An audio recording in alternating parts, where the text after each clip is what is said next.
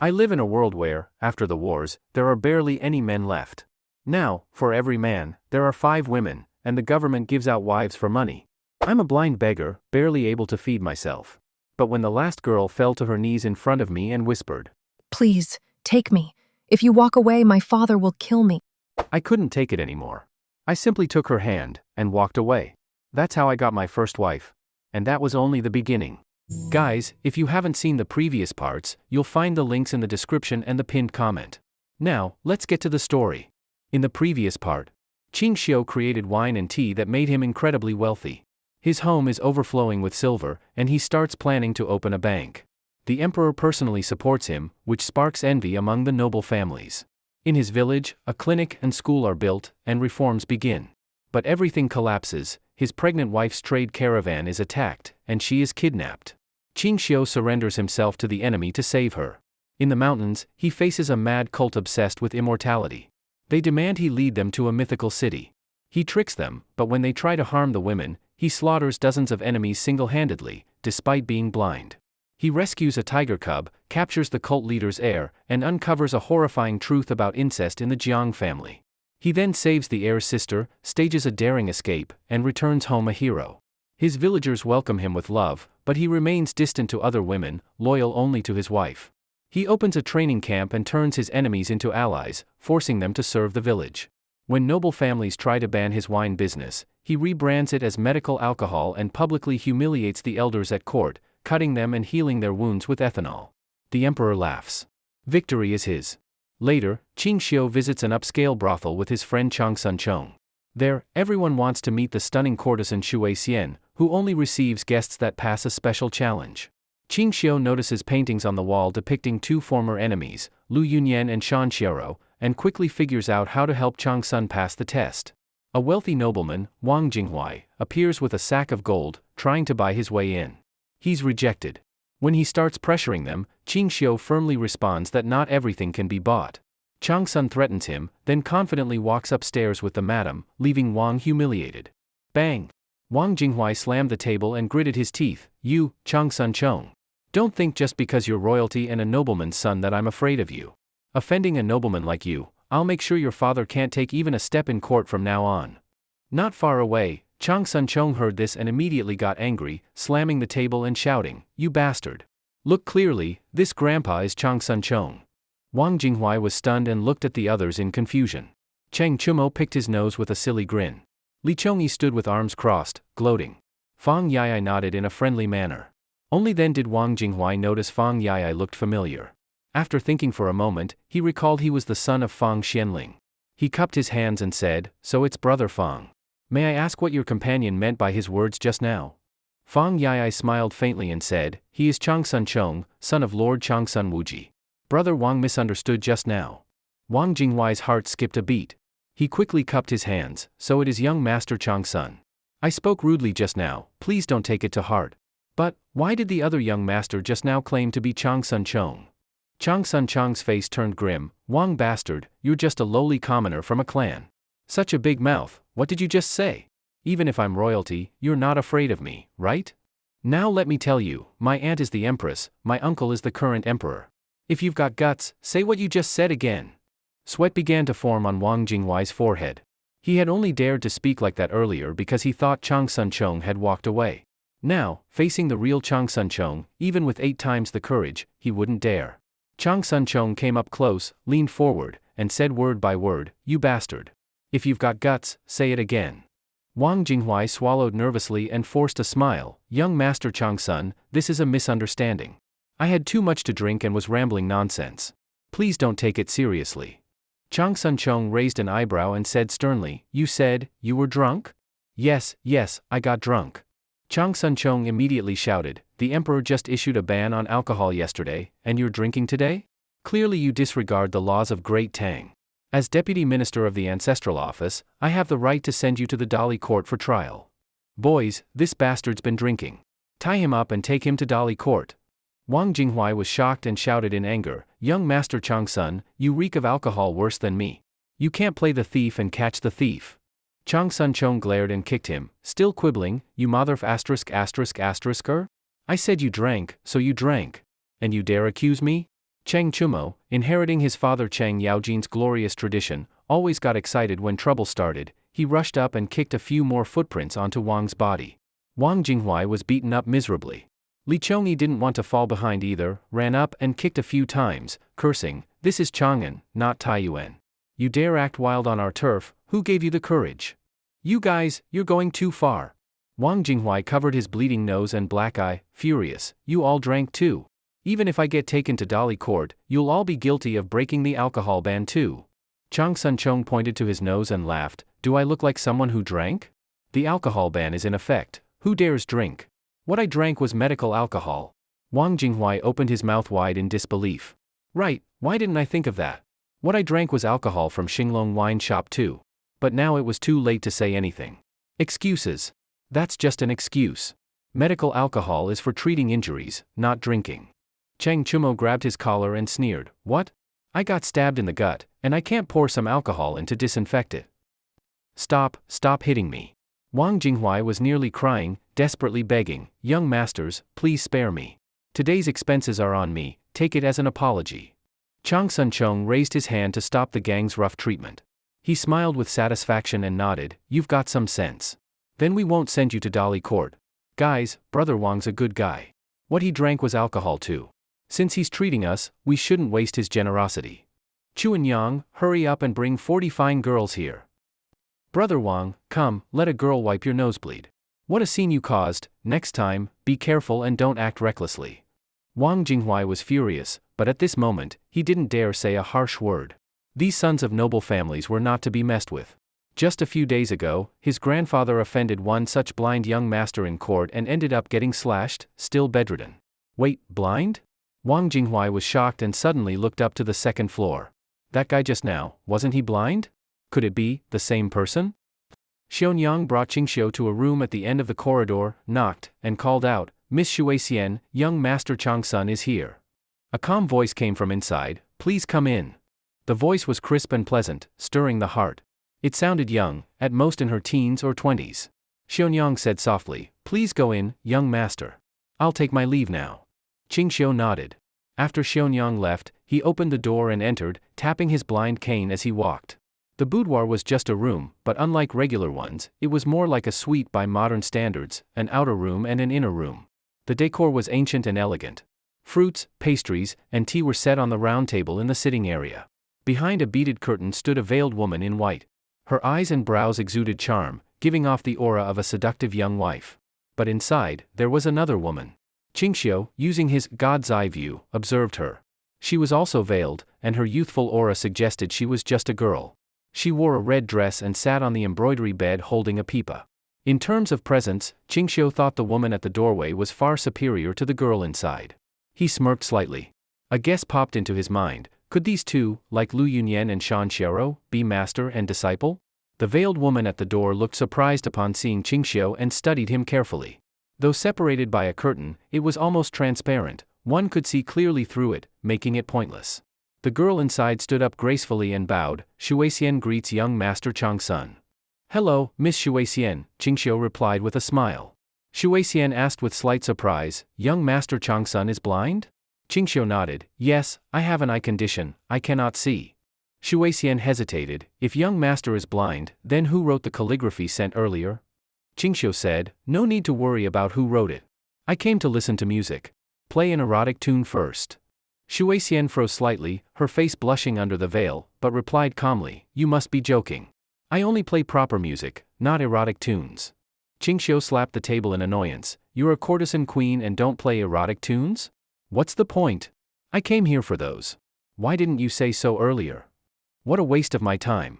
I'd rather be downstairs fondling some soft chests than sit here uselessly." He stood up and turned to leave. Shuixian called urgently, "Please wait, young master." "What now?" she asked softly, "Can you tell me where you saw the two girls in the painting?" Ching Shio sneered, "Damn it. I haven't heard a song or touched a chest yet, and you're asking questions? What kind of courtesan are you?"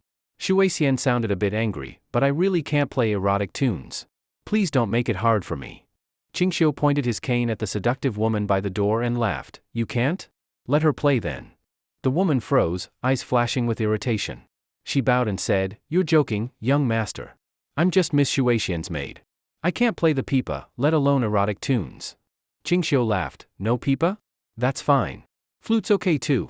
The woman hesitated. Young master, I don't know how to play the flute either.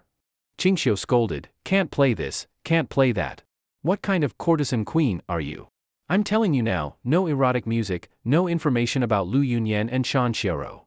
The moment he said this, both women's breathing grew rapid. If he could say their names, he must know where they were.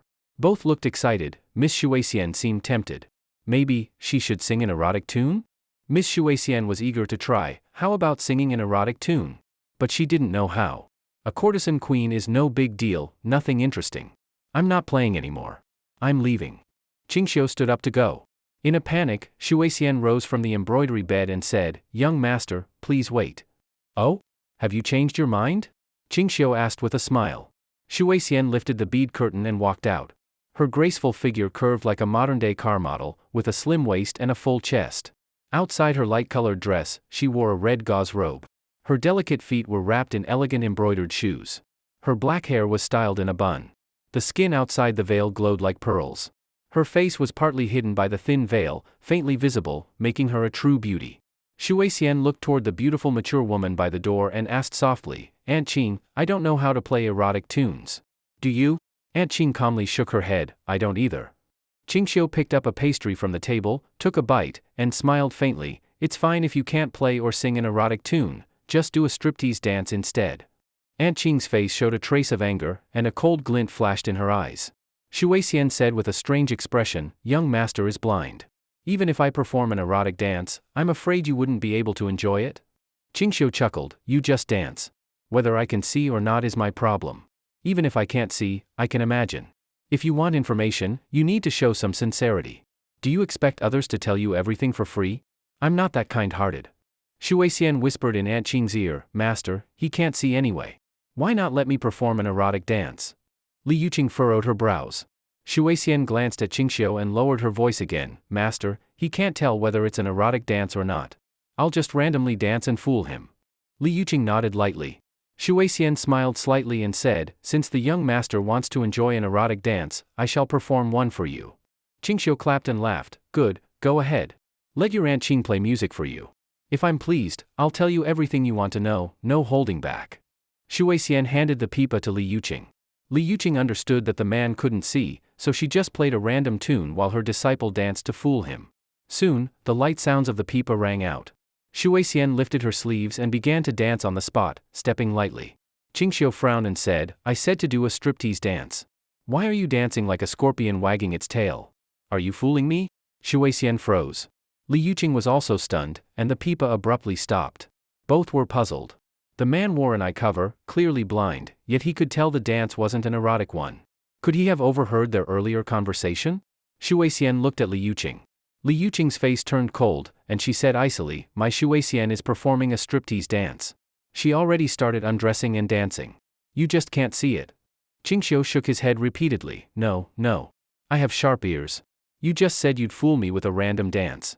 I didn't even hear the sound of clothes being taken off. How could this be a striptease? You're clearly trying to scam me. Seriously, bullying a blind man. Don't your consciences hurt? Li Yuqing's face was full of killing intent, her arm lowering slightly. Shuixian was shocked. She knew that gesture meant her master was about to attack.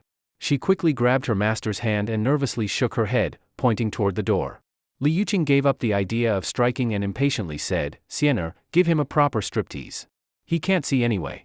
But if you finish dancing and deny it afterward, I guarantee you won't leave this red sleeve house alive. Ching Shio nodded seriously, Of course. I'm a man of my word. A man of his word? Li Yuqing and Xiao Shuixian wanted to laugh. A man of his word visiting brothels? A man of his word forcing others to perform erotic dances? Li Yuqing took a deep breath and said to Xiao Shuixian, Siener, dance the way he asked. He's blind anyway. Let him think whatever he wants. She then squinted at Shuixian, her gaze full of killing intent. Shuixian nodded slightly. As the pipa music began again, she twisted her alluring figure and took off the red gauze robe covering her dress. She swayed her waist and approached, gently placing the gauze robe on Ching Shio's shoulder. She then raised her hands and performed a Persian-style dance. Her movements were still a bit raw, but they carried a certain charm. It was both seductive and somewhat indescribably flirtatious.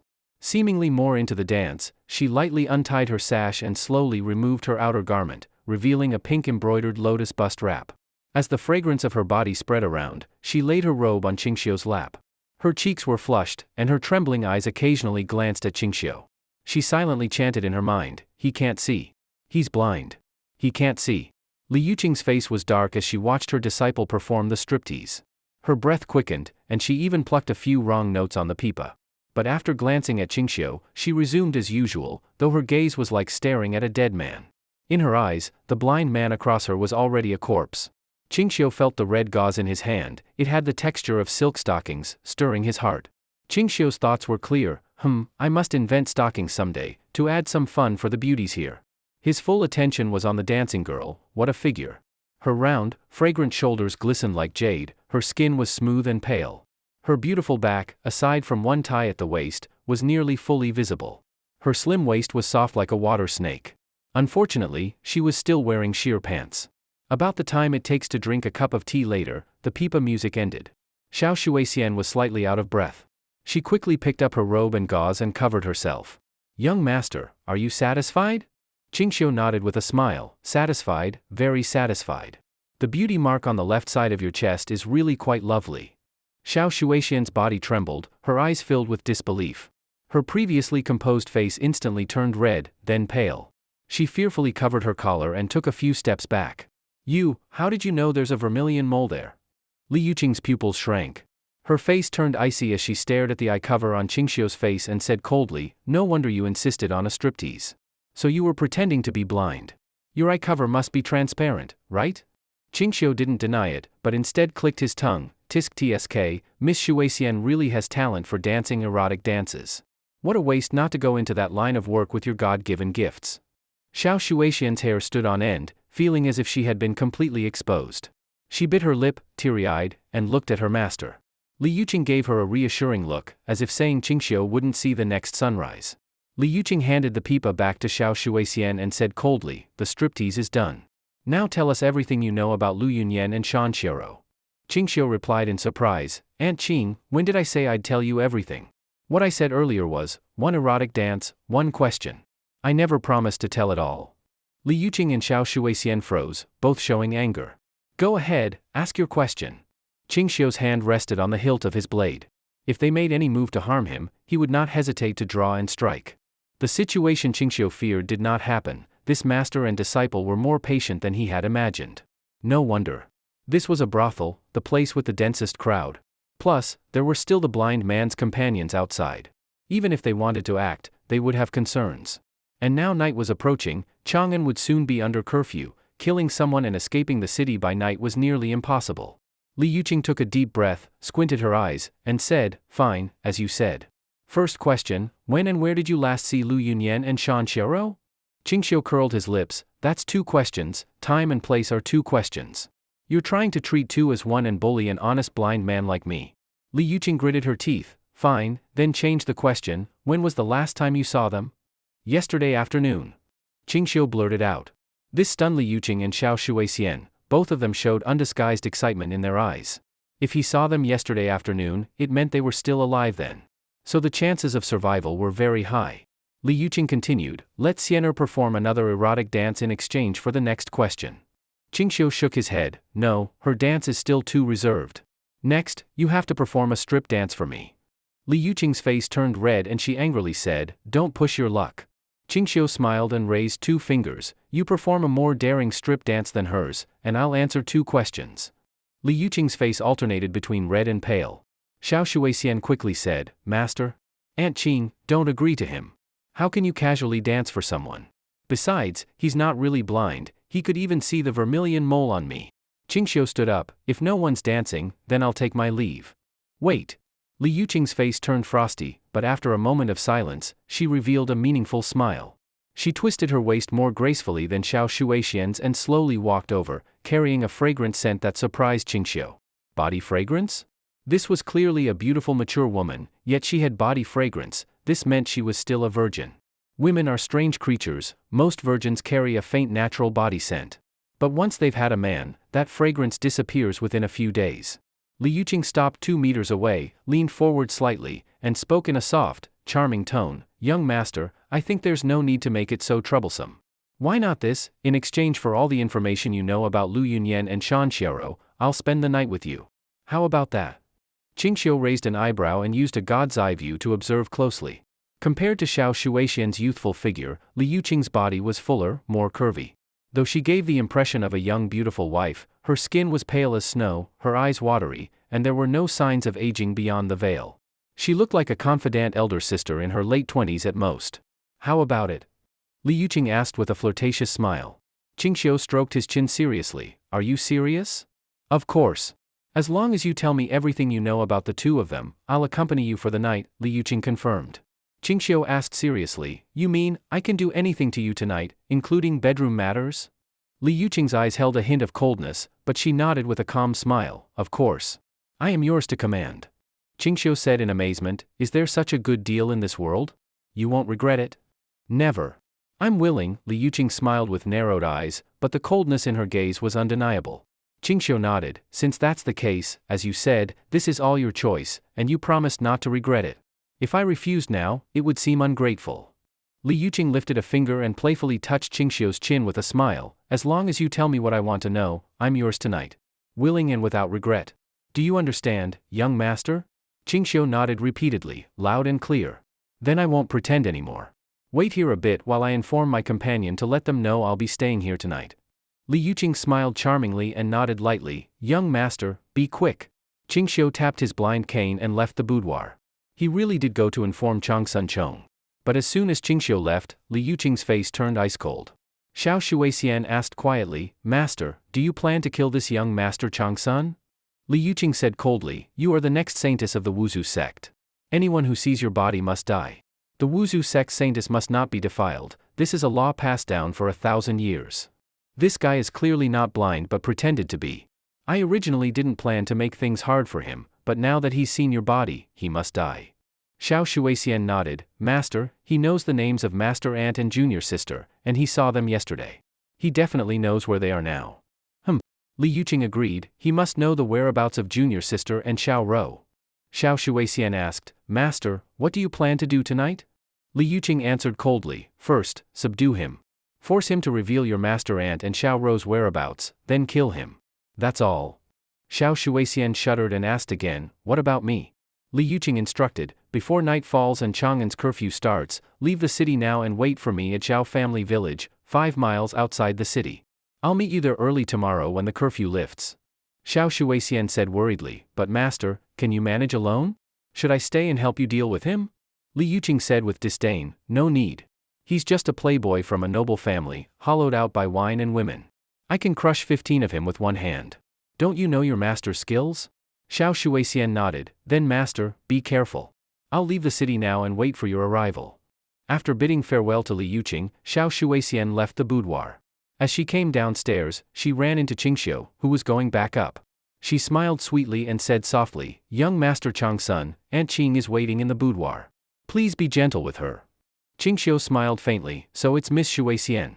Don't worry, I will definitely treat her with care tonight. Xiao Shuixian nodded, stepped aside, and made way for him.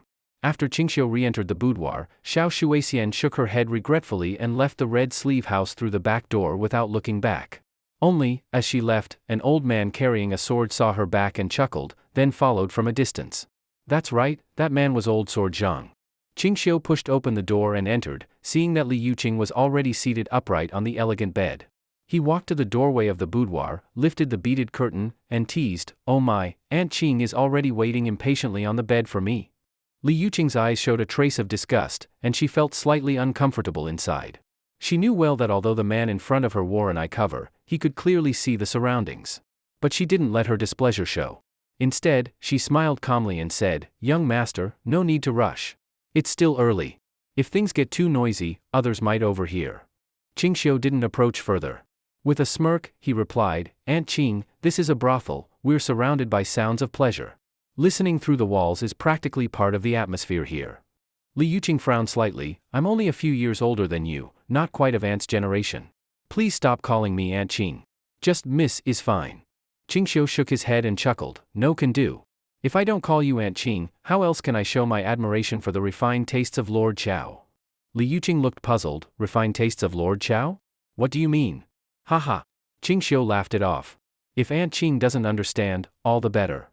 Then he changed the subject. A spring night like this must be accompanied by some wine. Aunt Ching, wait here for a moment. I'll go fetch us some drinks. Before Li Yuqing could respond, Ching Shio had already stepped out of the boudoir. Pingkong Ward was close to Ani Ward, just across one street. He sent his servant to get some wine while he went into the Red Sleeve House's kitchen, whipped up a few simple dishes, and returned half an hour later. By then, night had fallen, and candles lit up the room.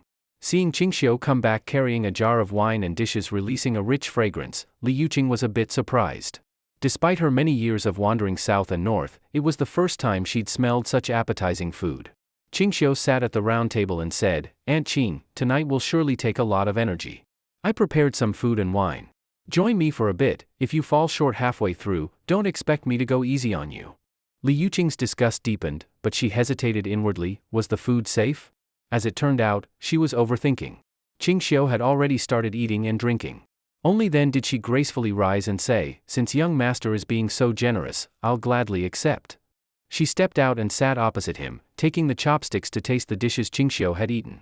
The flavor surprised her. She frowned. Miss Shuixian and I have tasted the Red Sleeve House's food for several days. It never tasted like this. Why is tonight's dinner so delicious? Was the earlier food deliberately bland? Not at all, Ching Shio shook his head. I cooked this myself. Forget the Red Sleeve House, even the famous 10 Fragrances house can't match my cooking. Li Yuqing was surprised. You cooked it yourself? It was hard for her to believe, a noble young master willingly entering the kitchen? Ching Shio replied, let's not talk about that. Let's discuss Lu Yunyan. What is your relationship with her? Of course, Li Yuqing couldn't tell the truth. She casually replied, she's a close friend of mine. She came to Chang'an for sightseeing a while back and said she'd return in a month, but it's been almost 2 and she hasn't gone home. I got worried and started searching. Days have passed, and there's still no word. She looked at Ching Shio and asked, since you know Lu Yunyan and Shan Xiaoro, why not tell me where they are now? Ching Shio sneered, we haven't even shared a bed yet, and Aunt Ching is already in a hurry? No rush. I'll tell you after we've consummated our meeting. Li Yuqing nodded as if understanding, but lowered her head slightly with a faint, cold smile. Still thinking about sharing a bed, even now? When she looked up again, her expression was full of flirtatious charm. She gently removed her veil, revealing an astonishingly beautiful face. Young Master Changsun, since you can see, why do you still wear an eye cover? I've removed my veil, why not take off your eye cover and see my face properly? Ching Shio didn't hesitate. He removed the eye cover and tucked it into his robe, narrowing his eyes toward her. Candlelight at night wasn't as bright as daylight. From a distance, one couldn't tell that Ching Shio's eyes lacked focus, let alone at night. He squinted, able to see the reflected light from the flames. Li Yuqing took one look and suddenly realized, so you aren't blind after all. Her tone turned more seductive as she leaned forward, whispering sweetly, do you think I'm beautiful? Ching Shio nodded repeatedly, yes, beautiful indeed. Aunt Ching's charm is unparalleled, your elegance and maturity are far beyond that of a young girl like Shuixian. Lord Chow's taste was spot on. Li Yuqing asked, puzzled, why do you keep mentioning Lord Chow? Who is he? Ching Shio looked at her with mock reproach, clearly you didn't study well. You don't even know the famous historical figure, Chow Mengda. Li Yuqing slightly opened her mouth, unusually embarrassed. Of course I know Chow. Ching Shio explained, Chow was a cunning and heroic figure. He didn't like young girls, he preferred married women. Later generations praised his unique charm and artistic legacy. When I saw Aunt Ching's mature charm, I thought, you are no less than any married beauty. Suddenly, I felt the same admiration as Lord Chow. Li Yuqing's delicate lips twitched. For a moment, her face turned cold, she felt insulted. She stood up, young Master Changsun, it's getting late. We should rest. Haha, Aunt Ching must be eager for me to serve her well tonight. If so, let's head to the bedroom. Li Yuqing smiled seductively, please, after you. Ching Shio chuckled and walked ahead into the room. Li Yuqing's face turned cold again. She raised her hand and tried to strike him from behind. But Ching Shio tilted his body just in time to dodge. He quickly grabbed her slender wrist, twisting it with force. Li Yuqing cried out in shock, her body spinning involuntarily so that her back faced him. Ching Shio let go of his blind cane with his left hand and delivered a sharp tap. Li Yuqing felt her vision go black and collapsed softly into his arms. Ching Shio gently touched her smooth cheek with the back of his hand and clicked his tongue, tisk, truly a stunning beauty. No wonder she was chosen to be a saintess. A bit older, yes, but well preserved, and still a virgin. She looks like a young girl. He carried her to the bed inside the room. Li Yuqing struggled desperately, her face flushed red, eyes filled with shame, fear, and despair. She could only watch as a light pink embroidered undergarment was tossed aside. A cold breeze brushed her skin, prompting her to glance down at her own body, eyes brimming with tears and silent pleading. Ching Shio, being a young and passionate man, was clearly affected by the scene in front of him. Li Yuqing exuded a natural charm and maturity that was both alluring and overwhelming, especially to someone who idolized romantic literature. Still, the look in her eyes, the sorrow and helplessness, made Ching Shio hesitate. He clenched his jaw and pulled a blindfold from his robes, gently placing it over her eyes to avoid being swayed by her pitiful expression. Only then did he feel composed. A moment later, clothes were scattered across the floor. Don't be nervous. Things become easier with familiarity. You once said you were willing and wouldn't regret it. With those words, Ching Shio discarded any remaining doubts. In truth, Li Yuqing's beauty surpassed even that of Xiao Shuixian. Her eyebrows were delicate, her eyes sparkled like stars, and her skin was as fair as snow. Beneath her slender neck were elegant collarbones, and her legs were graceful and straight, ending in dainty feet. In the red sleeve pavilion, even such scenes would hardly draw attention. Half an hour passed. Ching Shio got up, content, and tidied his clothes before covering Li Yuqing with a patterned quilt. He discarded the tear-soaked blindfold aside without much thought. Li Yuqing lay quietly, eyes closed, lips slightly parted and trembling. Her earlier resistance was evident in the tear marks on her cheeks. Though she had tried to stay composed, she couldn't help but mutter curses under her breath, quiet enough not to alert others in the building. When she opened her eyes and saw Ching Shio smiling at her, anger filled her gaze once more, and tears welled up again. Through clenched teeth, she said, "Even if I become a ghost, I'll never forgive you." Ching Shio sighed dramatically. "We shared a night as husband and wife, surely there's some bond. You may not feel anything for me now, but feelings grow over time." Shameless scoundrel. "I hope you suffer," she spat. Feigning offense, Ching Shio began unbuttoning his clothes again. "Seems I didn't leave a strong enough impression earlier. Shall we try again?" Li Yuqing's eyes widened in alarm, her body instinctively shrinking back. "Don't come any closer." Ching Shio smirked. "You're quick to call me names. If I'm going to be called shameless, might as well live up to it. I won't insult you anymore. Please." Seeing her sincere fear, he finally relented. "That's better." He gently pinched her cheek and said teasingly, "Why talk about fighting and killing? Wouldn't it be better to marry someone like me and live a peaceful life?" She turned her face away, refusing to look at him. Her breathing was heavy with frustration and fear.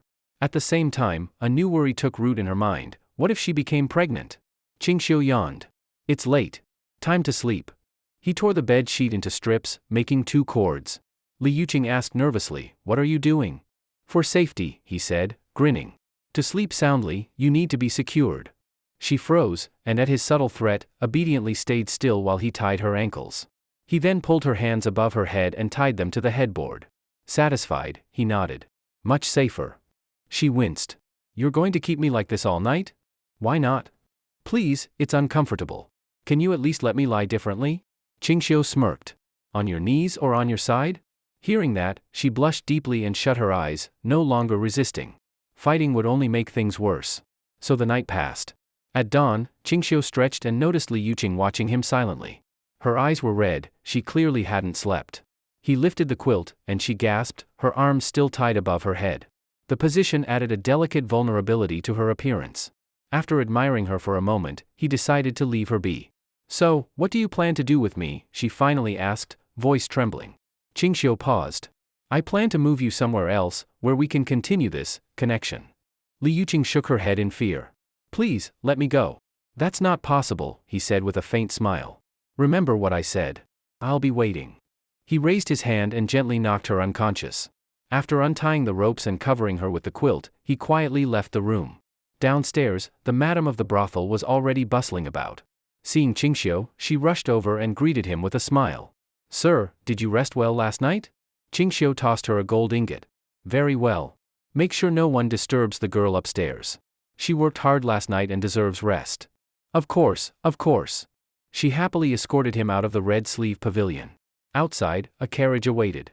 When Ching Shio emerged, a group of his guards, led by Xuanzi and old Zhang, surrounded him. Old Zhang grinned. "Lord, everything you asked is done. That girl put up quite a fight, but we managed to subdue her." "Where is she?" At a farmhouse outside the city, in Zhao village. We've left guards there. Good. Let's go, Ching Shio said. Also, send word to Ergu to take over the watch. The rest of you can rest. The carriage rolled smoothly toward Ching Shio's estate, where he switched out his guards, then headed toward Zhao village. Back at the Red Sleeve Pavilion, Li Yuqing slowly awoke. She raised the quilt, stared at her hands, then her feet. The ropes were gone. She curled up tightly, tears of humiliation streaking her face. That monster? I will kill him myself one day. Muttering through clenched teeth, she dressed quickly and rushed out without eating, heading straight for the city gate, as if forgetting Ching Shio's chilling parting words. Zhao family village, a farmhouse. On the bed were spread brand new bedding, which was presumably set up here by Ling Yuqing and Xiao Shuixian as a temporary base. Xiao Shuixian, bound tightly by 5-layered binding, her face full of fear of the unknown. She returned here yesterday evening. Just as she opened the door, an old man holding a knife suddenly appeared. His fighting ability was in no way inferior to her master's. After a fierce battle of more than 10 rounds, with a single knife blow she was knocked unconscious. Upon waking, she found herself bound in 5-layered bonds. The terrifying silence continued until dawn. Xiao Shuixian's expression inevitably became nervous. She had agreed with her master to meet in the morning after the curfew was lifted. If her master came now to reunite and that knife-wielding old man had set an ambush, the consequences would be unimaginable. Just as she was pondering how to escape, she heard light footsteps outside. Hearing the sound, Xiao Shuixian's heart leapt into her throat. She hurriedly closed her eyes and pretended to be unconscious. With a creak, the old, broken door was pushed open. 2 figures entered the room. Xiao Shuixian squinted and made out their appearances. Her heart jolted, and boundless fear spread through her. How was it him? That blind man? No. Strictly speaking, that grandson lord who pretended to be blind. Wasn't he at the Red Sleeve Tower? Hadn't her master decided to kill him? So why was he here? Could it be? Xiao Shuixian's delicate body shuddered, an ominous premonition invaded her mind. Old Knife Zhang glanced inside and, his expression somewhat awkward, said, "Your lordship, perhaps I struck too hard. This girl still hasn't woken." Because Ching Shio had a god's eye view, how could Xiao Shuixian's small movements escape him? Ching Shio feigned surprise and said, "Old Knife, you wouldn't have knocked this girl dead, would you?" Old Knife Zhang nervously replied, "That? I hope not, your lordship. I did strike with considerable force." Ching Shio nodded. "Dead or not, I'll know when I go over there and strip off her clothes to check." What? They were going to inspect me? And strip off my clothes? Xiao Shuixian jolted awake, her eyes wide open, making soft sobbing sounds like she was desperately telling them she wasn't dead. This scene amused Ching Shio. He walked over behind her, took the silk cloth from her mouth. Xiao Shuixian's bright eyes terrifiedly stared at Ching Shio, her face full of panic, saying, "It's you? You weren't at the Red Sleeve Tower? How are you here?" "I master. Aunt Ching." Ching Shio's finger traced a few times over Xiao Shuixian's smooth cheek. With a faint smile he said, "Your Aunt Ching has been taken care of nicely by me. Next, it's your turn." Xiao Shuixian's eyes widened. Tears filled them as she sobbed, "What did you do to Aunt Ching? Did you kill her?" Ching Shio nodded once, then shook his head, "I didn't kill her. But whether she might kill herself, I don't know." Xiao Shuixian's voice trembled, What do you mean by that?" Ching Shio grinned, "I slept with her." Xiao Shuixian's head went dark, shaking in disbelief. How could this happen? How could this happen? Tears streamed down her face. Sobbing, she said, "How could you treat her like this? You actually took away my master's chastity. This is even more painful than killing her." Sob, how heartbroken must master be now? In ancient times, women valued chastity more than life itself, except for courtesans. And for women of sex like Xiao Shuixian and Ling Yuqing, there were strict rules. Any saintess traveling outside must wear a veil. If a man saw her face, he must be killed. This routine appeared repeatedly in novels. Ching Shio sneered, "At a time like this, you still care about others? First take care of yourself." Xiao Shuixian trembled, tearful and horrified, "Are you going to sleep with me too? What do you think?" Ching Shio tilted his head with a full-face smile and asked mockingly. "You, don't come near me. I beg you, don't sleep with me. Even if you kill me, don't sleep with me." Her tone full of pleading. "He, won't te you. Later I'll sleep with your master instead." Having said that, Ching Shio ordered Old Knife Zhang, "Take her away. Have Jiang Yan or watch her around the clock. Remember, don't let Lu Yunyan or Shan Xiao discover her existence. Wait until I return and then deal with her." "Wait!" Xiao Shuixian cried out, "What did you just mean by that? You said you'll sleep with my master later? You haven't slept with her yet, right? Ching Shio gave old Knife Zhang a meaningful look. You talk too much. Without another word, old Knife Zhang rushed forward, knocked her unconscious, and carried her off like lifting a chick. Ching Shio had several attendants conceal themselves at hidden corners around the farmhouse. He sat in the courtyard waiting patiently. About an hour later, a strikingly beautiful figure entered the range of his god's eye view. It was Li Yuqing. Li Yuqing wore a white dress, skirt ribbons fluttering. Strangely, she was not wearing a veil. Her beauty remained undisguised. It seemed last night's breaking of virginity pain had not affected her much. She moved quickly, covering 2 kilometers in no time, arriving before the farmhouse gate. Li Yuqing did not rush in. She scanned the surroundings. After confirming no one was around, she lightly jumped, stepping twice on the earthen wall, then climbed over the wall into the farmhouse. Before steadying her posture, she softly called, "Sienna." Soon Li Yuqing's body trembled, face instantly turning terrified. She staggered and almost fell. Ching Shio was quick-eyed and went to support her, smiling, "Aunt Ching, at your age don't do such dangerous youthful stunts. If you break your old arms and legs, I'll be distressed." Li Yuqing paid no mind. She suddenly pulled away and backed several steps. Once steady, she stood as if facing a great enemy, adopting an offensive stance. She observed the surroundings with the corner of her eye while staring straight at Ching Shio, expression somewhat panicked. "How are you here? What about Shui Xian? What did you do to her?" She couldn't understand, this young lord who had stolen her chastity last night, why was he here? Suddenly, she recalled what was said before she was knocked unconscious. "I'll wait for you in the next place to consummate the relationship as husband and wife once more." At that thought, Li Yuqing's body hair stood on end. Cold sweat poured from her. The person before her seemed utterly terrifying. She could no longer remain calm. Panic showed. "What about Shui Xian? What did you do to her?" Ching Shio sat back down, crossing his legs leisurely, smiling. "Rest assured, she's not dead.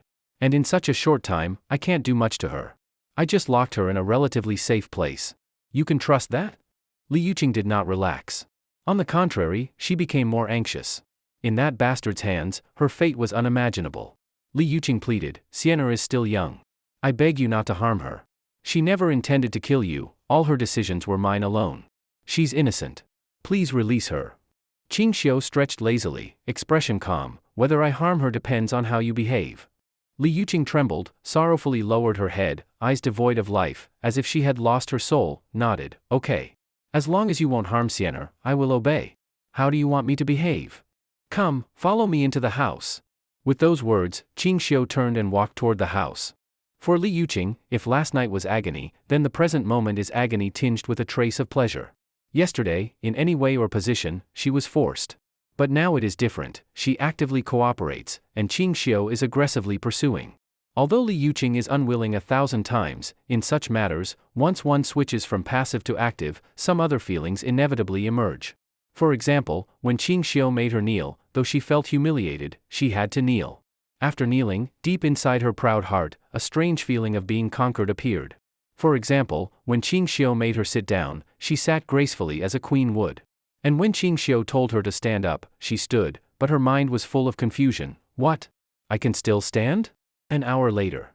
Li Yuqing wiped the sweat on her forehead with the back of her hand and in a humble, pleading voice whispered, "I am tired, and I am hungry. Could I rest a bit and eat something? After my strength returns I can accompany you again, okay?" At such a critical moment, how could she rest just because she asked? So after a cup of tea's time passed, Ching Shio was finally satisfied and said, "You behaved well, rest a little. Later I will have food sent over." Seeing Ching Shio about to leave, Li Yuqing grabbed his clothes anxiously and asked, "Where are you going? When will you release Sienna?" Ching Shio asked in confusion, "When did I say I'd release her? I only said that if you behaved well, I might not harm her, but I never said I would release her." "You, scoundrel!" Li Yuqing's body trembled in anger, trembling with cold rage. Ching Shio picked up the thin gauze that had slipped from her and gently covered her, smiling lightly. "You're supposed to be the saintess of the Wuzhu sect. Travel outside without even thinking. Luckily you met me. If you'd met a bad person, they might have sold you and you'd even help them count the money." Humiliation, for Li Yuqing, this is absolute humiliation.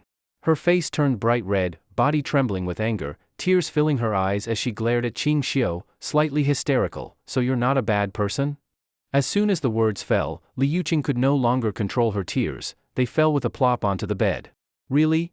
Ching Shio nodded. I may indeed be a bad person, but not thoroughly bad, that's a fact. If you want Xiao Shuixian to be safe, then obediently stay here. Rest well today to rebuild your strength. I will come again tomorrow. Having said that, Ching Shio left without looking back. Li Yuqing's body trembled and she shouted sharply, "Do you take me for a brothel woman?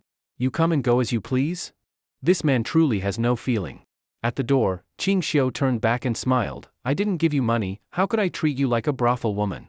Li Yuqing tried to speak but stopped, biting her lip hard until it bled. What he said sounded very logical. He didn't give money, so he didn't treat her as a brothel woman. After he left, Li Yuqing lay naked on the bed, staring blankly at the dilapidated rafters. She pulled the thin gauze robe over her body. Long afterward, she got dressed thoroughly, went to the well in the courtyard, her hands and feet numb as she drew a bucket of water and brought it into the room. She locked the door and began carefully washing her defiled body. She washed 3 times before finally stopping. There was a knock on the door. Li Yuqing, in a daze, walked over to open it. She saw a burly man place a food box on the ground, then turn and leave. Li Yuqing's eyes brightened. She jumped atop the wall intending to follow, but a hoary voice called from behind, "Don't bother yourself. With old me here, you can't go anywhere." Li Yuqing's heart jolted. She turned sharply and saw a hulking old man sitting on the roof. Judging by his strong build, his martial skill must be not bad. Li Yuqing dared not be careless. She sulkily returned to the courtyard, carrying the food box back into the room. At the same time, in Jiang Yener's room, Xiao Shuixian was bound and thrown onto the bed.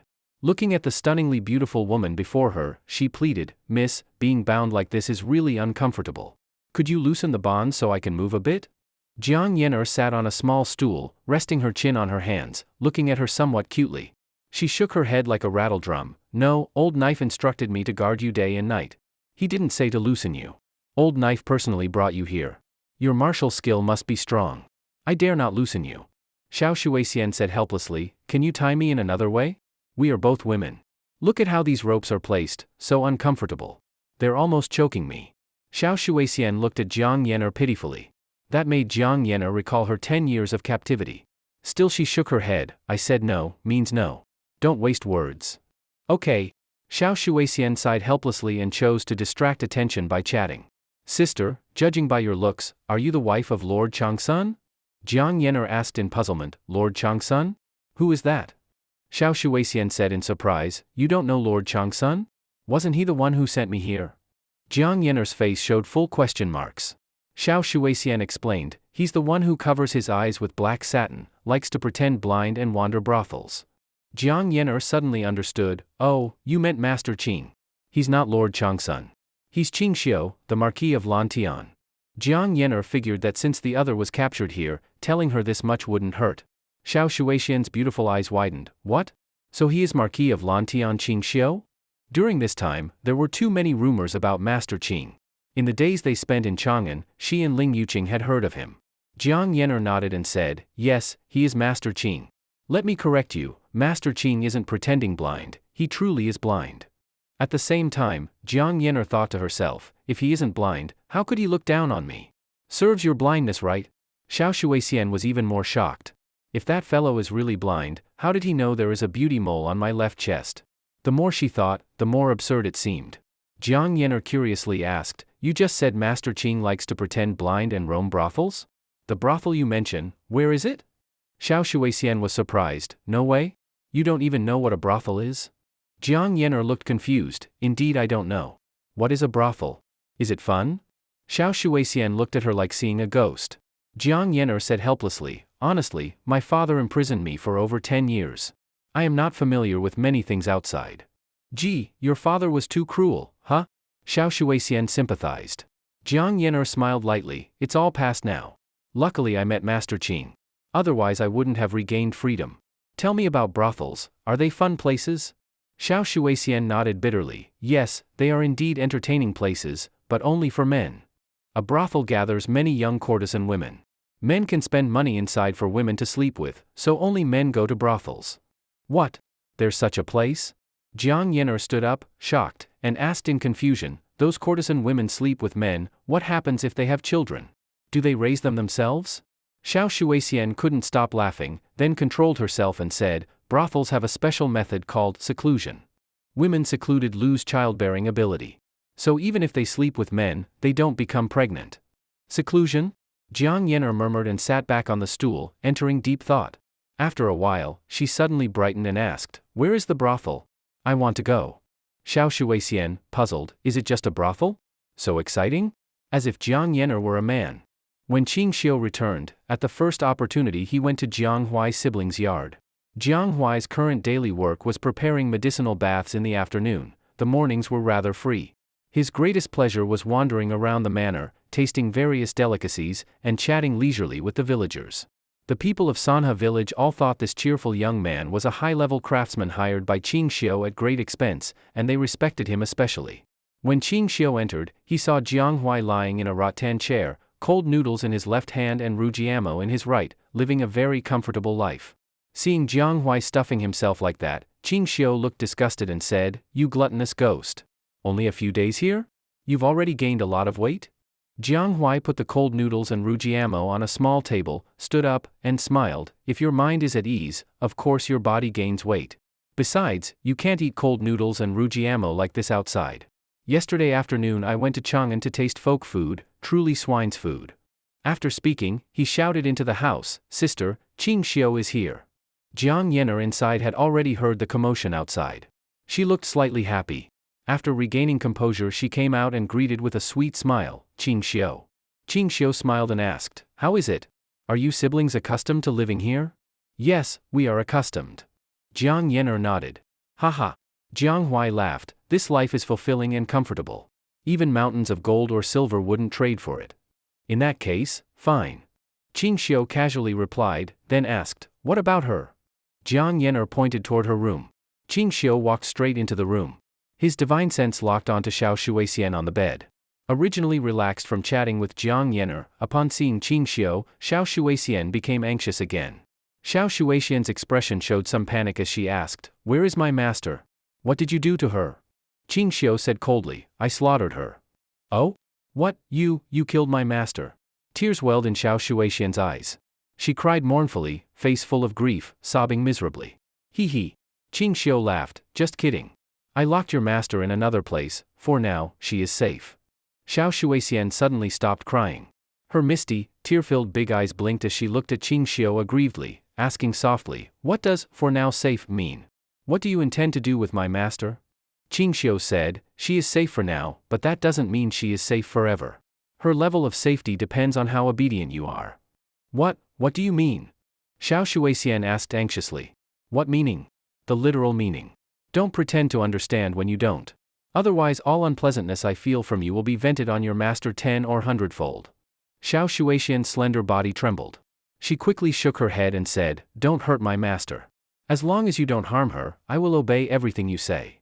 Ching Shio took a small bottle of blood supplement pill from his body. He took one out, pinched Xiao Shuixian's jaw, and dropped it directly into her throat. Xiao Shuixian cried in terror, "What are you giving me to eat?" "Poison." Xiao Shuixian's face instantly turned pale. She trembled all over in fright. Ching Shio disdainfully said, "Your master's courage is much greater than yours." "I am going to die, sobi. I took poison, I am going to die." The little girl was even more timid than Ching Shio imagined. Upon learning she had eaten poison, she collapsed sobbing.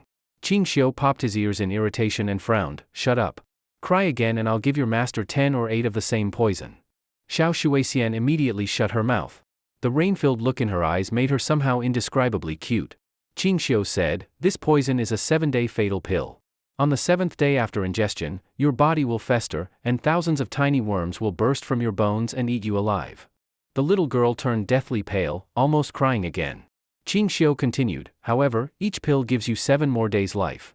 Every 6 days you and Jiang Yener will receive pills to extend life." Upon hearing this, Xiao Shuixian's miserable face gradually recovered. Ching Shio pulled out his staff knife and cut the ropes binding her hands and feet. Xiao Shuixian wiped her tears with her sleeve and timidly asked, "What do you intend to do with me?" Not knowing was even more terrifying than poison for her. "Follow me." Having said that, Ching Shio turned and left the room. Xiao Shuixian followed behind with a trembling heart. Jiang Yener, seeing the two emerge, came closer and curiously asked, "Mr. Ching, what do you intend to do with this sister?" Ching Shio pushed her aside by pressing her head, "Don't ask what you shouldn't." Jiang Yener's pretty face turned red. She was flustered and embarrassed. This is the great Tang. The power of a head pat is not something any girl can bear. Although Ching Shio did it unintentionally, to Jiang Yener it felt extremely intimate. Since she became sensible, except her close kin, no one had ever patted her head. For a moment, her heart raced like a deer. By the time she recovered, Ching Shio had already left with Xiao Shuixian. Ahem. Jiang Hui coughed lightly, somewhat helpless. Sister, don't act like that. Ching Shio is a man you can't get. His action just now was unintentional. Don't mistakenly think he likes you.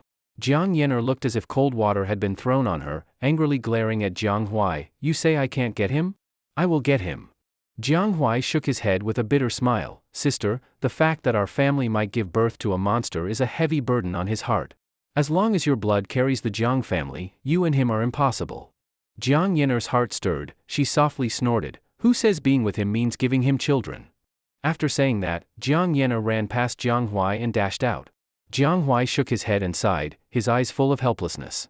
After living on the estate for a few days, even Jiang Hui was almost brainwashed by the praise of Master Qing. Let alone Jiang Yener, who was naive and had been in prison for 10 years. Almost every day she heard how impressively great Master Qing was. Ching Shio brought Xiao Shuixian to a small courtyard, not large, with 3 brick tile houses. The layout was similar to Jiang Hui's siblings' place. The residences for Lu Yunin and Shan Xiaoro were arranged the same way. Only location differed. 3 courtyards were separate. Anyway, such courtyards were plentiful in Sanha village. Even adding a prisoner could be accommodated. At the entrance, Xiao Shuixian dared not enter in trembling terror. Ching Shio frowned. What's wrong? Come in. Xiao Shuixian took 2 small steps back with fear, trembling voice. You want to sleep with me? What? Not okay? Indeed, he really wanted to sleep with her. Xiao Shuixian's body softened, she could not muster any strength. Holding onto the door frame laboriously, tears dripping. Ching Shio said with a fierce face, if you don't come in, I'll bully your Aunt Qing. Don't. I'll come in. She bit her lip, as if making a decision of utmost gravity, then resolutely followed him into the courtyard. After entering the courtyard, Ching Shio instructed, you will temporarily live here. In a few days I will assign you work. As long as you don't leave the village, you will be relatively free. What? You are not going to sleep with me? Xiao Shuixian asked blankly, looking somewhat cute. Ching Shio disdainfully curled his lips. What? You hoped I'd sleep with you? You're so thin, like ribs, no meat on your chest, just skin and bones. I have no interest in you. Actually what Ching Shio said was complete sarcasm. Although Xiao Shuixian is only 18 or 19, her soft chest is truly not much smaller than Aunt Qing's, her figure is model level. So when he says he has no interest, it's because only an hour ago he had tasted Aunt Qing ripe, so he fully prefers lightly mature women. With one word she can pose in ways you like. When trained well, she doesn't even need to speak, just a look, and the other side knows the vibe you want. Truly youthful ignorance, mistaking a young girl for a treasure. Ching Shio's words seemed to have hurt her self-esteem. Xiao Shuixian's expression showed strong dissatisfaction. She lowered her head and looked at her chest, inwardly grumbling, where is it small? I am plenty grown up, okay? Xiao Shuixian quietly asked, when can I reunite with my master? Ching Shio smiled indirectly, whenever I become interested, after you satisfy my interest, you will see your master. In urgency she blurted out, then when will you be interested? After speaking, she froze, her face instantly turning bright red. She hurried to explain, that's not what I meant. I had no other meaning. I just want to reunite with my master to confirm she is safe. Really no other meaning. Seeing her about to cry from stupidity, Ching Shio laughed heartily, don't worry, I will soon become interested in you. Just wait. With that said, he left.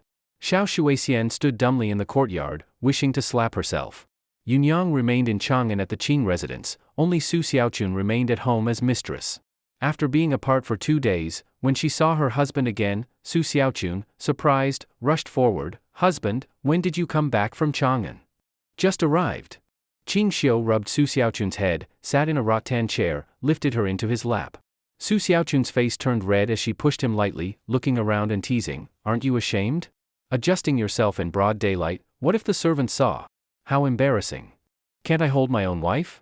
Come on, tell me, will the baby call me father yet? Ching Shio pressed his face to Su Xiaochun's rounded belly. Su Xiaochun pushed his head away, disdainful, only 3 months along. If they call you father, I'd be surprised. Ching Shio chuckled, don't just say 3 months. Even at 8 months they still might not call you father. Su Xiaochun rolled her eyes. Suddenly she pointed to the nearly adult-height corn. Husband, this corn is so tall, with so many little ears, is it about to ripen? Ching Shio nodded. Soon. In about a month it will ripen. Then you will be the first to eat it. They chatted a while longer. When mealtime came, old Li Yuan arrived again. But Li Yuan seemed uninterested. Upon entry he looked serious. Ching young man, I didn't come for a free meal. Ching Shio was surprised. Old Li, that's unlike you. You say you didn't come to eat, what else would you do at my home? Li Yuan didn't show displeasure. He sat on a stool and said, I just came from the palace. I came to give you a reminder, you have caused trouble. Upon hearing this, Su Xiaochun's heart tightened. She pricked up her ears to listen. Ching Shio asked in confusion, I caused trouble? What did I do? Li Yuan sighed, it's because you used a blade at court to cut down 3 clan elders of the 5 surnames and 7 grande families, the clan heads of Zhang of Xingyang, Wang of Taiyuan, Lu of Fanyang. Hearing of this, they personally rushed to Chang'an to demand you explain. You were too reckless. Li Yuan's face was full of worry. Ching Shio frowned, Xingyang is close to Chang'an. Taiyuan and Fanyang are nearly 2,000 li away. If I killed them only 5 days ago, the news shouldn't have reached that fast. Li Yuan nodded, indeed. But because Xingyang is close, the Zheng clan head quickly sent a messenger to notify their officials at home. Only the next morning the message came in. They said the Zheng clan head is coming personally to Chang'an to meet you.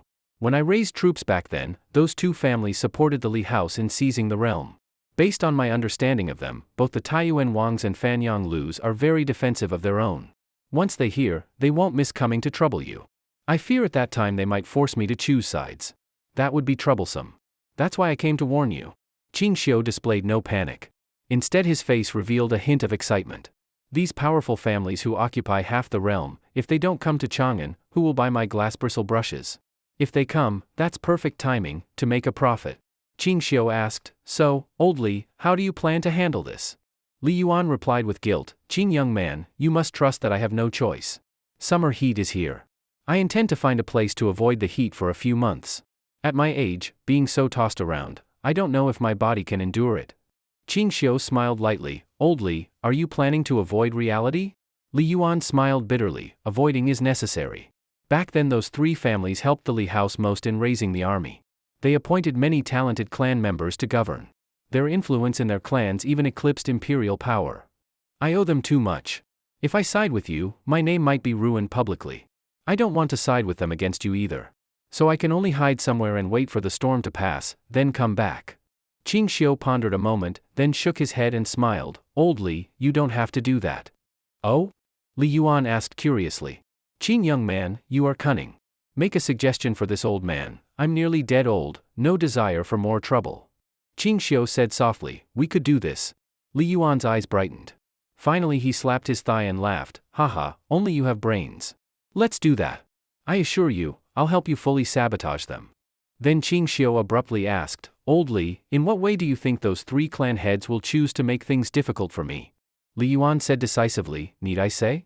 They will use their forte, scholarship, to suppress you. Then spread how unworthy you are, a hollow reputation, to sabotage your fame and raise their own family status. So, Ching young man, before they arrive you must quickly devise a response strategy. After a brief silence, Ching Shio shifted his tone, old Li, does your Li family want to produce a sage who stands above the 5 surnames and 7 great houses? Li Yuan's eyes widened and he spat out his tea, nearly choking to death. Li Yuan stood up, stared at Ching Shio as if seeing a ghost, circled him once, then suddenly placed his hand on his forehead to feel it. Then, frowning, he said, strange, no illness, why did he suddenly begin to babble? Ching Shio slapped Li Yuan's hand away and said with displeasure, what are you doing? Li Yuan's face turned serious, Ching boy, don't talk nonsense. A sage, what kind of person is that? It's someone who founds a school of thought. Our old Li family may play with power, but a sage, you simply can't become one easily. If you really let the Li family produce a sage, I guarantee I'd bow my ancestors out of their graves twice for you. Son, don't say such things lightly. Li Yuan shook his head like a rattle. Ching Shio spoke earnestly, Supreme Emperor Emeritus, I'm serious. If you want, I guarantee the Li clan will produce a sage. Li Yuan's mouth twitched and he spoke with annoyance, do you think I can become a sage? And look at Li Shimin, that brat cares about power more than anything. Can he become a sage? And those younger ones, Chang Qian, Li Ku, Li Tai, they're not grown yet. They might not even know how to write the word sage. And become sages? Ching Shio shook his head. I'm not talking about you. I'm talking about your Li family clan. Someone with scholarship, perseverance, and insight, missing any of those three, no. If you can find me someone like that, I guarantee they can become a sage. Li Yuan snorted. If you had that ability, why don't you become a sage yourself? If you truly became a sage, I'd bow deeply to you. Hee hee. Ching Shio laughed. I'm not interested in attaining sainthood, but I am interested in making someone else a saint. If I were to become a sage myself, I'd be too busy. Training someone to become a saint, that's not beyond me. Li Yuan, amused and annoyed, said, Confucius founded Confucianism and became a sage, Mencius adopted Confucian benevolence and became a sage, Laozi founded Taoist school and became a sage, Zhuangzi founded philosophy and became a sage. Look at the four great sages, each founded a school to become a sage. You think founding a school is something to play with? You think you can found one if you want, or become a sage just like that? Both Confucianism and Taoism produced many great figures who didn't become sages. Ching boy, what right do you have to speak so arrogantly? Li Yuan shook his head like a rattle, disbelief on his face. Ching Shio also shook his head. If you don't believe, fine. I will let someone else become a sage, then your Li family won't even know where to cry. Li Yuan's heart leapt. He asked seriously, You're serious? Not fudging or exaggerating. Do I look like it? Darn. Li Yuan exclaimed sharply, Then tell me, how will you make someone a sage? Found a school? From outside the 8 gates of Confucianism, you plan to establish another school? Ching Shio smiled and asked, Why not? Li Yuan paused, then suddenly asked, Come on, prove it to me. I'll go find someone right away. How do you want me to prove it? Ching Shio asked. Li Yuan waved dismissively, Any proof is fine, as long as it convinces me you can do it. I'll go find a worthy person. Ching Shio thought a moment, then suddenly said, A mind without good or evil is the body, action with good or evil is movement, knowing good and evil is conscience, doing good and removing evil is investigating things. Li Yuan waited, but no more followed. He glared, twirled his mustache, and said, Just that. Ching Shio half smiled, Yes, just that. That's enough. Sorry, Wang Yangming, you were 800 years early. Though there are many biases about Wang Shouren being a sage, and his school was built on Confucianism, it cannot be denied he truly founded a school, the school of mind. Old Li, contemplate it, really contemplate it. Li Yuan frowned and pondered for a long time, then suddenly nodded, It does sound like something. Those lines contain profound principle when reflected upon. Wait, I'll go to the palace and discuss it with the old man Li Gang. Without having eaten, Li Yuan went straight to the imperial palace. To facilitate educating the princes, Ling Heir, Qinggan, arranged that Li Gang have privileges within the palace for meals and use. At the palace, Li Yuan immediately sought out Li Gang, repeating the 4 lines over and over, fearing he'd forget. Li Gang was eating. Seeing Li Yuan rushing in, he didn't even raise his behind or bow, it just looked displeased and said, You're already Emperor Emeritus. How come you're so hasty? Like a reckless youth. Li Yuan didn't soften.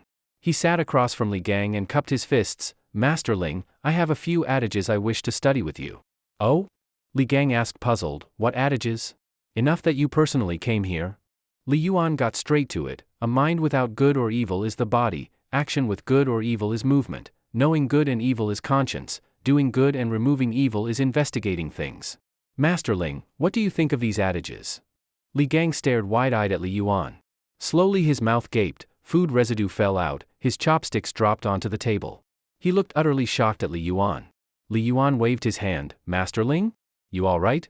I'm speaking to you. Virtually no one in front of Li Gang dared call themselves old me, except Sun Simiao. Only then did Li Gang recover. He excitedly grasped Li Yuan's hand, trembling, You, youngster, these adages, did you come up with them? Li Yuan awkwardly, how could I? It was spoken to me by the Marquis of Lantian. He asked me to find someone to study them. Marquis of Lantian? Li Gang excited, is that the young man who authored Compassion for Farmers? Yes, exactly him. Li Gang slapped his thigh, eyes reddened, No wonder you are a disciple of an immortal. The moment he speaks, it's founding a sect. Li Yuan was startled, Master Ling truly believes these 4 lines could found a sect. Li Gang shook his head, then nodded. Li Yuan anxiously asked, Why shake then nod? So is it, or not? Li Gang, well, founding a sect isn't easy. 4 lines alone are insufficient. But it has the potential to found a sect. If the school is later perfected, founding a sect is not impossible. Li Yuan drew breath sharply, So, the founder of this school could become a sage? Li Gang paused, then softly nodded, not impossible. Li Yuan became deeply excited, racking his brains to think if the Ling clan had a great scholar worthy of founding a school. This means becoming a sage. Our old Ling family might have someone become a sage? But after thinking long, Li Yuan found no suitable candidate. Then he suddenly looked at Li Gang. His eyes lit up, he slapped his thigh and laughed. Li Gang, Master Ling, you want to become a sage? What? Li Gang was completely stunned. Li Yuan excitedly explained, Ching Boy said he would help our Ling family cultivate a sage above the 5 surnames and 7 grande houses, and asked me to find someone trustworthy. I thought for a long time and found no suitable candidate. But Master Ling, you are from the Ling clan too. We share kinship. You've long disliked those clan families of the 7 famous houses. So, I want you to become a sage. Time seemed to stop for 2 seconds. Then the aged Li Gang suddenly rolled his eyes, body stiffened, and fell backwards. At the Imperial Medical Office, a group gathered around the unconscious Ling Gang. Present were Ling Yuan, Ling Wei, Empress Zhang Sun, Crown Prince Ling Chengqian, Princess Xiangqing Ling Lizhu, and Ling Gang's direct grandson Ling Anren. When the imperial physician completed acupuncture on Ling Gang, Ling Yuan anxiously asked, "How is the old man's condition? Can he still be saved?" The imperial physician looked startled, then forced a smile and said, "Your Majesty Emeritus, Master Ling was simply overexcited, causing cerebral congestion and fainting. I have applied needles to relieve the excessive upward flow of qi, and there is no major danger. He should awaken within 1 incense stick's time." Ling Yuan exhaled in relief, patting his chest and saying in fright, "That old man nearly scared me to death. If he had died because of a few careless words from me, I certainly would have been unable to eat for days." Ling Wei asked in confusion, "Father, what exactly did you say to Master Ling to cause such excitement?" Ling Yuan chuckled awkwardly, "Nothing much, just mentioned making him a sage. Didn't expect him to be this useless." Empress Zhang Sun exclaimed in surprise, "Make Master Ling a sage?" Ling Wei's expression turned strange. "Father, although Master Ling is widely learned, one of the few great Confucian scholars of our time, to become a sage of Confucian literature, he is likely still lacking much maturity.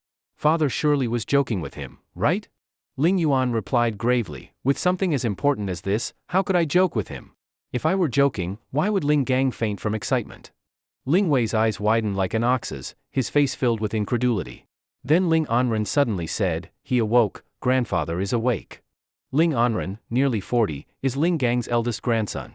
Everyone looked, and indeed the bedridden Ling Gang slowly regained consciousness. Ling Yuan hurried forward, lamenting, "Ah, you ancient old man, did you want to scare me to death? I only said making you a sage. Why such excitement? If you had died by my hand, that would have been a serious crime." On Ling Gang's aged face appeared a bitter smile, "You child, your words never cease to shock. I'm 80 years old, I can't withstand such upheaval. Becoming a sage, can one say one becomes one just like that? I dare not hope to become a sage." Ling Yuan dismissed, "You say you don't hope to become a sage? Then why were you so excited you fainted?" Ling Gang hesitated, then nodded slightly, "I did have thoughts, but, ah." With a dark expression he sighed, "I'm elderly, my legs and strength weak, frail, and sickly. I have at most 3 or 5 years left. Becoming a sage is not a matter of one day. I know my own limits.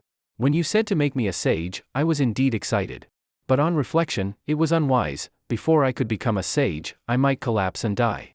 Wouldn't that waste such a tremendous opportunity?" Ling Yuan considered and then nodded, "You're right." Those around exchanged glances. Ling Wei asked, slightly surprised, "Could it be that Master Ling has glimpsed the heavenly path to sainthood?" Ling Gang hesitated and looked at Ling Yuan. Ling Yuan chuckled and smirked, "What heavenly path?" It was the Qing youth who said to find a learned and talented Ling family member, he would cultivate them into a sage. So I thought of Ling Gang. Ling Wei's face twitched in displeasure, "What exactly is that young man planning?" Ling Gang replied firmly, "Your Majesty, Ching Shio is not speaking nonsense. Even from his 4 adages alone there are sprouts of sainthood." Ling Anren was surprised, "Which 4 adages?" Ling Gang scratched his head awkwardly, "What were they? I'm old, my memory isn't as sharp. I didn't remember." Ling Yuan responded, "Anren, I'll recite them for you. A mind without good or evil is the body. Action with good or evil is movement. Knowing good and evil is conscience. Doing good and removing evil is investigating things. What do you think?" Ling Anren, a scholar and warrior of his generation, also possessed notable literary talent. Upon hearing the 4 lines and tasting their meaning carefully, his eyes suddenly lit up. He pointed to his nose excitedly, "Father, what about me? Ling Yuan pushed him aside impatiently. Don't pester me. Just focus on ruling properly. Bringing benefit to the people is better than anything. If you really want to become a sage, then abdicate the throne. Ling Anren's face stiffened, then he gave a wry smile. I was just joking. Nearby, Lingyi entered deep thought. After a long while, he slapped his thigh excitedly. Brilliant. Though it's only simple 4 lines, they precisely point to being good and seeking the path of one's true heart. Your Majesty, may I ask if this learning has a name? Ling Yuan considered and said, Ching Shio calls it mind learning. Mind learning? Lingyi shook his head in amazement. The Qing youth is truly gifted. If mind learning can be perfected, becoming a sage is not impossible. Ling Yuan half smiled. You seem interested in this learning? Lingyi nodded. I am indeed interested. I studied the 4 books and 6 arts, common enough teachings.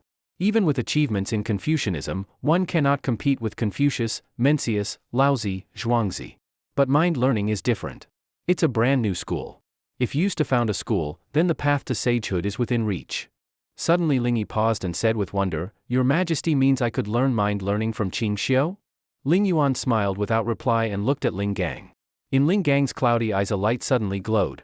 He grabbed Lingyi's hand excitedly. Anren, you lost your father early. Grandpa raised you. You inherited my true teaching. In the future, you are sure to become a great scholar. Our Ling family already has many great scholars, adding you is neither too much nor too little. If you have a mind to study mind learning, I'll personally go to Sanha village to ask Ching Shio to take you as disciple. This is a huge opportunity. You must seize it. But Lingyi shook his head with a bitter smile. Grandfather, I may be interested, but I don't consider myself material for it. Founding a school is so difficult, its hardships are unimaginable. Ling Gang said sternly, If someone teaches you, what is so difficult? Lingyi shook his head. Grandfather, don't oversimplify founding a school. Even if mind learning is perfected now, if it's to take root in a heart long steeped in Confucian culture, how hard would that be? After his words, silence fell. Ling Gang sighed. I'm old, I don't see as clearly as you. You're right, founding a school means snatching nourishment from the mouth of the tiger of Confucianism. Grandpa thought too simply. Lingyi hesitated, then said, But grandfather, I can still try. After all, this is a chance to become a sage. Such an opportunity may never return. So Lingyi resolved to seize this rare opportunity. At dusk, Ling Yuan, Ling Wei, Empress Zhangsun, and Li Lizhu, 4 members of the family, along with Ling Gang and his grandson Ling Anren, 7 people in all, arrived at Sanha village. Having not seen Li Lizhu for almost a month, Ching Shio noticed she looked even more fresh and lively. Barely 10 years old, her body had entered the final stage of development. Her soft chest had grown noticeably compared to a month ago, especially pleasing growth. Li Lizhu wore a white dress, looking spotless. Her bright eyes and pearly teeth could be called truly beautiful. Empress Zhangsun outshone even this young beauty. In a splendid bright yellow gown, she looked dignified and elegant. Adorned with a phoenix head hairpin, her jet black hair was coiled up, her delicate face impossible to ignore. I greet Mr. Qing, Li Lizhu offered a faint smile and slight bow. Ching Shio returned greetings to everyone. In the next second, Li Yuan pulled him aside to introduce, Qing boy, this is Crown Prince Tutor Li Gang, Scholar Li. And this is Scholar Li's direct grandson, Li Anren. Ching Shio quickly cupped his hands in greeting. Ching Shio respectfully greets Scholar Li. This was no ordinary man. He once chased after and beat Ling Wei with a staff for misbehavior and had served as tutor to several emperors and crown princes. Li Gang stroked his beard and smiled. Truly a young man with promise, truly a young man with promise. Ching Shio's heart stirred. He pulled Li Yuan aside and frowned. Not possible, old Li Gang is over 80.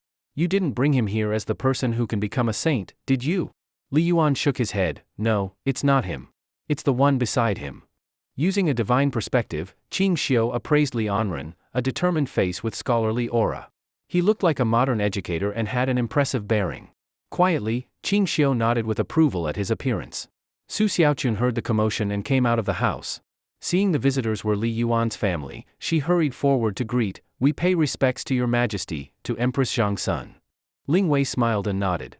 Princess Zhangsun then stepped forward and whispered to Su Xiaochun with a laugh, Miss Xiaochun, you are with child. In future, when meeting court ladies, you need not bow. They might even call you sister-in-law respectfully. Ahem. Li Yuan glanced at Princess Zhangsun and coughed twice meaningfully. Ahem. Empress Zhangsun likewise looked at Ling Wei and coughed knowingly. Ching Shio the ruler remained baffled. Were the father and son speaking in riddles? Princess Zhangsun realized her slip and quickly, with a smile, corrected herself, calling me sister-in-law makes Li Zhu the younger generation. You two should call me, let's say, auntie, then. Ching Shio's lip twitched, his expression showed displeasure. A few days' absence and Li Yuan's family changed decorum already? Su Xiaochun's face turned red, she didn't know how to respond. Li Zhu's eyes darted, shifting the topic. She pointed at a waist-high field of corn and exclaimed, "Little Purity sister, I remember last time we visited, these crop sprouts were only at waist level. How did they grow so astonishingly? In just 1 month they're now over my height." Ling Wei had long noticed the corn on the small field and always silently wondered about it. Princess Zhangsun, excited for Li Zhu to call her sister, nodded in approval and shamelessly added, "Ni Xiaochun, I've never seen crops this tall. I wonder what this crop is called." Su Xiaochun's mind went blank. Earlier she was to call her sister-in-law. Now it's niece? Though uncomfortable inside, she showed no reaction, and looked at Ching Shio. Ching Shio stepped forward. Before he spoke, Li Yuan ran toward the cornfield chuckling, "Anren, daughter-in-law, look, this is the corn I told you about. How's that? The sprouts are strong, right?" Ling Wei surprised, "That's corn." He and Princess Zhangsun approached to examine the first corn husks forming. Li Anren also supported Ling Gang over to observe the corn. After studying for a while, Ling Wei's eyes shone as he asked, "Marquis Qing, what is the yield per mu?" Ching Shio replied, "About 45 to 50 bushels per mu. If the land is fertile, up to 60 bushels." The family gasped, especially Ling Wei, his face flushed with excitement. How much?" Ling Yuan was equally startled by the yield.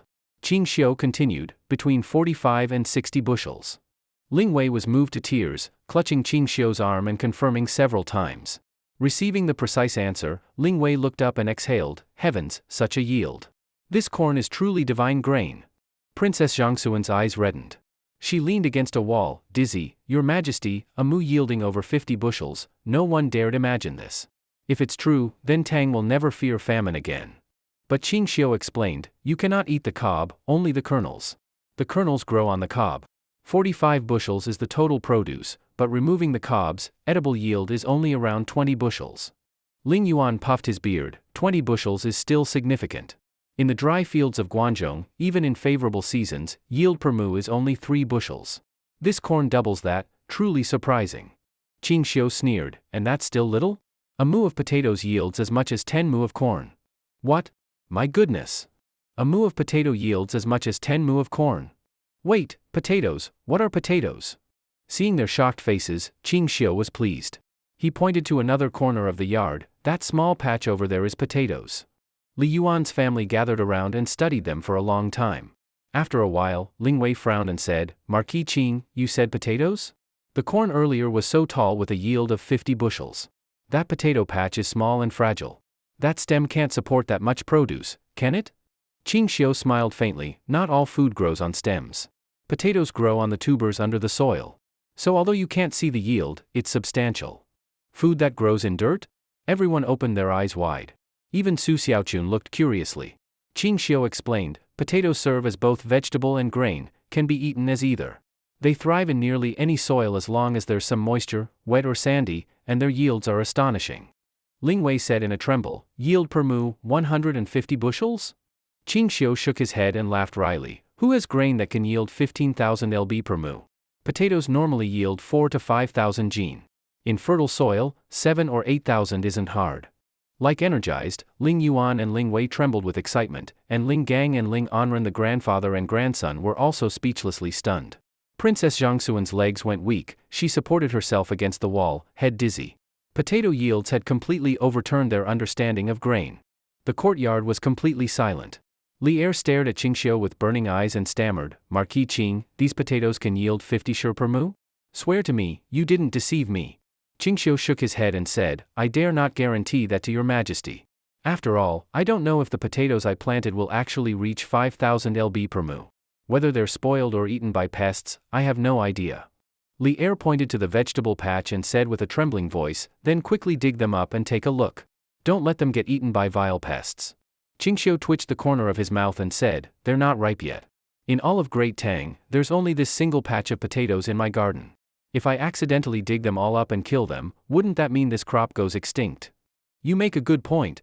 Li Er nodded and asked eagerly, Marquis Ching, then when will these potatoes be ripe? Ching Shio said, about the same time as corn, another month and they'll be ready to harvest. Li Er looked full of expectation and said, then when they're ripe, can you take me along to dig them up? Ching Shio smiled lightly, of course. Li Er's face grew solemn, and he said seriously, Marquis Ching, if the potatoes are truly as you say, yielding 50 shur per mu, I will make you a king with a different surname, and we will share the empire together. Beside him, Li Yuan and Empress Zhongsun were shocked. The elderly Li Gang also trembled. Li Liju's face was filled with disbelief. But Ching Shio only scoffed at this. Who can't make empty promises? Moreover, someone like Li Er, who valued power more than family, would actually share the empire? This was probably the funniest joke Ching Shio had heard in years. He shook his head and said with a smile, Your Majesty need not say such things. I have no interest in sharing the empire. My greatest dream is to earn more money, marry a wife, have children, and pass on the Qing family line, to be a salted fish who knows nothing of worldly affairs, eating idly and waiting for death. Li Er's mouth twitched. Empress Zhongsun looked deeply disappointed. Li Yuan blew his beard and glared, Brat, what nonsense are you spouting? You'd better think carefully. The power in Erlang's hands isn't something anyone can just grasp. You're given a chance and won't take it, truly, hopeless. After speaking, a slight smile appeared on Li Yuan's face, and he nodded with satisfaction in his heart. He knew his son best. Li Yuan believed he understood Li Er fairly well, he wasn't someone who would share his empire with others. Li Er looked regretful and said, That's truly a shame. I wanted to promote Marquis Qing, but alas, he has no interest in power. Ah, forget it.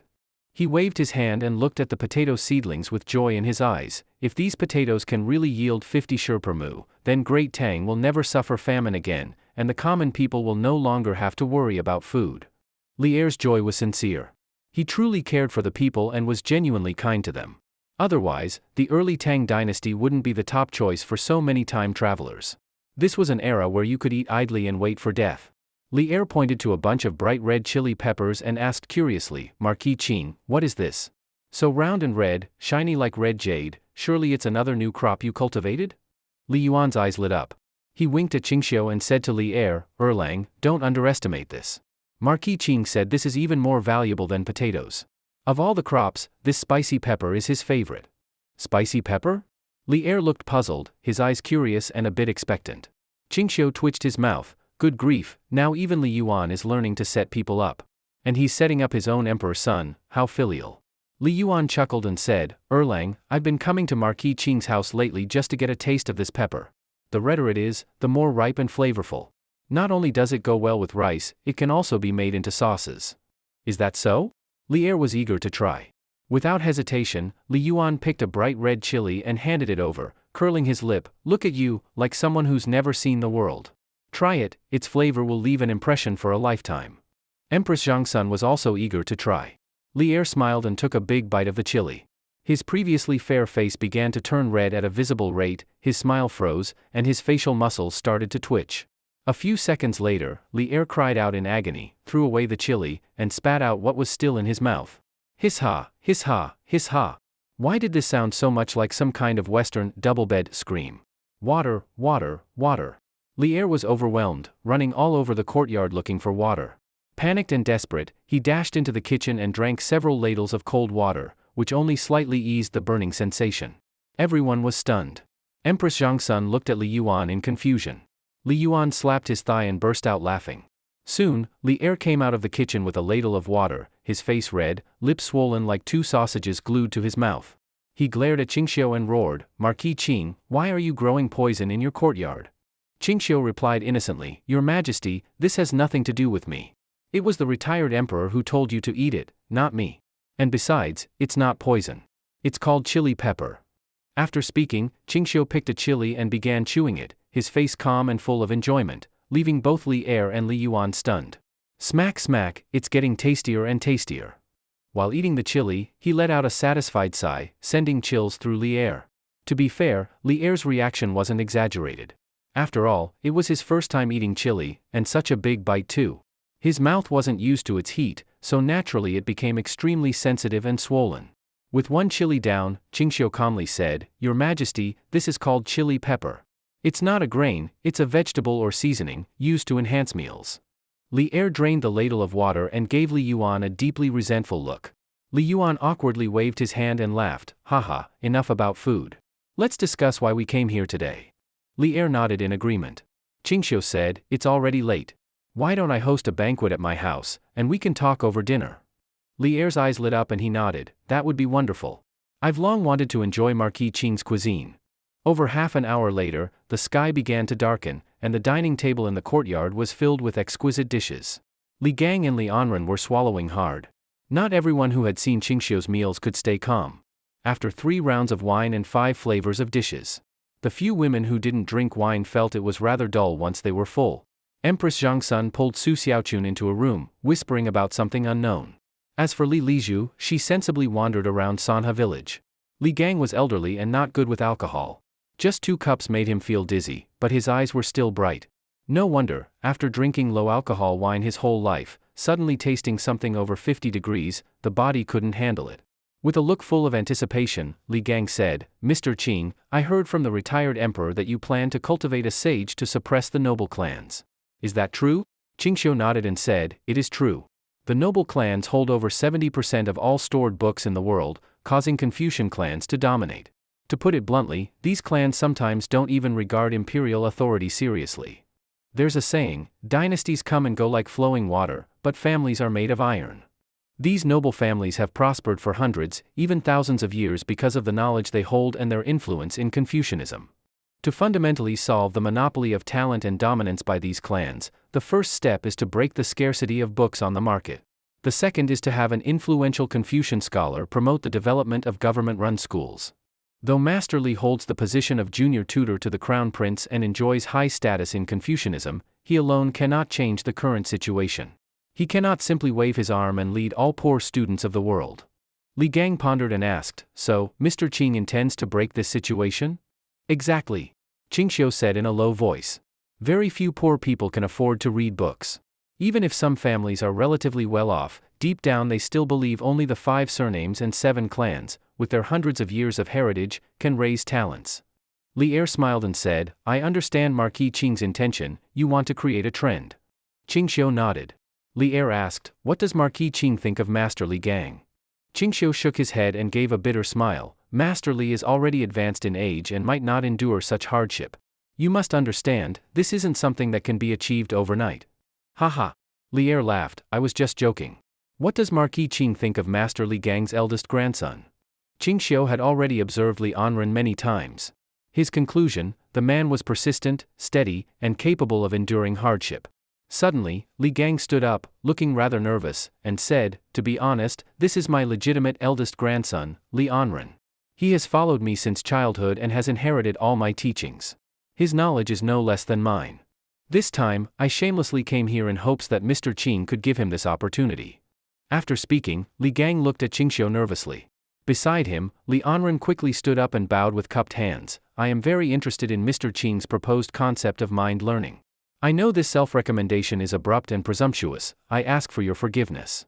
Ching Shio helped Li Gang sit down before saying to Li Anren, you must understand, the hardship on this path is beyond your imagination. Brother Anren, do you have the resolve to press forward even if it means being shattered to pieces? Li Anren was silent for a moment, then nodded heavily. If it means paving a path of learning for future students, even if I'm shattered to pieces, I have no fear. I hope Mr. Qing will grant me this chance. Good. Ching Shio nodded. Brother Anren is a descendant of a great Confucian. If he didn't have profound learning, he wouldn't be appointed palace attendant to the crown prince. I believe in your ability and perseverance. Li Anren asked excitedly, may I ask Mr. Qing, can you point out the path to becoming a sage? Ching Shio thought for a moment and said, my nature is sufficient in itself, I do not rely on external seeking. The mind is principle, the mind is principle. Outside the mind, there is no principle, outside the mind, there is nothing, outside the mind, there are no affairs. Unity of knowledge and action, knowledge is the beginning of action, action is the completion of knowledge. To extend innate knowledge, beyond innate knowledge, there is no other knowledge, beyond knowledge, there is no further learning. After saying this, Ching Shio felt a wave of shame in his heart. He hadn't even read instructions for practical living, what did he really understand about the path to sagehood? As for Wang Yangming's mind learning, all he knew was that it was impressive, and he only remembered these few short lines. To avoid being asked by those present to explain them, Ching Shio deliberately said with an air of mystery. The above is the core concept of mind learning. Everyone's mental state is different, and so their insight will differ. If Brother Onren cannot grasp the essence from these principles, then it can only be said you have no fate with the way of the sage. With just a few words, Ching Shio completely absolved himself. If the other party truly comprehended something and became famous overnight, that would be great. If not, it had nothing to do with him. One could only say your comprehension wasn't enough. Cough cough. Li Yuan was completely lost, looking blank and confused. Li Er frowned and fell into deep thought. Li Gang kept muttering the phrases, his face full of puzzlement. Only Li Onren solemnly bowed and said, "Thank you for your guidance, sir. I will immediately transcribe these principles for thorough study. If I understand them fully, I will return to ask for further instruction. If not, then it simply means I have no fate with the way of the sage." Li Onren hurriedly borrowed paper and ink and wrote down everything Ching Shio had just said. He treasured it like a priceless item, tucking it into his chest, determined to burn the midnight oil and study it thoroughly. Through the conversation, Ching Shio learned that aside from the royal family represented by Li Er, many solitary and elderly great scholars of the time also disapproved of the practices of the 5 surnames and 7 clans, including the highly respected Li Gang. Li Gang, being old and frail, stood up after the chat and said, "I'm old, haven't even sat for a full hour and I'm already especially tired. I hope everyone will understand that I need to go home early to rest." Ching Shio's expression shifted slightly and he stood up. "Master Li, please wait, I have something I wish to give you." Li Gang asked in confusion, "What is Marquis Ching giving me?" "I ask Master Li to wait just a moment." Ching Shio entered the house, and when he came out, he held a sandalwood box, which he solemnly placed on the table in front of Li Gang. Everyone curiously came forward to look. Li Gang asked curiously, "What is this?" Ching Shio smiled and said, "Open it and you'll see, Master Li." Li Gang carefully opened the sandalwood box. Inside was a crystal-clear writing brush. It was perfectly transparent, and the shaft reflected the firelight. Li Yuan and Li Er both gasped. Li Onren widened his eyes in disbelief at the glass brush. Li Gang trembled, pointing to the brush in the box. This is a brush? Rip. Li Er's hand trembled as he picked up the glass brush, studying it under the firelight. His gaze held both envy and greed. Li Yuan also couldn't tear his eyes away, staring straight at the brush. "There's writing on it?" Li Er exclaimed in surprise. Pointing at the few gold-plated characters, his face was full of shock and his heart surged with emotion. Li Yuan and Li Gang craned their necks to look. They saw 4 gilded characters. "True lineage of literature, when Shuizheng Zong." Li Er suddenly said with a sour tone, "Marquis Ching is really generous. This brush shaft is perfectly round and clear, without a single impurity. It must be top-grade glass. A single low-grade glass bead is already worth thousands of gold. This glass jade brush is surely worth a whole city. No, it's priceless." Li Gang trembled and asked, "Marquis Ching, to give such a valuable item to me, is there another motive?" His words clearly implied, "Giving gifts for no reason, you're up to something shady." Ching Shio narrowed his eyes and smiled. In Li Yuan's eyes, the seasoned schemer immediately understood and broke into a wide smile. He had already guessed. Ching Shio planned to use this item to entrap the 5 surnames and 7 clans. Facing everyone's confused looks, Ching Shio smiled faintly and said, "This glass jade brush, of course, was not given to Master Li for no reason. I do indeed have other intentions." "Oh? Please explain in detail." Everyone perked up their ears. Ching Shio beckoned to the others. They gathered around and listened as he began whispering his plan. After hearing it, Li Yuan slapped his thigh and laughed. "Good. Brilliant. Ching boy, as expected of you, to come up with such a flawless plan. Those old clan leaders of the 5 surnames and 7 clans won't be able to avoid falling for it. They'll probably line up to give you money." Li Er pulled the corner of his mouth and said with displeasure, "Marquis Ching, you're really vicious." Li Gang pondered for a moment, then smiled and nodded. "Very good. It speaks to my heart. I'll definitely help with this." Just then, Empress Zhangsun came out of the room holding Su Xiaochun's hand. Su Xiaochun wore a strange expression. Empress Zhangsun approached with a beaming smile. Li Er understood and asked with a grin, "Since the Empress is so happy, I assume she had a pleasant conversation with Miss Xiaochun." Empress Zhangsun said cheerfully, "Your Majesty may not know, but Xiaochun and I got along very well. I've taken quite a liking to her. I'd like to adopt her as my goddaughter. I ask your Majesty to approve." At these words, Li Gang was greatly surprised. Li Yuan smiled but said nothing. Ching Shio's jaw dropped, and the corners of his mouth twitched uncontrollably. He instantly used his God's eye view to lock onto Li Er. his face full of black lines. I treat you as emperor, and you want to be my father? He finally understood why today's events felt off from the very beginning. From calling her sister-in-law to suddenly becoming aunt-in-law. Turns out the trap had been set long ago. Li Er looked pleased and nodded. Such a good matter, how could I stop it? Ching Shio said darkly, Your Majesty, I am the teacher of Prince Wei. As the saying goes, a teacher for a day is a father for life. Based on that, Your Majesty and I are of the same generation. If the Empress adopts my wife as her goddaughter, wouldn't that mess up the generations? No, no. Ching Shio shook his head repeatedly. Absolutely not. Li Er smiled, Marquis Qing, it's rare that the Empress and your wife get along. Since it came up, this fate should be fulfilled. How can you reject such a good thing? Ching Shio shook his head and gave a bitter smile, Your Majesty, please don't make it difficult for us. We can't mess up generational order. Li Yuan chuckled, Who says it's messed up? The day after tomorrow, you're marrying the daughter of the Changsun family. At that time, you'll have to call Erlang uncle and the Empress aunt, just like that girl Pingting. Ching Shio opened his mouth, his face twitching. He realized it really made sense. The Empress was Changsun Pingting's actual aunt.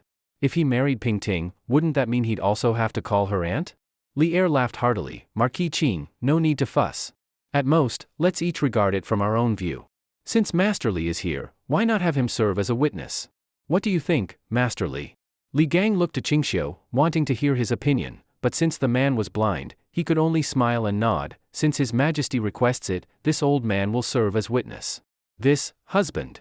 Su Xiaochun tugged Ching Shio's sleeve and whispered, Husband, what should we do? Please give me a decision. Ching Shio hesitated, then said helplessly, Forget it. Anyway, I'll be considered a junior in a few days. Sooner or later, it makes no difference. Empress Zhangsun immediately smiled with delight, Wonderful. Before we came out, Xiaochun had already agreed. With Marquis Qing's approval, everyone is happy. After everyone had left, Ching Shio sat in the courtyard and sighed helplessly. Su Xiaochun asked, Husband, are you unhappy that the Empress adopted me as her goddaughter? Ching Shio shook his head, I'm not unhappy. I just find the whole thing suspicious. Why would that couple suddenly adopt you? I really can't figure it out. Isn't it obvious? Su Xiaochun said helplessly. It's just to lay the groundwork to preserve face for the royal family later. Ching Shio was startled and asked in surprise, What do you mean, wife?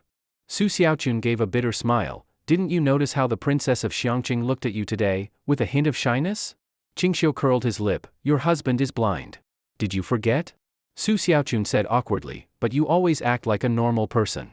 I keep forgetting you're blind. Ching Shio paused and said, You're saying the emperor intends to arrange a marriage, to marry the princess of Xiangqing into our household? Exactly. Su Xiaochun said, half laughing and crying, I'm just a commoner girl from a poor family. Would the royal family really allow a princess to become a concubine below a commoner wife? So the empress took this chance to adopt me as her goddaughter, and maybe later give me an empty title like princess too. That way, when the princess of Xiangqing is married into our family, it all makes sense, and they don't have to worry about the clans criticizing the royal protocol. Ching Shio was surprised, Wife, how did you suddenly become so smart? Su Xiaochun hugged Ching Shio's arm and giggled, Of course. Don't you see who my husband is, the smartest man under heaven? Ching Shio's mouth twitched. The image of Wulong and Phoenix Chick appeared in his mind. Now that's a true genius. The next day, a piece of news spread through all of Chang'an like wildfire. The great Confucian Master Li Gang, junior tutor to the crown prince, dreamed last night of the celestial being Chu Xing, who bestowed upon him a divine brush symbolizing the orthodox path of Confucian learning. At the moment his eldest grandson grasped the brush, he instantly comprehended a never-before-seen school of thought called mind learning, Xin Shui. Even the four-character motto, no innate good or evil in human nature, was reportedly recited aloud. This news stirred a great uproar in Chang'an scholarly circles. Early in the morning, many people visited Li Gang's mansion. Sure enough, they saw a glass jade brush engraved with the four characters, orthodox Confucian learning. Everyone firmly believed the tale of the divine dream and admired Master Li Gang all the more. Even old Master Yen Silu of the Yen family personally came to verify the truth. When he found it was real, his eyes turned red with envy. Su Xiaochun was pregnant, and Ching Shio didn't want her to be overly active. Keeping her at the estate was the safest choice. He stayed all day at Qing residence in Qinglong Ward. With the wedding approaching, he had to take charge and manage things. He stayed busy until the afternoon.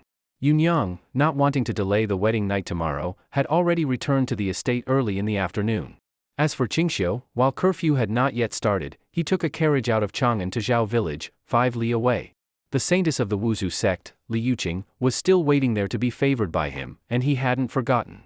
Ching Shio arrived at the residence where Li Yuqing was being held. Old Ma emerged from an inconspicuous corner, cupped his hands, and said, "Marquis." Ching Shio asked, "Old Ma, is she behaving herself inside?" Old Ma nodded, "Yes, Marquis. The young lady is well behaved. Aside from meals and using the latrine, she stays quietly in her room." He winked and asked with a mischievous tone, "Marquis, are you staying here tonight?" Ching Shio frowned, "Don't ask what you shouldn't ask." I understand. Old Ma chuckled. "Marquis, please go ahead. I'll take the men far away and won't let a word slip." Ching Shio cleared his throat awkwardly, then pushed open the door and entered. Inside the room, Li Yuqing, graceful and elegant, lay on the bed, staring blankly at the ceiling with a mix of helplessness and confusion on her face.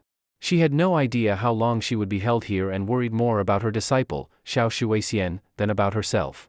She had raised Xiao Shuixian from infancy since she was 15, treating her as a daughter, training her as her successor. It had been 18 years. Though they were officially master and disciple, their bond was like that of mother and daughter. Thinking of Shuixian's safety overwhelmed her heart, far more than her own predicament. Lost in thought, she was startled when Ching Shio entered, quickly sitting up and looking toward the door in alertness. Seeing it was Ching Shio, she took a small step back, heart trembling. Remembering the events from the previous night and morning, she couldn't help but blush slightly. Because both her own and her disciple's fate were in his hands, she dared not show any defiance. Holding back her shame, she asked quietly, "How long are you planning to keep me and Shuixian locked away?" Ching Shio replied calmly, "What, it's only been 2 days and you can't bear it already?" Li Yuqing expressionlessly shook her head. "I just want to know when I can see Shuixian again. If you don't want to say, that's fine." Ching Shio stepped forward. Li Yuqing instinctively took another step back and asked nervously, "What are you trying to do?" Instead of replying, Ching Shio casually lay down on the bed and said with a smirk, "Why the panic? This isn't the first time. Have you forgotten what I said yesterday?" She remembered his words before leaving yesterday, "I'll come see you again tomorrow." Her face flushed, then turned pale. Ching Shio took out a small scented pouch from his chest and waved it with a smile. Li Yuqing's expression changed dramatically. "Shuixian sachet? That's something she always keeps with her. Did you?" Her voice trembled, her eyes filled with tears as she backed away, pale and biting her lip. You gave me your word. I obeyed you, and you still." Ching Shio chuckled, "Relax. I only took her sachet, I didn't harm her. She's still safe. But as I said, her safety depends on you." Li Yuqing visibly relaxed. Ching Shio smiled with a hint of mischief. "And you, I assume you don't want anything to happen to Shuixian, right?" Her body trembled. After a brief inner struggle, she took a few steps toward him. Stopping just before reaching him, she turned her head slightly, blushing, and began slowly loosening her belt with trembling hands. Her movements were hesitant yet graceful. As she did so, she said softly, "I hope you'll keep your word. As long as you don't harm Shuixian, I'll do whatever you ask." Ching Shio was visibly stirred by her gesture and appearance. Li Yuqing closed her eyes as her outer layer slipped down, her figure leaning gently forward. Ching Shio gently pulled her close. The night passed. As dawn approached, Ching Shio stretched lazily. Noticing her gaze full of silent complaint, he chuckled, "This isn't what I wanted either.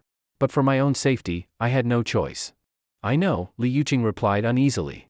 "Now please untie me." Ching Shio loosened the rope around her, setting it aside. "I'll leave this here for next time. Stay put over the next few days, I'll return." Hearing "I'll return" brought a look of sadness to her eyes. Ching Shio patted her gently, gave her a teasing smile, and said, "Don't worry. I gave my word, 1 month, and I'll release you. By then, you'll be reunited with Shuixian." Blushing and clutching her robe tightly, Li Yuqing nodded silently. Ching Shio, feeling refreshed, left by carriage. A month isn't too long or too short. If feelings could grow, it would depend on this time. He had to admit, after getting close to her, Li Yuqing truly knew how to please. Her training in martial arts made her body flexible, able to adapt to many situations. No matter how demanding Ching Shio's requests were, she met them with charm and composure. Back at the residence, the Qing estate was already decorated for the wedding. Later, Ching Shio led the bridal procession on a prized Dewan horse. The line stretched for hundreds of meters, dozens of gift boxes in tow, with drums and gongs drawing large crowds. Among the crowd, a beautiful figure watched Ching Shio with sadness in her eyes. She clutched her skirt tightly, eyes slightly red. "Young miss, let's go home," said the maid beside her, with a complicated expression. I believe Marquis Ching will one day welcome you into his home like this. Yan Yushir bit her lip and nodded. Let's go, Xiaotsui. Seeing her mistress on the verge of tears, Xiaotsui couldn't help but ask, if you like him so much, why did you stop your father from visiting Marquis Ching about the marriage? If you hadn't, you would have married him by now. Yan Yushir sighed and said, you don't understand. Marquis Ching is extremely talented and likely proud by nature. When my grandfather went back on his word before, it must have displeased him. If we force the issue now, it would fail and shame the Yan family. The last time I approached him under a false name, it was to avoid giving him a bad impression right away. Once I become familiar with him as Yu Shuryan, it'll be easier to speak of marriage later. Xiaotsui finally understood. So that's why her lady introduced herself as Yu Shuryan back at the Peach Grove, to avoid the awkwardness caused by their family's past behavior.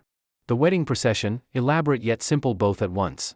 After presenting the betrothal gifts and exchanging pleasantries with the bride's father and mother, at an auspicious time, Zhang Sunpingting's mother and her elder brother Zhang Sun Chong bring her out of the bridal chamber and hand her over to Ching Shio. Since Zhang Sun Wuji married off his daughter as a concubine, which is a matter of shame, he invited no one to witness the ceremony. As a result, many in the community believed Zhang Sun Wuji's daughter had become the primary wife of the Marquis of Lan Tian. Suddenly giving away such a grown daughter in marriage, Zhang Sunpingting's mother shed tears several times. Her unwillingness to part was written all over her face. Zhang Sun Wuji, though, maintained a gentle smile and remained composed. Madame Zhao, handing Zhang Sunpingting's hand to Ching Shio, choked with emotion and said, Marquis Ching, I entrust you with my daughter. Please treat Pingting well. In the future, as husband and wife, respect each other like guests, grow old together, and have a harmonious and fitting union. Ching Shio responded solemnly, Mother-in-law, rest assured. From now on, your son-in-law will certainly cherish Pingting greatly, and shall never let her suffer grievances. Very good, very good. Madame Zhao cried tears of joy, covered her face, and departed. Zhang Sun Chong, his eyes red, smiled, brother-in-law, from now on we are one family. Please come often to our residence. On your days off, I will also visit your mansion. Zhang Sun Wuji looked at the sky and said, the auspicious hour is almost past. Dear son-in-law should be on his way. Ching Shio cupped his hands and said, please allow your son-in-law to depart, father-in-law. After saying farewell, Ching Shio took Zhang Sunpingting's soft delicate jade-like hand, placed her in the bridal sedan chair, then mounted his horse and waved his hand, riding off toward the Ching mansion.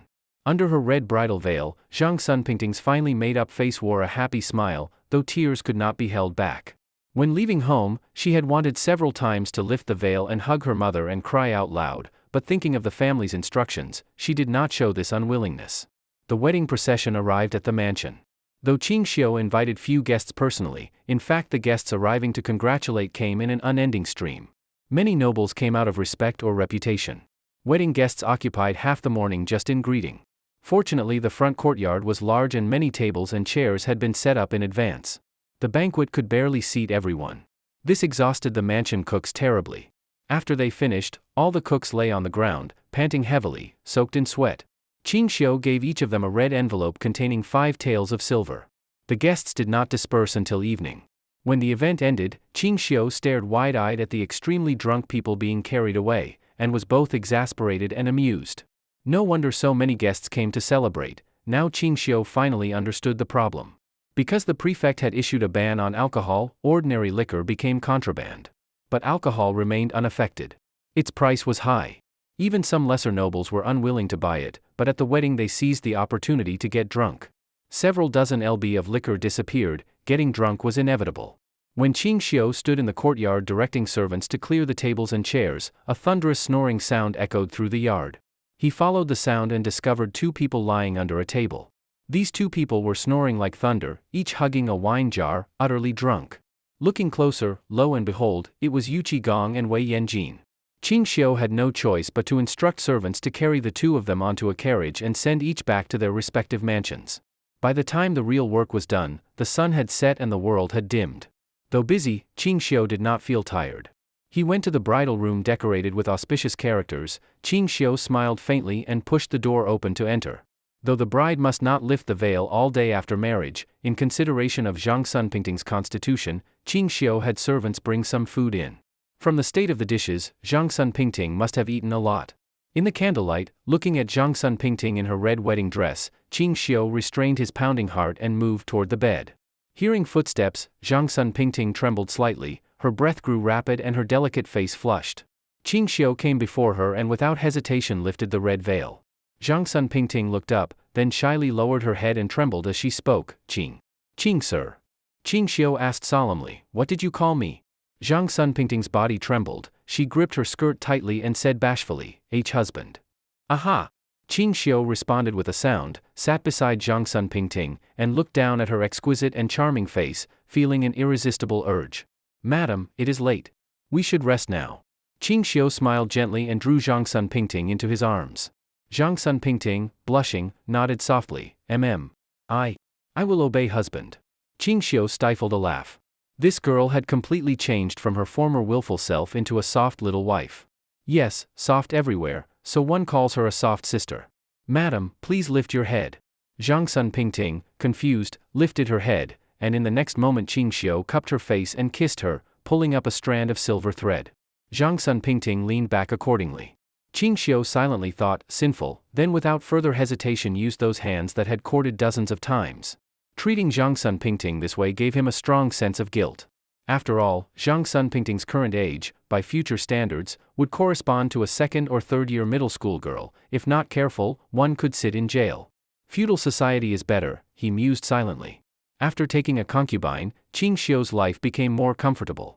For half a month straight, he either dotes on Zhang Sun Pingting or visits Yunyang, stopping by Zhao's village every other day to steal a taste. Though he doesn't know if affection deepens with time for Li Yuqing, this woman seems already accustomed to this life.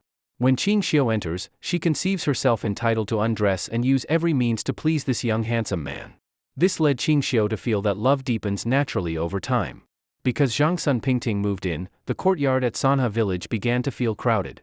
Ching Shio simply built a backyard of several hundred square zhang, the rooms alone numbered over 10. He also moved Zhang Sun Pingting to live in the village house. This also allows the whole family to stay and gradually build their relationship together. Recently Li Tai has clearly arranged banks, launching pilot bank branches in Chang'an, Luoyang, Shandong, and Jiangsu-Zhujiang regions. So far, the results seem quite good. The weather gradually became hot, with daytime temperatures already reaching over 30 degrees.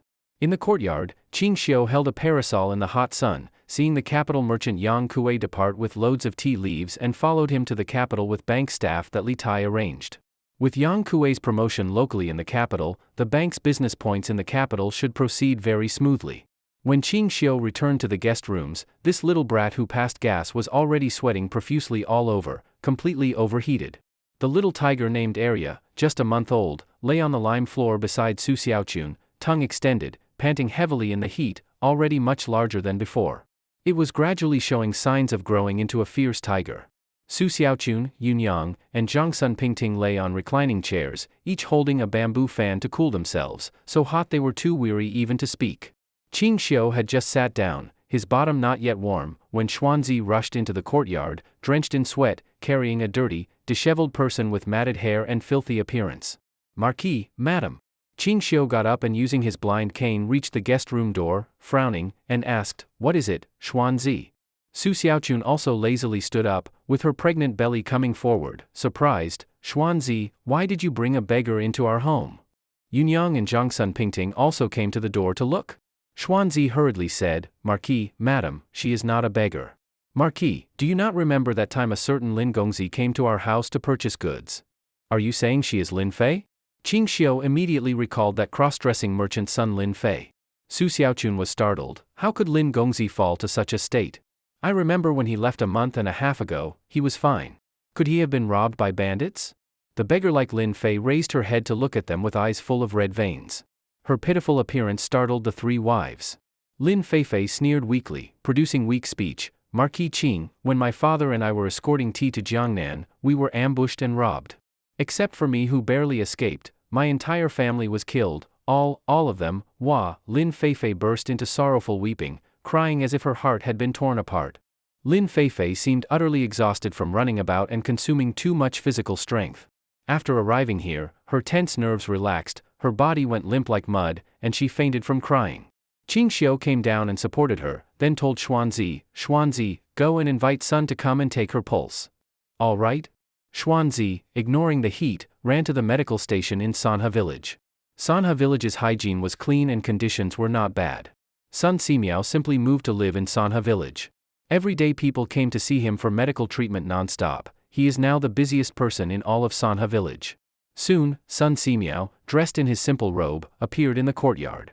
Ching Shio was somewhat surprised to see him wearing such thick clothing, his face completely clean and not a drop of sweat, as if the hot weather had no effect on him.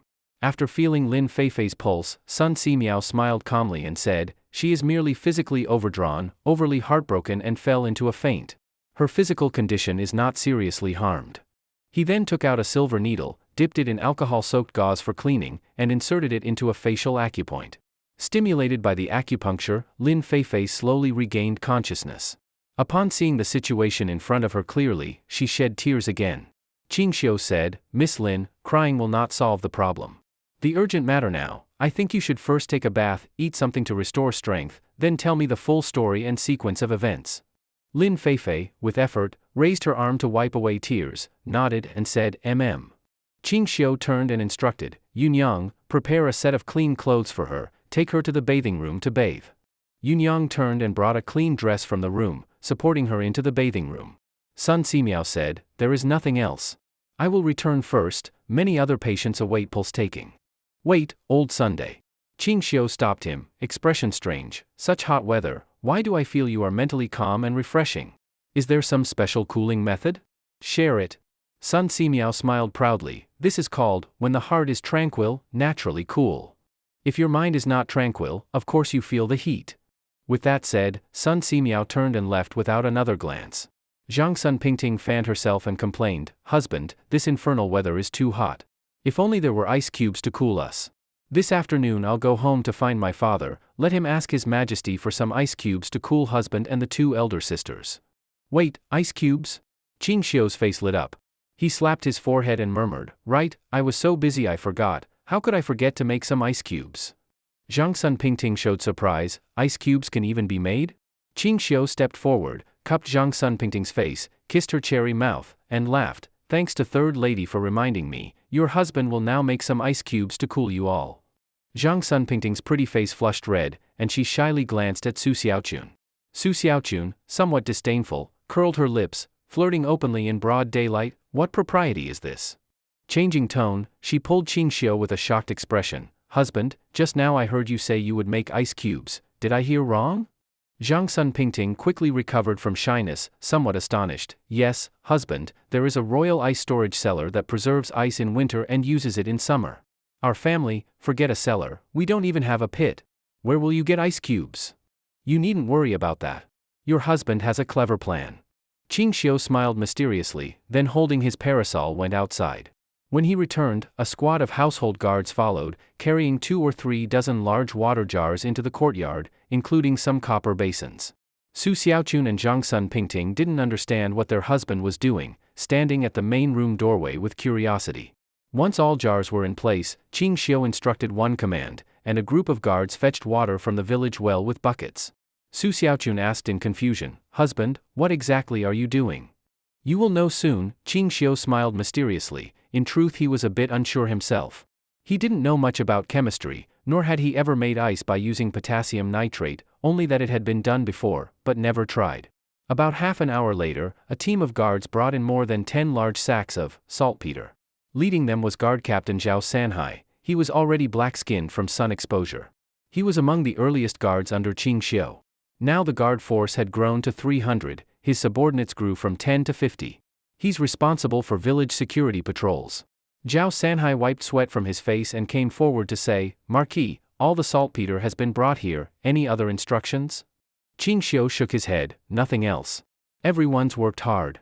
Go to the wine shop and get 100 lb of wine to reward the brothers." The guards showed delighted expressions. Zhao Sanhai chuckled, "Thank you Marquis for the reward." Then left with dozens of subordinates. Rewarding guards with alcohol had become routine, they actively requested it.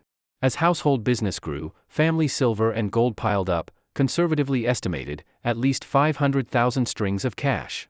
Since there was money, Ching Shio didn't hesitate to give the guards raises. Their monthly salary rose from 3 strings to 10 strings, and they also occasionally received silver to win loyalty. All those guards had military or rough peasant origins. Without exception, each liked to have a drink, all agreed that in the future reward should change from silver to wine. Soon Taiju brought well water. Previously Sanha villagers drank water from the Ba River. Since the village dug several wells, everyone's diet and health were assured. Now every household drank well water. When they first dug the wells, it took much effort, digging many places before hitting groundwater. Ching Shio instructed, Taiju, fill all these jars with water. Fill 7 out of 10 lb each, the rest pour into copper basins, filling 5 pound. Taiju, confused, told his men to do it, then came up and asked, Marquis, why so much water? Ching Shio smiled faintly, soon you'll know. Su Xiaochun and Zhang Sun Pingting came over and stood around the jars, faces full of curiosity. Soon, all jars were filled with water. Ching Shio instructed the guards to pour saltpeter into the jars. The water began bubbling, and white mist drifted outside. You, place the copper basins floating in the jars and cover them with lids. The guards did as told. Ching Shio then waved and said, Taiju stay, the rest disperse. Go to the winery and collect 2 jin of wine each. A group of guards cheered and hurried off to get the wine. Su Xiaochun had a puzzled expression. Husband, what exactly are you doing? Ching Shio gave a profound expression. Didn't I tell you?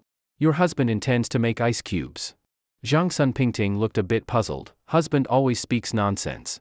In such hot weather, even if there were ice, it would melt quickly. A bunch of broken stones and well water can produce ice cubes. Don't believe it? Ching Shio looked at them with a sly smile. Su Xiaochun and Zhang Sun Pingting shook their heads instantly, they both expressed disbelief.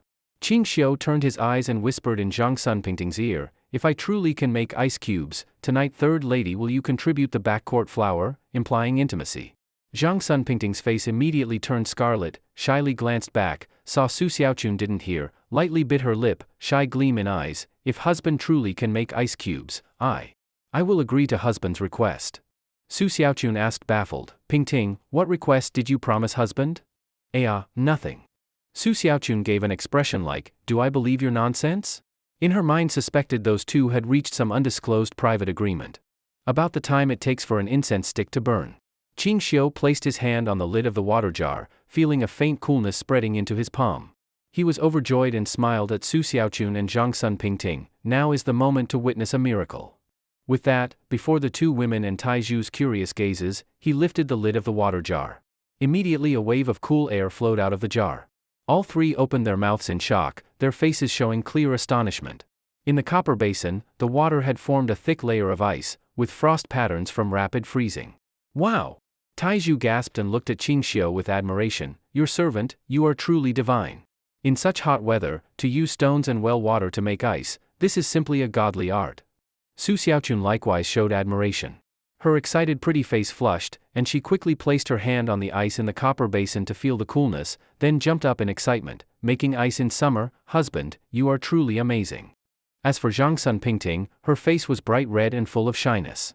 Husband, she tugged on Ching Shio's sleeve. Ching Shio put on a stern expression. What? Want to go back on your word? Zhang Sun Pingting led him into the main room, speaking softly with shyness. Husband, could you not ask for my backcourt flower? Apart from that, I will do whatever you wish. The back one I don't allow. She whimpered shyly, it's dirty. Ching Shio pinched her nose and laughed. Look how you were shocked, just joking with you. Zhang Sun Pingting finally relaxed. Her face still a little red, and a little guilty she said, sorry for disappointing you. Tonight I will use this to serve husband. With that, Zhang Sun Pingting pointed at the corner of her mouth and then shyly lowered her head and went into the inner room. Ching Shio's heart stirred. He tapped his blind cane and walked out of the main room. He really was joking with Zhang Sun Pingting. If he wanted to take the back door, he at least needed a layer of protective film. Conditions were not yet sufficient. Su Xiaochun stood by the water jars, fanning herself with a bamboo fan, eyes half closed in enjoyment. Ching Shio said to Taiju, Taiju, have the brothers clean out a workshop, prepare more water jars and saltpeter. Let your guard team to make ice. Supply some ice blocks each day to the guards' families and the workshop. Remember, this method must be kept secret. Taiju nodded excitedly, yes, Marquis. Oh, right. Ching Shio added, using well water is wasteful. Except for our household making ice with well water, use Ba River water for the rest. Since it's only for cooling, water quality doesn't matter. And also, find Lu Yunyan. Have her resume training tomorrow and send ice blocks to cool the training field. Understood, Marquis. If there is nothing else, shall I go? Yes, go. Taiju saluted and left, then began procuring saltpeter and jars and copper basins. To secretly train the boys and girls, Ching Shio had built 3 large indoor training fields near the workshop, but due to the hot weather, the children kept showing signs of heatstroke. He had ordered a break recently, once weather-cooled training would resume. But if ice could be made on a large scale, that delay would no longer be necessary. Soon after Taiju left, the bathroom door opened. Yunyang guided the somewhat weak Lin Feifei out of the bathroom. Su Xiaochun turned and carefully looked at Lin Feifei, unable to help praising, "Lin Gongzi, after changing into female clothing, I almost didn't recognize you. Such extraordinary beauty, no wonder you disguised as a man went out." Lin Feifei had just bathed, no makeup, looking like a lotus out of water. Her lips red, face delicate, bright eyes, white teeth, graceful brows, the beauty of peach and plum. At 17 or 18 her body was already graceful, like a willow swaying in the wind, fragile and charming, worthy of being called a thousand-charm beauty. Hearing Su Xiaochun's words, Lin Feifei lowered her head in shame and said apologetically, "Earlier I disguised as a man named Lin Fei and deceived Marquis Qing and Madame Qing. I feel great guilt and hope Marquis and Madame will generously forgive my rude behavior in hiding my identity." With that, she struggled to bow to both. Ching Shio waved his hand, "It is past. Don't repeat the mistake. In future, just treat each other sincerely. Thank you for your magnanimity, Marquis Qing." Ching Shio then instructed Yunyang, ask the cook to prepare some light food to help digestion and bring it over. Hearing this, Lin Feifei's eyes reddened and she couldn't hold back tears. Su Xiaochun took initiative to support her, speaking softly, "Miss Lin, since the matter has happened, don't be too sad. You look weak now. Sit down first." "Thank you, Madame Qing." Lin Feifei gratefully sat in a rattan chair. "I will bring some ice blocks." Ching Shio went to the courtyard and carried in 5 or 6 containers of ice blocks. In no time the entire room was filled with coolness. The temperature began to drop rapidly and it turned refreshingly cool. Lin Feifei looked at Ching Shio, her eyes reddened again. She stood, bowed in choking voice, "Thank you, Marquis Qing, for understanding. Building an ice cellar is especially difficult, and this ice is only a little. Marquis Qing need not lavish expense because of me. Madame Qing is pregnant. Better to send the ice blocks back to the ice cellar, reserve them for the ladies to use." Su Xiaochun immediately pursed her lips in a smile. Ching Shio's lip twitched as he suddenly thought Lin Feifei was somewhat vain. Su Xiaochun softly said, "Miss Lin, rest assured. This is not lavish or wasteful. These ice blocks were just made by my husband." Lin Feifei's mouth immediately dropped open in astonishment. "What? These ice blocks were made by Marquis Qing?" Su Xiaochun nodded, pointing outside at the large jars. "Those jars over there, miss, you need not be surprised. My husband is a disciple of an immortal. Having the ability to make ice in summer is not surprising." Lin Feifei suddenly stood and knelt heavily before Ching Shio, beginning to kowtow. This scene startled Su Xiaochun. She hurried forward to support her. "Miss Lin, the ice making is done. You don't need to make such a grand gesture, right?" Even Ching Shio was startled. Could it be that she regards him as terrifyingly divine? But Lin Feifei insisted on kneeling, tears streaming down her face. She cried, "Marquis Qing, your ability reaches the heavens. Please help this girl. I am willing to be a bull or a horse to repay your great kindness. I beg you with great mercy to help me." With that she kowtowed again, her forehead already swollen and red from impact. Ching Shio grabbed and pulled her up, frowning, "Miss Lin, don't be like this. The more you act this way, the more I feel disgust at your self-interest seeking my pity. If you have anything to say, speak directly. If I can help you, I will consider it. If not, don't bow, even if you cut off your head, I won't help." After hearing this, Lin Feifei calmed and choked out, "Marquis Qing, this time sending tea to your house, my father, elder brother, young sister all went to Chang'an together. But when escorting goods back to Jiangnan, upon entering Jiangnan territory, enemies ambushed us. My father and eldest brother were brutally killed by multiple attackers. My younger sister was taken away and her whereabouts unknown. I fled to the mountains and barely survived. So it was a revenge killing." Ching Shio suddenly understood. Lin Feifei tearfully explained, "Not revenge killing. It was the Lu family of cloth merchants, colluding with Governor Ning Chun of Yuezhou." Ching Shio frowned, "How do you know the Lu family did it?" Through tears Lin Feifei explained, "My eldest brother tore off one person's face mask in a life-or-death struggle. He was a servant of the Lu family. The swords and daggers they used were official issue. If bandits or highwaymen had done it, they wouldn't chase and kill us hundreds of miles." Ching Shio shook his head, "If you want me to help you avenge, forget it. This kind of thankless incident I won't do. It only attaches enemies for no reason. I refuse to act foolishly. Weapons have no eyes. Such matters are best to stay uninvolved. Though Ching Shio doesn't fear trouble, he must consider the safety of his wives.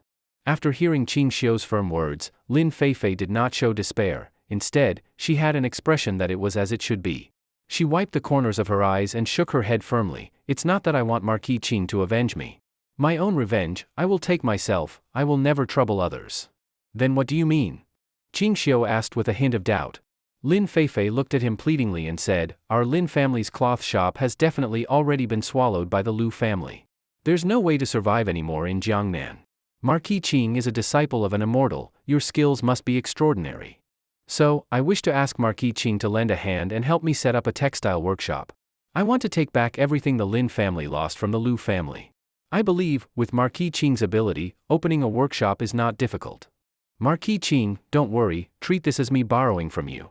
The silver earned in the future, I don't want a single coin. I only hope Marquis Ching can give me the strength to take revenge for my family. Even if it fails, it won't involve Marquis Ching. Please, Marquis, I sincerely ask for your help. After speaking, Lin Feifei knelt again, her hands and forehead pressed to the ground. At that moment, Zhang Sun Pingting came out of the inner room, looking at Su Xiaochun with a face full of sympathy. She was a concubine. Although she sympathized with Lin Feifei and wanted to help, only Su Xiaochun had absolute authority among the wives and concubines. So, she did not dare to speak first. Su Xiaochun glanced at Zhang Sun Pingting and softly said, Husband, I think Miss Lin is really pitiful. Why don't we help her? Just treat it like an investment. Even if it fails, we won't lose much money. Ching Shio nodded, all right, Miss Lin, get up. I will help with this. Lin Feifei was overjoyed and wept, thank you, Marquis Ching, thank you, Madam Ching. If I can make the Lu family repay blood with blood, I, Lin Feifei, will serve Marquis and Madam like a horse or an ox to repay your great kindness. Ching Shio laughed, don't be too quick to promise big things. First tell me, what can you do? Lin Feifei replied without hesitation, I can make spinning wheels and looms, and I understand the textile business very well. Zhang Sun Pingting was surprised, you can make spinning wheels and looms? That's amazing. Lin Feifei was a bit embarrassed, Madam, I grew up in a textile workshop and often watched the process of making spinning wheels and looms. At 12, I assembled one spinning wheel and loom by myself. Su Xiaochun also exclaimed, Miss Lin is amazing, she can even make spinning wheels and looms. Ching Shio, however, was a bit dismissive. He had seen the spinning wheels and looms of this era a couple of times. Many farming households in the village had them. The principle of a spinning wheel was very simple, spinning hemp into thread, then using a loom to weave rough linen cloth. This was common in the Tang dynasty. Silk and brocade were not too different in principle, just with a few more delicate steps than hemp cloth. Actually, Ching Shio had thought of designing more advanced and refined spinning wheels and looms, but due to being busy with other things, he hadn't had time to design them. Although he didn't consider himself capable of designing top-end textile machines, designing something like Huang Daopo's or even the spinning jenny wouldn't be difficult. Huang Daopo's machines only had a few more parts than current machines but increased efficiency by about 5 times. The spinning jenny was even more impressive, efficiency increased dozens of times. Before time traveling, his mother-in-law's home had one, passed down from his ex-wife's great-grandmother. He used to study it whenever he visited. Now his memory was abnormally strong. Just thinking a bit, the structure of the spinning jenny appeared in his mind. Currently, Ching Shio's God's Eye view already exceeded a diameter of 3,000 meters, and his physical strength was several times that of an ordinary person. In short, he was absurdly strong, his arm strength was at least 1,000 catties. Lifting a cauldron should be no problem, though he hadn't tried yet. Lin Feifei was a little shy after being praised. Suddenly Ching Shio asked, how are your needlework skills, Miss Lin? Lin Feifei nodded, not bad. I've been taught needlework by my mother since childhood. Cutting and making clothes is no problem. Ching Shio's heart stirred. Controlling his excitement, he asked, how does your tailoring precision compare to a clothing shop? Lin Feifei said with some pride, Marquis Ching, not to brag, but in all Jiangnan, you won't find a tailor better than me. The clothes I wore when first visiting Marquis Ching were personally rushed by me. Ching Shio asked again, can you make elastic mesh garments too? Lin Feifei nodded lightly, yes. As long as I have the fabric, making them isn't difficult. Ching Shio smiled lightly and said, then I'll give you a drawing later. You help me make a few pieces of clothing. Lin Feifei's pretty face turned red. She nervously looked at Su Xiaochun and Zhang Sun Pingting. Su Xiaochun spoke with a resentful tone. Husband, an unmarried girl only makes clothes for her future husband. Your request is a bit excessive. Ah, that's true. Ching Shio said awkwardly. Miss Lin, my apologies. But Lin Feifei bit her lip and, blushing, said, since Marquis Ching is willing to help me, then helping him make a few clothes is only right. I also ask the two madams to rest assured, this is only my way of repaying the Marquis. Since she said this, Su Xiaochun couldn't refuse, or she would seem petty, so she nodded. Ching Shio smiled and said, since that's the case, this afternoon I'll give you the drawing and fabric. Please rush to make it for me as soon as possible. My dear, once Miss Lin finishes her meal, arrange a room for her in the back courtyard so she can stay in our home for now. Once the textile workshop is up and running, we'll find her another place to stay. Su Xiaochun happily nodded in agreement. Ching Shio went to the back courtyard, filled the room with ice blocks, shut the door, and excitedly began drawing. Various camisoles, stockings, and lingerie came to life on paper. Recently, he had tried getting the village women tailors to make these things, but unfortunately, their needlework was too poor, they couldn't make what he wanted at all. He also didn't want to go to a clothing shop to make these outfits. If it got out that these were lingerie items, he'd be utterly shamed. He was a marquis, after all, he couldn't afford such disgrace. But he wanted them so badly. Lin Feifei had eaten and rested for half the afternoon, regaining a good bit of energy. Su Xiaochun also had the servants clean out a room in the far end of the back courtyard. Lying on the bed, Lin Feifei cried silently and muttered to herself, Father, Mother, Big Brother, I will definitely avenge you. I will definitely find my younger sister too. At that moment, there was a knock on the door outside. Who is it? Lin Feifei called softly. It's me. Ching Shio's voice came from outside. Lin Feifei didn't dare delay. She quickly put on her shoes and rushed to open the door. Greetings, Marquis Ching. May I ask what brings you here? Lin Feifei asked softly. Ching Shio didn't wait for permission. He walked straight into the room and said, close the door. Lin Feifei's heart jumped. Her cheeks flushed red and she grew nervous. Marquis Ching. I'm not that kind of person. What to do?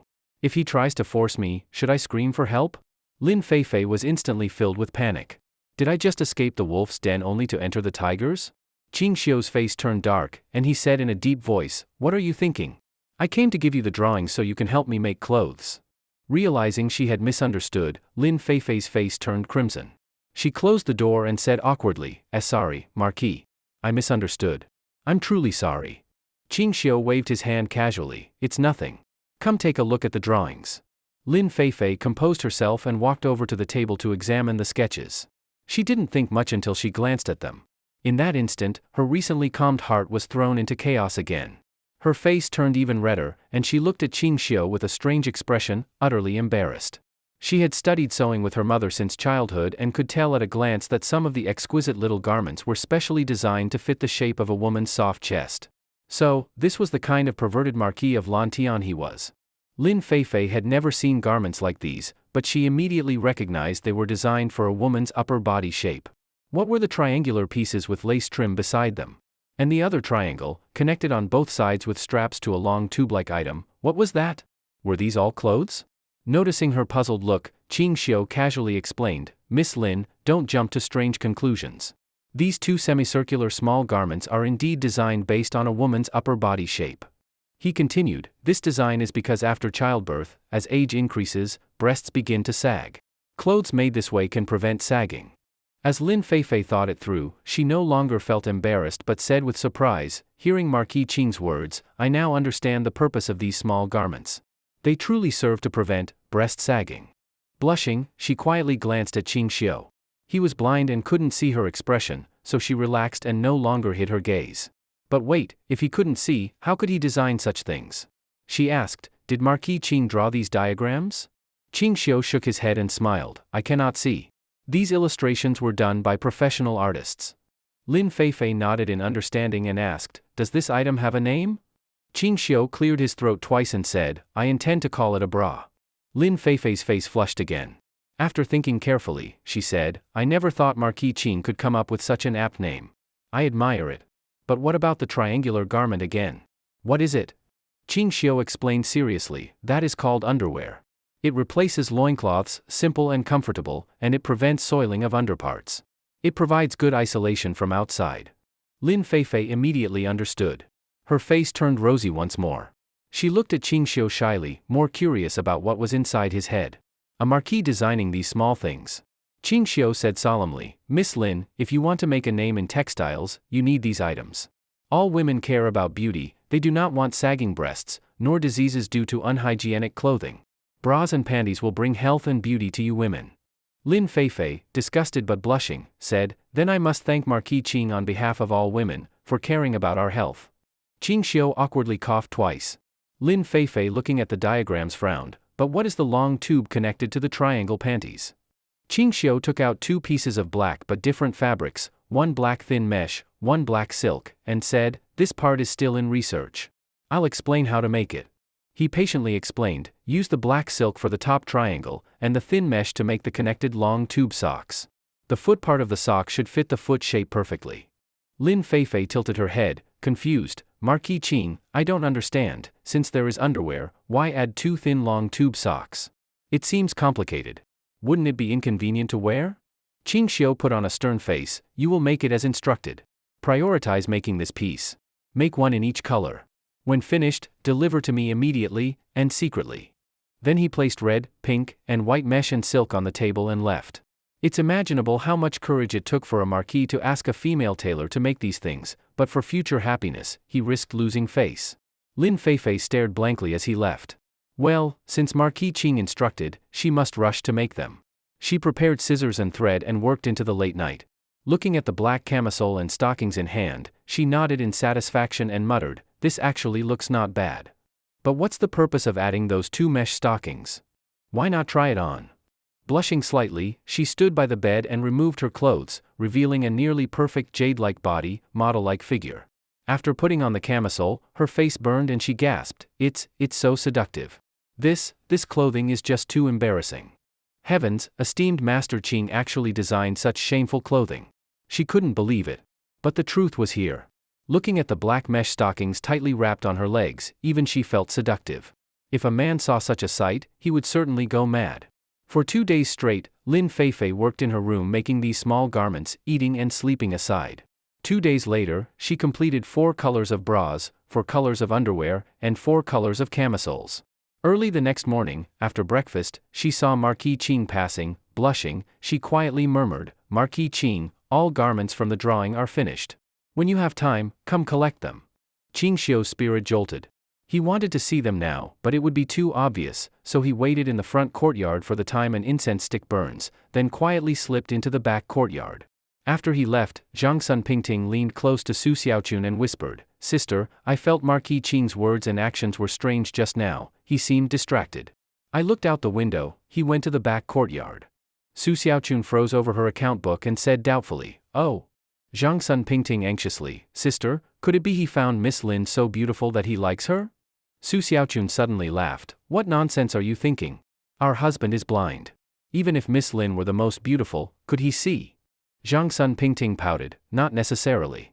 You said before, though he can't see our looks, he can recognize us by touch. Su Xiaochun stiffened, Pingting, stop overthinking. Even if he likes her, what's so big about it? Zhang Sun Pingting, surprised, Really, sister? That's unlike you. When I first came here, your attitude toward me was sour.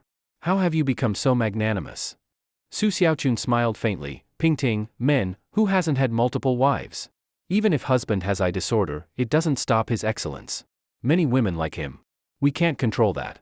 Besides, since last time when I was kidnapped in the Qinling, husband risked himself for my safety. Since then I decided, if he treats me sincerely, I won't mind if he takes concubines, as long as it's not too excessive. Zhang Sun Pingting sighed, Sister is truly generous. I'm ashamed compared to you. Su Xiaochun pursed her lips smiling, You can't control a man's heart, it's like sand, the tighter you grip, the faster it slips away. Better to do your own duties. The less you cling, the more he feels indebted and values you more in the future. Zhang Sun Pingting thought a moment then nodded in agreement.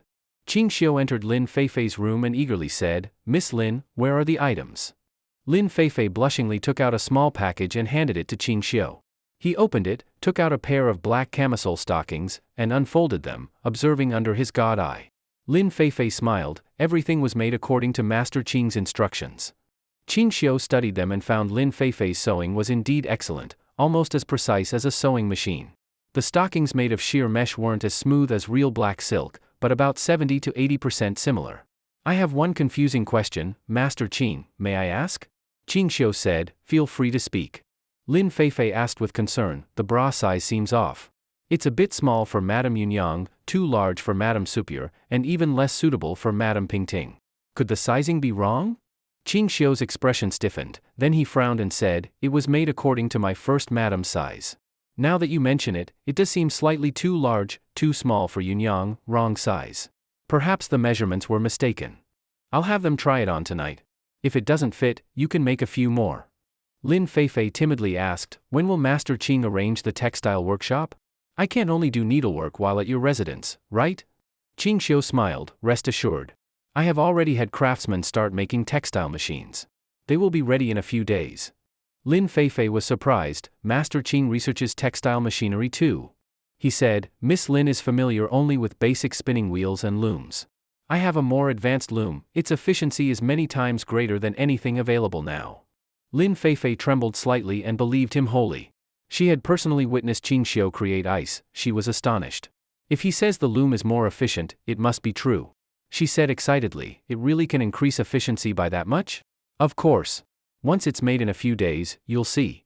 With that he took the package full of lingerie and stockings and left. The garments didn't match the dimensions of Su Xiaochun, Yunyang, or Zhangsun Pingting, because they weren't made for them. They were made based on the measurements of the saintess Li Yuqing, disciple of the witch sect. Yunyang simply obeyed, never refused any request from Ching Shio. Even if asked to wear erotic garments, she wouldn't refuse, which left no desire to conquer for Ching Shio. Su Xiaochun was pregnant and off-limits for a long time. Zhangsun Pingting was a big lowly, too naive and reserved, she'd need training for a couple of months to reach the expected standards. Li Yuqing was different, experienced, seductive, resistant to him. That aroused his desire to conquer. Though she satisfied all his demands, she did so reluctantly. Every time she resisted a little, Ching Shio pushed even harder. Lately he had visited her every 2 or 3 days, but this time had gone 6 days because of the heat and laziness. But now that ice was available, he didn't worry about overheating during intimate visits. He prepared a carriage in advance, packed the small bundle inside, and had servants load a carriage full of ice blocks. When Su Xiaochun saw Ching Shio preparing so grandly to leave, she came up holding her belly and asked, in this scorching heat, husband, where are you going? Ching Shio said, I'm going to Chang'an. The boiler room there is too hot, 2 guards who burn glaze at the mansion have heatstroke. I want to bring them ice to comfort them. I may stay in Chang'an at night. Wife, don't wait up. Then please be safe and return early tomorrow. Su Xiaochun advised and began to turn, then saw Zhangsun Pingting running out, holding a bundle. She called out while running, husband, wait for me. I want to visit my parents.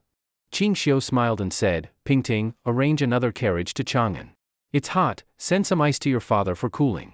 Zhangsun Pingting nodded with a charming smile, that's good. Husband, go first, I'll have someone load 2 carriages of ice to send to my father. She placed the bundle at the mansion gate and ran toward the ice workshop. Ching Shio breathed easier, he wouldn't take her along on his errand. He boarded the carriage and instructed old Zhang Dao to depart. Before leaving the village, the carriage suddenly stopped. A seductive young woman holding a black parasol blocked the road. Zhang Dao frowned, Miss Lu, why block the road? Lu Yunyan bit her lips and said, I have something to say to Marquis Ching. Please have Uncle Dao make an exception. Ching Shio lifted the curtain and said, come in and speak.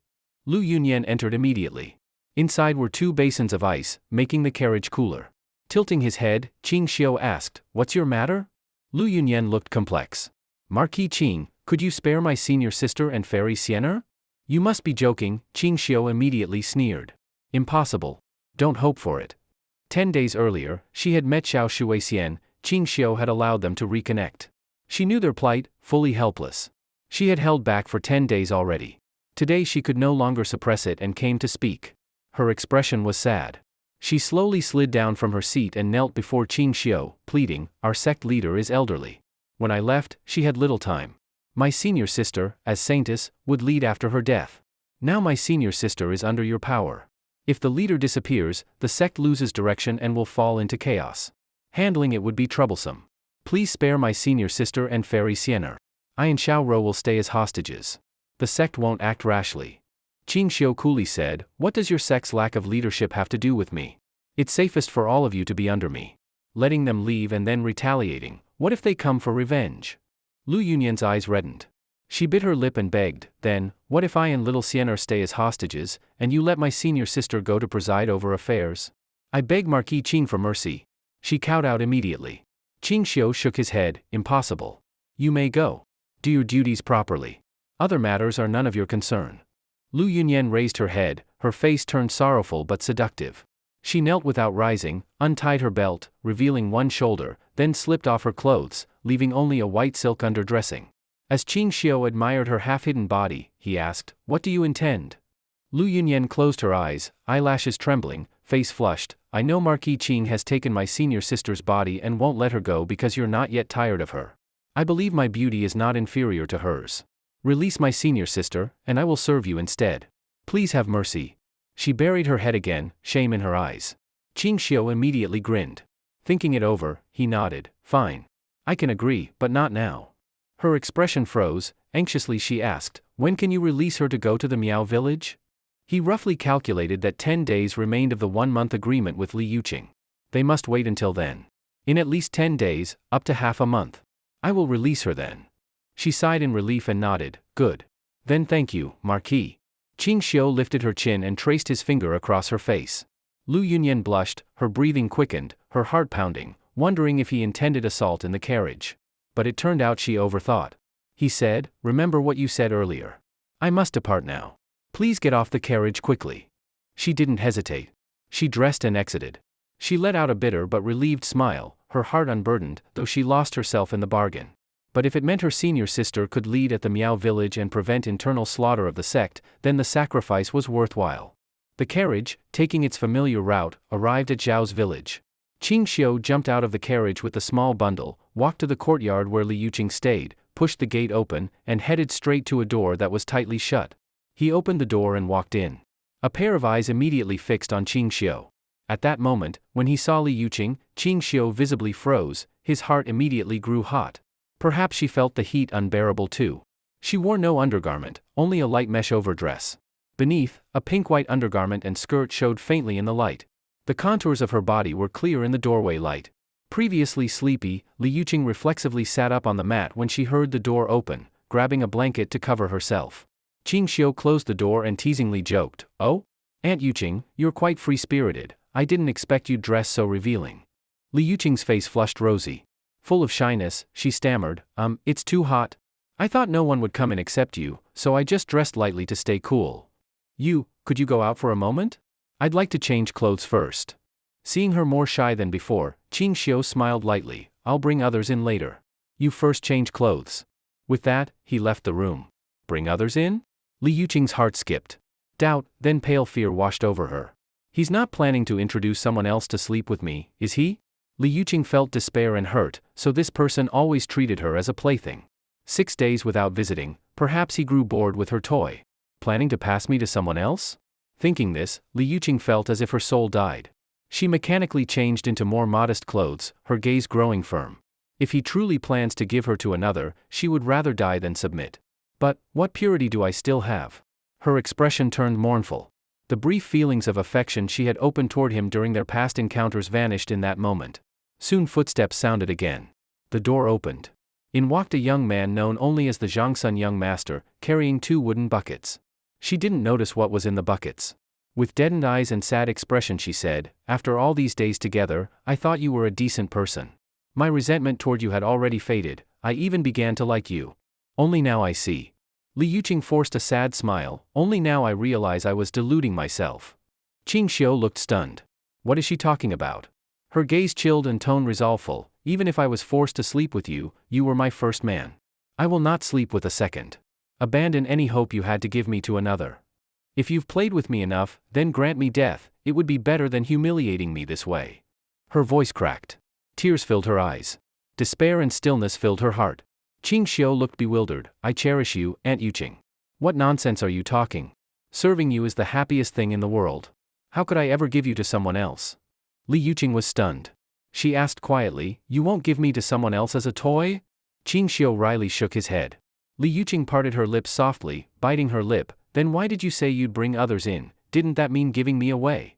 Ching Shio stepped forward, placed the 2 buckets by her feet, tone slightly cold. What do you take me for? Someone unfeeling? Look carefully, what is in these? Li Yuqing felt coolness by her legs, glanced down, and saw full buckets of ice. She gasped, this is ice? In this blazing heat, you actually brought ice? Ching Shio displeased, didn't I say I'd bring others in, to bring you ice for cooling? With that he called, hurry up, don't dawdle, bring the ice in. Marquis, coming. 7 or 8 people entered in order, each carrying 2 buckets filled with ice. Seeing this scene, Li Yuqing was frozen in shock. The skin on her soft cheeks visibly reddened, and her eyes shyly glistened with tears. She wished to vanish. The misunderstanding was huge. After all the ice was brought in, the room filled with cool air, the temperature began to drop. After everyone left, Li Yuqing looked at the 17 or 18 buckets of ice in the room. She immediately burst into tears. She hurriedly bowed her head and whispered, you came all this way just to bring me ice? Though she tried hard to control herself, her voice trembled. Ching Shio tore his shirt off and tossed it on the bed. Wiping sweat, he said, don't talk nonsense, what else did you think I came for? In this sweltering heat, you must be suffering. You traveled so far to bring me ice to cool me down. Not only did you not seem grateful, you even considered me someone who'd heartlessly give you away? You have no conscience at all. Though he was the original sinner in this affair, now he spoke as the wronged one. His words fell into Li Yuqing's ears changed. Tears streamed down her reddened eyes. She turned away, guilt and regret marking her face. On second thought, maybe I held such a high place in his heart, that he didn't visit for days just to find ice for me. Such hot weather, he brought all this ice for me. That hateful man, perhaps isn't hateful at all. Thank you. Li Yuqing quietly said thank you. Ching Shio lifted a corner of his mouth. He knew, this woman, at her age, was likely growing feelings for him. But he turned serious and sighed, sigh, traveling all this way to bring you ice, and the only return I get is one small, thank you da. Li Yuqing trembled. Her delicate face gradually turned shy red. She bit her lip and said, then what do you want? He awaited this question. Sitting on the bed, he opened the small bundle and took out a black camisole stocking. Handling it, he said, it's simple, wear this garment. Li Yuqing glanced at it, puzzled. She'd never seen such clothing and didn't know how to wear it. She looked at him and lowered her head in a small voice, collecting so much ice and bringing it here must have been hard. Thank you. Why do you treat me so well?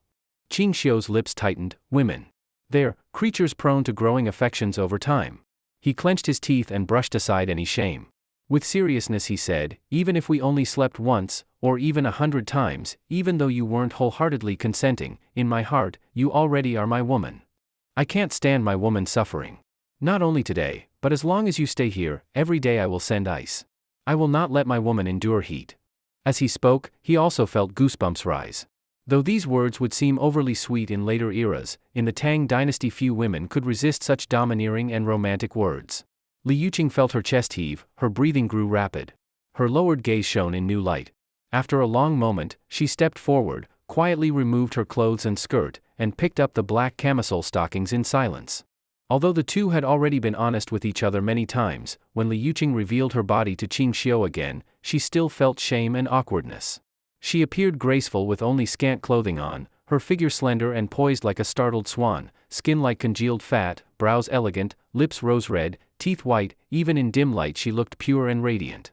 Holding the black camisole-style stockings in her hand, she looked slightly confused and softly asked, how do you wear this? It looks so strange. I've never seen clothes like this.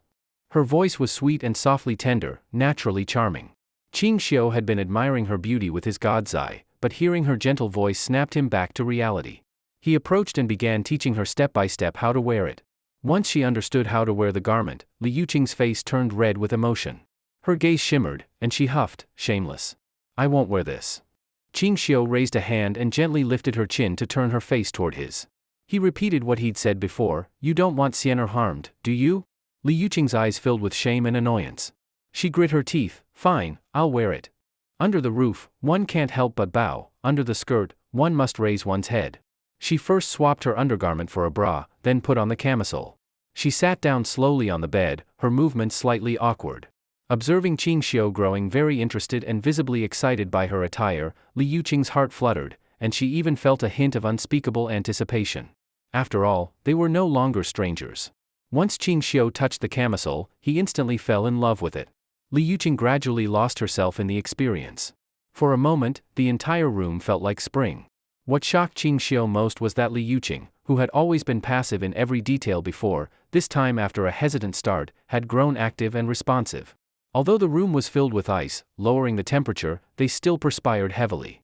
After they shared intimacy, Li Yuqing rested her head on Ching Shio's chest, breathing uneven. Ching Shio teased lightly, "You performed well today, Aunt Yuqing, you actually moved on your own. Rare indeed." Li Yuqing blushed and closed her eyes, her expression full of satisfaction. Her lips parted softly and she asked tenderly, "Do you like it?" Ching Shio's heart skipped a beat. He nodded, "Of course I like it." She propped herself up with her arms. Her long dark hair brushed Ching Shio's cheek and made him slightly tingle. Seeing her lightly biting her lip, hesitant to speak, Ching Shio squinted and said, "Just say what's on your mind." Li Yuqing seemed to arrive at a big decision. With resolve she said, "Since you like it, I will always be like this. But you must promise me one condition." Ching Shio teased, "Aunt Yuqing, remember your current position. What identity do you have speaking conditions with me? Are you qualified?" Li Yuqing opened her mouth but couldn't respond. He was truly a man lacking romantic sensibilities. So she corrected herself, "Not a condition, more like a request." "Tell me your request." Ching Shio looked interested. Li Yuqing spoke with tension, "If I am to be your woman from now on, could you release your junior disciple Yunyan, Xiaoro, and Xiener?" Ching Shio pushed her gently away and sat up with displeasure. "You mean you want your one body traded for 3 people? You're daydreaming." Li Yuqing's eyes turned sad and wronged, "Then trade for 2. Ching Shio shook his head, "Impossible." Li Yuqing pleaded, "Then, just 1. "No." Ching Shio remained firm. Li Yuqing begged, "Zhangsun Gongzi, I beg you. If you agree to my request, I'll follow you for the rest of my life, never leaving until we grow old together." Ching Shio, intrigued, asked, "You'd sacrifice yourself for others?" Li Yuqing replied bitterly, "Not sacrifice. As you know, I come from the Wuazu sect. I am the saintess and successor leader by tradition, only a virgin can succeed as sect leader. In the Nanjiao region there are hundreds of barbarian tribes totaling millions. They worship our sect. Our sect leader oversees all these tribes. The current leader is old and near death, otherwise she wouldn't send my junior sister and Xiaoro to seek longevity. When I came to Chang'an with Xiener, the leader's time was nearly up. Now she's likely near death. As saintess in the sect, if the leader dies, violent internal struggle may erupt. But now," Li Yuqing gave a bitter laugh, "now that I'm a frail and ruined body, how can I go back as successor? If I can stay here as your plaything in exchange for Yunyan returning to manage the sect, that's acceptable." She finished and bowed earnestly before Ching Shio, trembling, "Please, Zhangsun Gongzi, fulfill my request." Ching Shio lifted her chin and smiled, "First, correct you, I'm not Zhangsun Gongzi, I am Ching Shio." Li Yuqing shivered, shocked, You are the immortal disciple, Master Qin? Am I famous?" Ching Shio asked with a laugh. Li Yuqing spoke bitterly, "Though I was far from the Miao camp, I heard of your renown. Since arriving in Chang'an, I've heard rumors of Master Qin. I didn't expect you would be the same person. But," she hesitated, "they say you're blind, why, could you be pretending?" Ching Shio pointed to his eyes, "Look closely, am I normal or blind?" Li Yuqing stared carefully. She saw his pupils were gray and dull, without spark. She gasped, "You really are blind? How do you move so smoothly like a normal person?" Ching Shio explained casually, "I can't see, but my hearing is sharp. Tapping my blind cane, I sense ground vibrations to know if the road is flat or rough. I behave no differently than anyone else, not difficult." Li Yuqing gasped, "Such divine ability, no wonder you're an immortal disciple." Ching Shio slapped her shapely butt, "Enough flattery. Releasing your junior sister Yunyan is impossible, forget that desire." The slap startled Li Yuqing. She even wanted to shyly object, but his words dimmed her color. "But," Ching Shio shifted tone, "I can honor our agreement. When the period ends, you will be released. But Yunyan, Xiaoro, and Xiao Shuixian must remain here as hostages." Li Yuqing could barely respond, "You truly plan to let me go?" "Of course." Ching Shio nodded assuredly. Strangely Li Yuqing lowered her head, lip biting in conflict, with reluctant light in her eyes. Ancient women greatly valued virtue. Regardless, Ching Shio had been her first man. After repeated intimate meetings, she naturally harbored a subtle desire for him to take responsibility. Clearly, Ching Shio had traversed a muddy road to enter her heart. Seeing her reluctant expression, Ching Shio smiled teasingly, "What's wrong? Fallen for me? Don't want to leave?" Li Yuqing's delicate body trembled slightly. Not only did she not deny it, but she even shyly nodded. Ching Shio was shocked, "Damn, really? Am I that charming? You better think it through." I didn't force you this time, you have to be responsible for your own decision. Li Yuqing said self-mockingly, I'm already like a withered flower, ashamed to face the disciples in the sect. I'm willing to stay and serve young Master Ching. I only ask that you let junior sister Union go.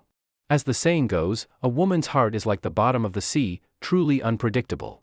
Ching Shio couldn't help but reach out with his Lushan-like hand again, and in a moment, Li Yuqing was already gasping sweetly. Taking this opportunity, Ching Shio asked, since when did you start having feelings for me?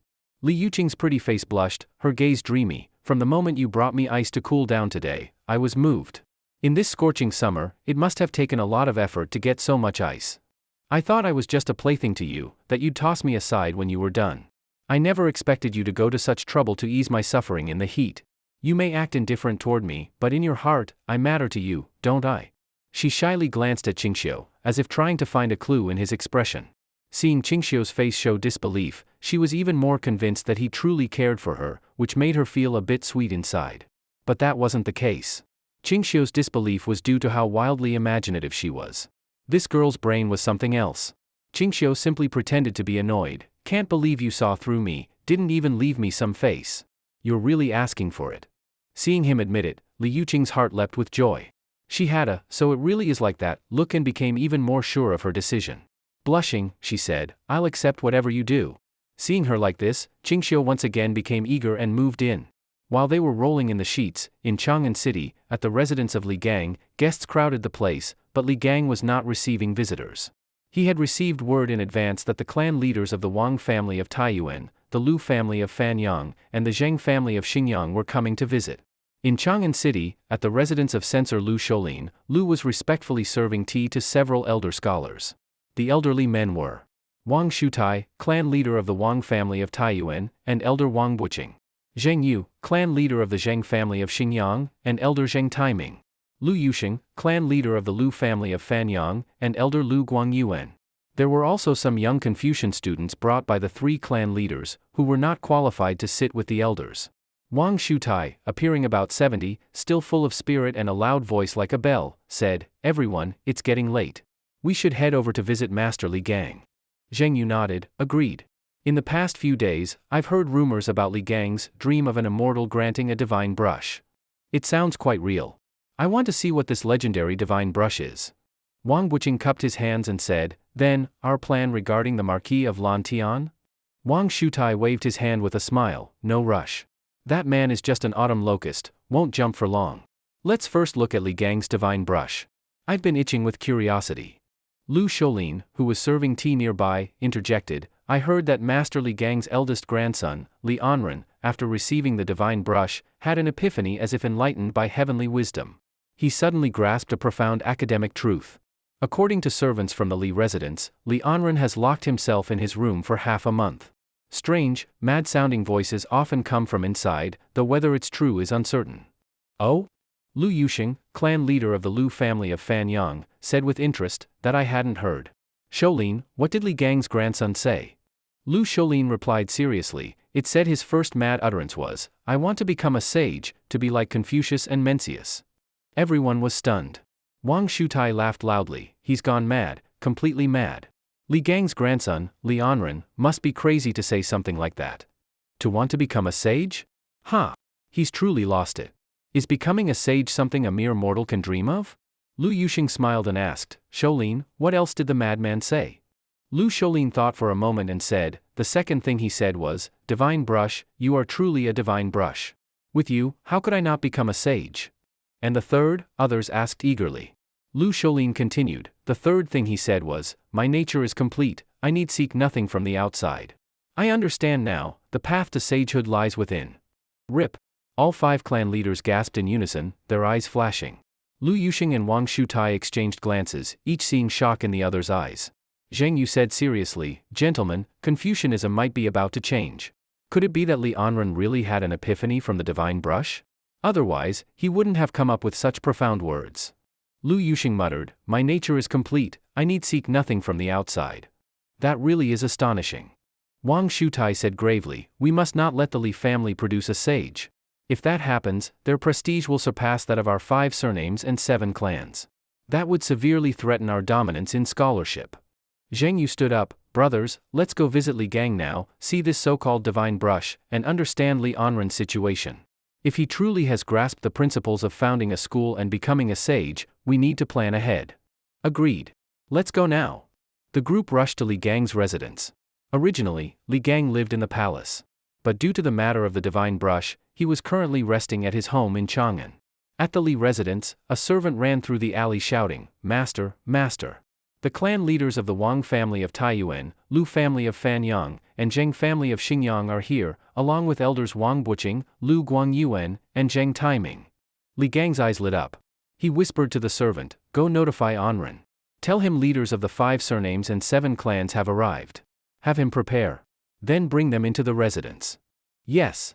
The servant informed Li Anren and then led the guests into the residence. Seeing them, Li Gang slowly stood from his rattan chair and cupped his hands with a hearty laugh. "Ha ha ha. Brothers Wang, Lu, and Zheng. To have you 3 great clan leaders visit my humble home, what an honor. My legs are weak, I couldn't greet you at the door. I hope you'll forgive me." "Not at all. Master Li, you are the pillar of Confucianism. There's no need for such formalities." After some polite exchanges, Li Gang invited them to sit and ordered servants to prepare tea. He said nothing more, fully aware why they had come, and quietly waited for them to speak first. After some polite greetings, Wang Shutai smiled and said, "Brother Li, I heard a rumor around the town that not long ago you dreamed at night that an immortal gifted you a divine brush. Is that true?" Li Gang immediately looked wary and shook his head repeatedly, saying, "Nonsense, don't listen to rumors. How could there be immortals in this world? Those are all fabricated by idle scholars. You should know how dangerous rumors can be." The more he said this, the more the others felt something was off. Lu Yuzhen smiled and said, "Master Li, you are a respected figure among Confucians, how could you lie? We only came to visit after confirming this matter, just to catch a glimpse of the divine brush. Please don't hide it." As he spoke, he wore an expression everyone understood. Li Gang looked a bit uncomfortable and said, "I already said there's no such thing. It's all fake, just rumors." Zheng Yu said with displeasure, "Master Li, we are all old friends. When we studied under you, you were a man of upright character. How could you have changed now?" Wang Shutai chuckled and said, "Master Li, no need to be so secretive. All of Chang'an knows you were gifted a brush by an immortal in your dream. How could you hide it from us? Why not be honest? We came to visit just to take a look." Lu Yuzhen cupped his hands and said, "Please don't be stingy. We only want to see it, nothing more." Li Gang's expression became complicated, and he suddenly sighed deeply. Wang Shutai asked in confusion, "Why the sigh, Brother Li? Is there something more to this?" Li Gang smiled bitterly and said, "To be honest, it's true. Not long ago, I dreamt of a man claiming to be the immortal of literature who gave me a jade brush. I thought it was a good thing, but who would have thought, alas." Wang Shutai said urgently, "Brother Li, can you please finish what you were saying?" The others also looked increasingly impatient. Li Gang then sighed and said, "An immortal's gift should have been a joyous event. But unexpectedly, after my grandson used it, he became insane, ranting about becoming a sage. For over half a month now, he hasn't left his study except for eating and relieving himself." The group exchanged glances. Li Gang continued, "You may not know, my eldest son died young, and my second son is bedridden with little time left. My only descendant is my grandson Anren, who grew up by my side. He's now accomplished and serves as steward at the crown prince's residence. Though the brush is rumored to be a divine artifact, to me it is a cursed item. After Anren held it, he became delusional, constantly talking about becoming a sage. He's even been dismissed from his post." Everyone nodded frequently, having heard of Anren's madness and dismissal. Li Gang looked worried and said, "I am already old. I don't dream of a sage in the family, just that my grandson can live in peace and health, take care of me in old age, and continue our family line." Wang Shutai's eyes gleamed and he quickly cupped his hands, saying, "Since you believe the brush brings misfortune, why not give it to me? Why should it go to you?" Zheng Yu said unhappily. "Such a rare treasure, why would Brother Li give it away for free? Brother Li, I'm willing to pay 10,000 gold for it." Lu Yuzhen also frowned and said, "Brother Zheng, this is no ordinary object. How can it be measured in money? Brother Li, I'm willing to trade 100 rare books for it. What do you say?" Li Gang looked annoyed and said, "This is a gift from an immortal, how can I just hand it over?" Wang Shutai was shocked. "Didn't you just say the brush was cursed?" Li Gang said, "It is indeed cursed, but now it is my grandson's lifeline. A few days ago, I took the brush from him, and he nearly killed himself. If I give it away, I fear he will lose the will to live." The 3 men looked a bit embarrassed. Wang Shutai said, "A gentleman does not covet what others cherish. Since you won't part with it, could you at least let us admire it from afar?" Li Gang hesitated, then finally nodded and said, "Very well, come with me." The 3 clan heads and 3 elders of the 5 great families looked excited. Although they'd heard the rumors, they still had doubts. Seeing is believing. Li Gang led them to a side room in the rear courtyard. Before entering, he turned around with a stern expression and said, "Gentlemen, the brush can be looked at but not touched. My mad grandson might become violent. That would not be worth the trouble. Don't worry, we'll just look from a distance." With that assurance, Li Gang led them inside. It was a bright study. Upon entering, they saw a calligraphy piece hanging on the wall behind the desk with just 4 words, "Unity of knowledge and action." Upon seeing these 4 words, all 6 elders looked stunned. Even if they didn't fully understand the meaning, they could sense the depth of it. Ordinary people couldn't reach such a state of understanding. Li Gang, seeing them staring at the calligraphy, explained, "This was written by Anren a few days ago. When I asked him its meaning, he refused to tell me." Their minds stirred, and they looked further inside. At the window stood a man in scholar's robes, facing outward, back toward them. In the hand behind his back, he held a crystal-clear brush. When they saw this transparent, round brush shaft, the clan heads gasped and stared eagerly at the brush in Li Anren's hand. Li Gang pointed and said, "That is the divine brush given by the immortal." They stared without blinking. At that moment, Li Anren slapped his forehead and laughed loudly, "I understand. I understand. So that's how it is." Excited, he walked to the desk and began writing furiously on a piece of rice paper with the jade brush. Soon, 4 large lines appeared on the paper. Wang Shutai leaned over and read aloud, "The essence of the mind knows neither good nor evil, intention shows good and evil. To know good and evil is conscience, to do good and avoid evil is investigation of things." Rip. He inhaled sharply and looked at the others. They were all stunned, even worried. Li Anren put down the brush and picked up his calligraphy piece, laughing madly, "Haha, the path to sainthood lies within. This is a divine brush, every time I hold it, I gain new insight. I'm getting closer to becoming a sage." He stared at his work with a smile behind the paper. The others looked at the brush he had set down. Li Gang picked it up and showed them quietly, "This is the brush Anren treasures more than life." They gasped again, their eyes full of passion. They saw that the jade brush was crystal clear and dazzling in the sunlight. In the center of the shaft were 4 golden characters, authentic literature. The gold words were inlaid perfectly, seamless and natural. A divine brush, truly gifted by an immortal. They were overwhelmed with emotion and now fully believed the rumors. Li Gang, meanwhile, had a sly look in his eye, like an old fox. "Let's see how I trick you all now." Wang Shutai was itching with desire and reached out to take the jade brush, but was pushed away by Li Gang. Li Gang angrily said, "Worthy brother Wang, what are you doing?" Wang Shutai looked slightly embarrassed, cupped his hands, and said, "Brotherly, no need to be like this. I just wanted to take a closer look. Please allow me." Li Gang shook his head like a rattledrum. "No, no, no. You can only look, not touch. If it gets dropped or damaged, I'm afraid Anren will go mad and fight you. Besides, the first time Anren used this divine brush, he went mad. This is my home, if any of you touch it and go crazy too, I won't be able to explain myself. It's best not to touch it." Zheng Yu reminded, "Old Wang, brotherly allowing us to see it is already a great honor. Better give up the idea of touching it. What if you go mad?" Wang Shutai was itching inside and muttered to himself, "What madman? This is a chance to become a sage. Even a moment of enlightenment is a rare opportunity. And this Li Gang, he's simply an idiot. His grandson got such a great opportunity and is about to create a new school of thought and be revered as a sage, yet he thinks the boy's gone mad. Truly blind." To some extent, the others felt the same. At this time, Li Anren put down the rice paper, looked surprised at the crowd, and said, "Grandfather? When did you come? And these elders, who are they? Where is my divine brush? Where's my divine brush?" Li Anren noticed the brush was missing from the table and began to search in a panic. Li Gang quickly handed it over and said, "Here it is, Anren. Your brush is here." Li Anren snatched it and held it tightly, looking at Li Gang warily. "Don't take my divine brush. I still need it to become a sage." Li Gang quickly nodded, Okay, I won't take your brush. You keep meditating on your sage path. Grandpa will go now." He hurriedly urged the guests to leave. Once they were out of the study, Li Gang sighed heavily and said, "As you saw, my grandson didn't used to treat me like this. He always respected and loved me. But ever since he got the divine brush, even I can't touch it." Wang Shutai rolled his eyes and sighed, "Brotherly, if this continues, your grandson may truly go mad." Li Gang said nervously, then what should I do? Wang Shutai shook his head regretfully, since it's the divine brush that made him mad, it should be taken away for him to recover. Li Gang looked troubled, but once the brush is taken, my grandson may be in danger of losing his life. Beside them, Wang Wuqing squinted and smiled, Masterly, I may have a way to help your grandson return to normal. Oh? Li Gang asked in surprise. What method?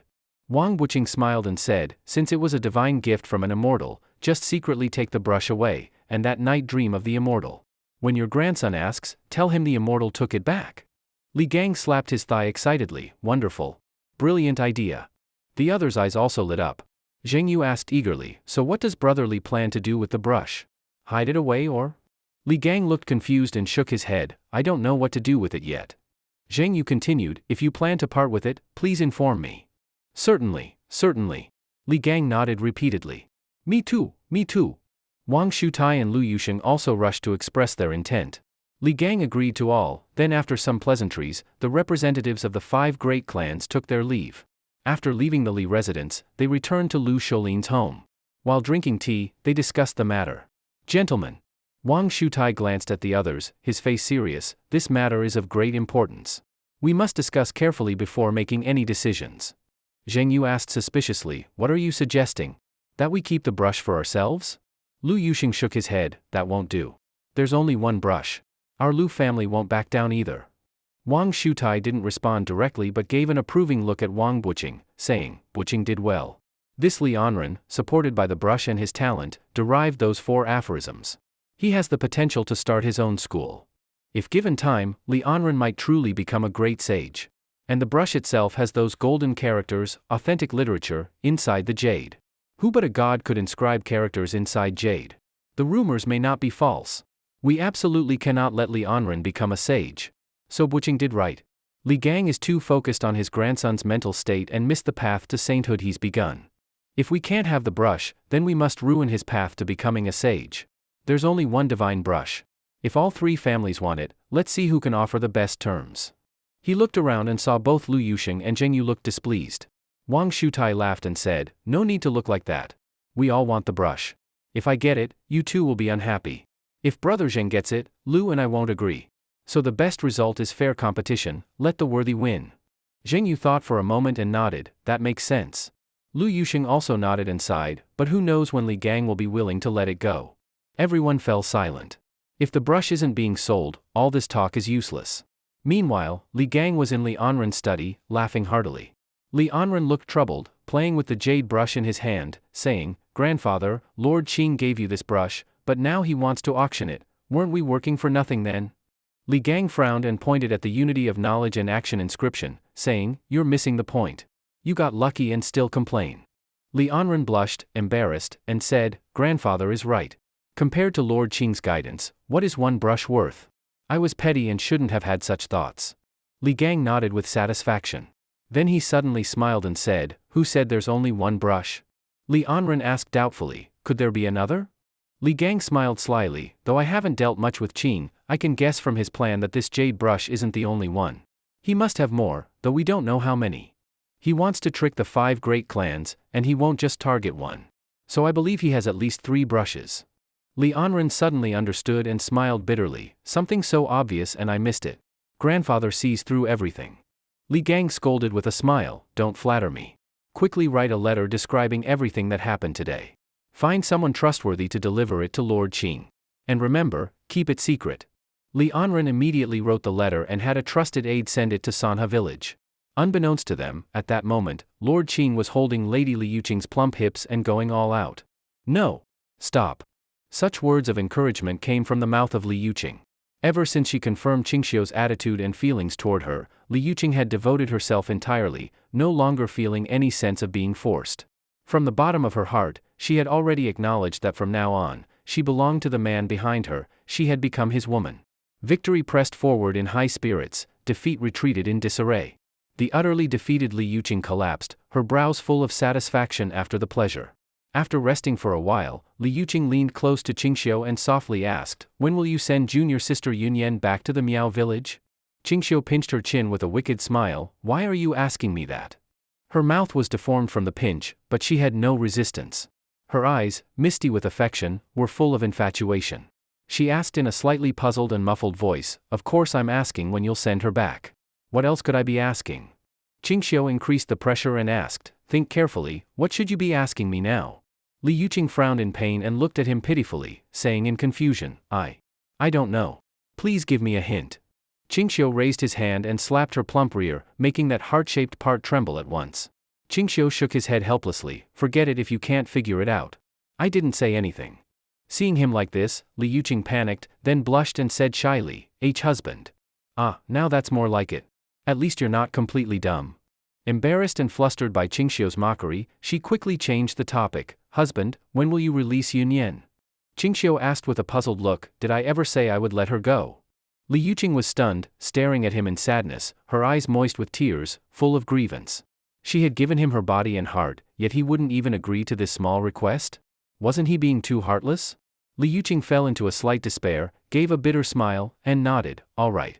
I was asking too much." Ching Shio pinched her cheek and smiled, "There's a reason not to let her go. You said it yourself, you're the real saintess of the Wuzu sect. In terms of influence, you're definitely more convincing than your junior sister Lu Yunyan. If we send your junior sister back, and something unexpected happens and she can't handle it, then what?" Li Yuqing looked troubled. Ching Shio continued, "If your junior sister returns to the Miao village and the old sect leader refuses to pass the position to her and chooses someone else, then what?" Li Yuqing's face revealed shock. Ching Shio, with a tone of disappointment, slapped her butt and said, "You really are foolishly cute. Already in your 30s, and still so clueless, how did you even become the Wuzu sect saintess?" Li Yuqing's face turned bright red from his mockery, and she seemed both embarrassed and annoyed.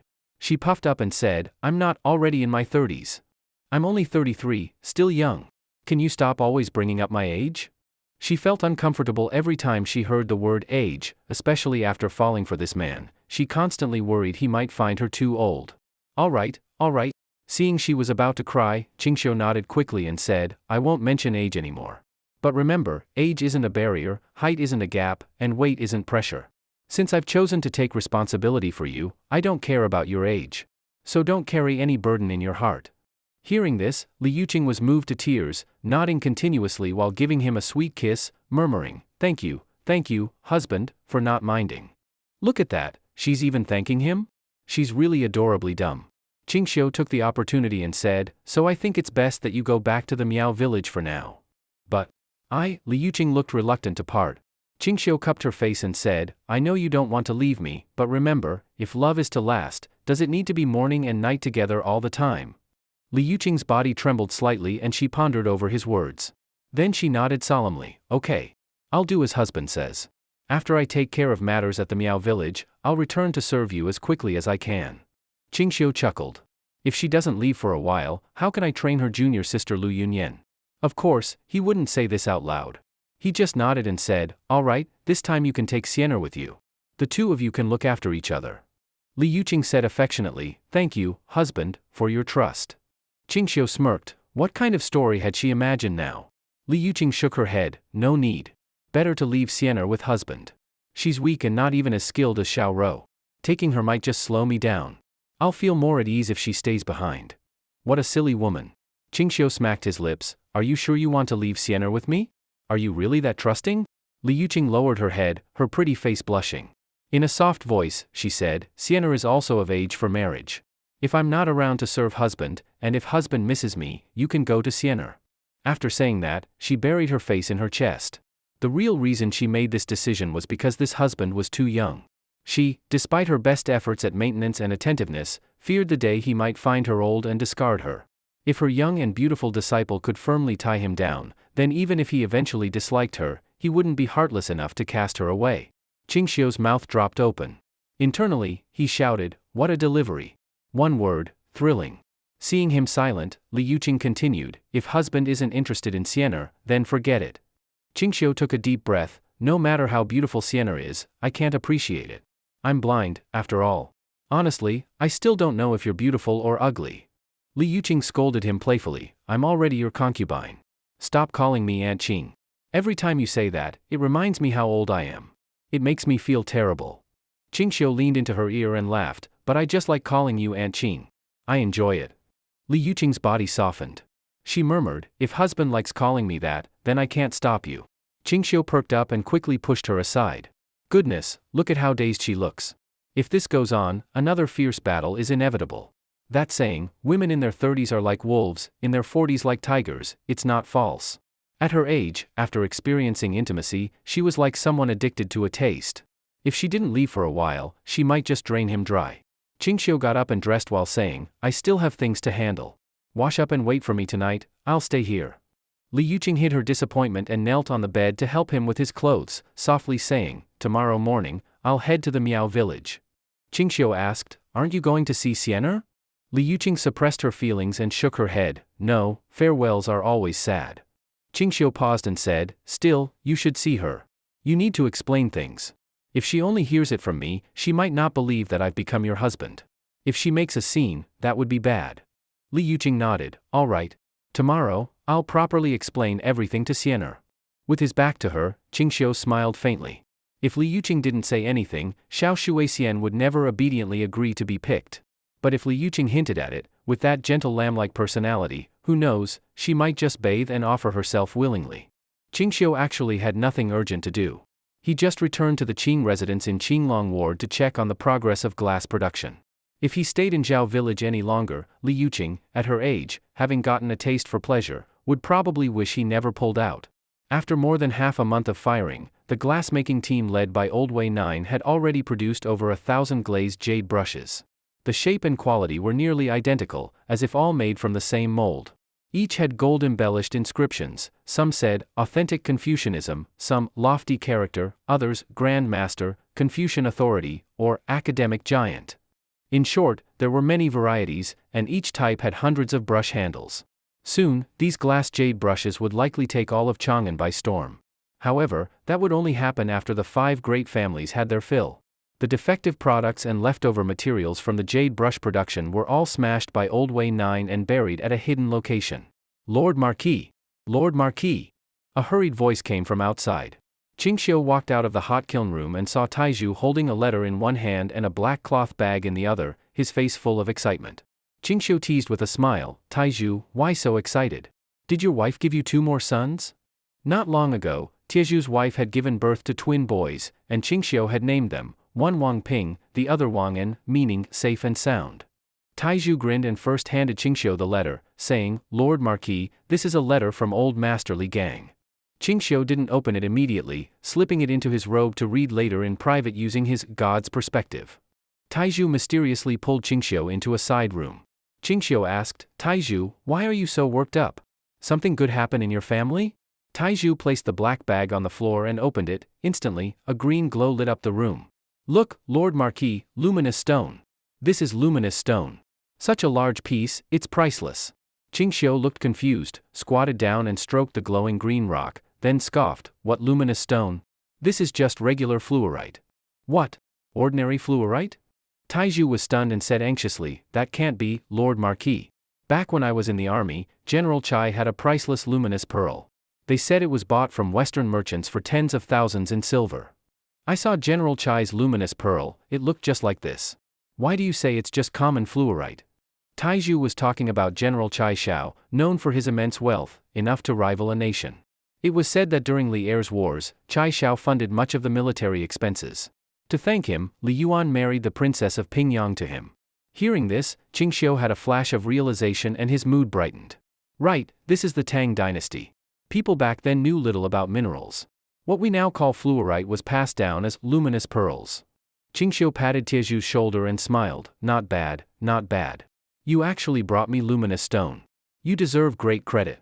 But Taiju, news about this mustn't leak. Taiju proudly thumped his chest, don't worry, Lord Marquis. The brother who found it works under me. I already promised he'd get 100 pounds of wine. He won't spill a word. Ching Shio asked, where did you find this fluorite? No, luminous stone. Taiju answered, there's a saltpeter mine in the Qinling Mountains. We found it nearby while digging. I brought it straight to you. Ching Shio nodded, once the luminous pearls are made, I'll give one each to your sons. Taiju waved his hands quickly, no, no. Such a precious thing, I can't accept it. Lord Marquis, to put it plainly, my family comes from peasant roots. My sons were lucky to be born in your fief at Sanha village. They won't lack food or clothing. I've never seen real money, but I know the saying, a man with treasure invites trouble. Lord Marquis, you've fed my family and taught my brother how to make top-quality steel. I'm already grateful. Please don't give me any luminous pearls. Just grant me a few dozen pounds of wine, I'll be more than satisfied. With that, Taiju looked at him expectantly. Ching Shio laughed loudly. All right. From now on, you can drink freely from the brewery, just don't waste any. And for family gatherings, take wine from there. Go get 500 silver taels from the accountant. Taiju beamed and bowed. Thank you, Lord Marquis. Good, go on now. Taiju left, and Ching Shio returned to his room to draw some blueprints. Then he summoned Old Wei 9. Seeing such a large piece of luminous stone, Wei was shocked beyond words. Ching Shio instructed, find a master craftsman and make what's on the blueprint. Use the leftover bits to make luminous pearls the size of goose eggs. Embed them like we do the jade brushes, but make sure they're finely made. Wei's eyes lit up, and he happily hugged the fluorite and left. Ching Shio returned to his room and read Li Anren's letter.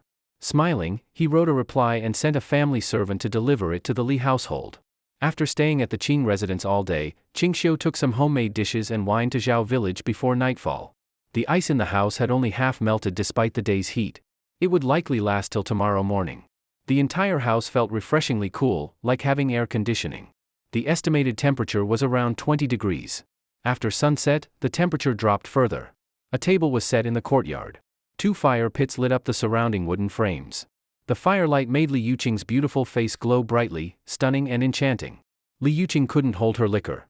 Just one small cup turned her face red and made her a little tipsy, though she remained fairly clear-headed.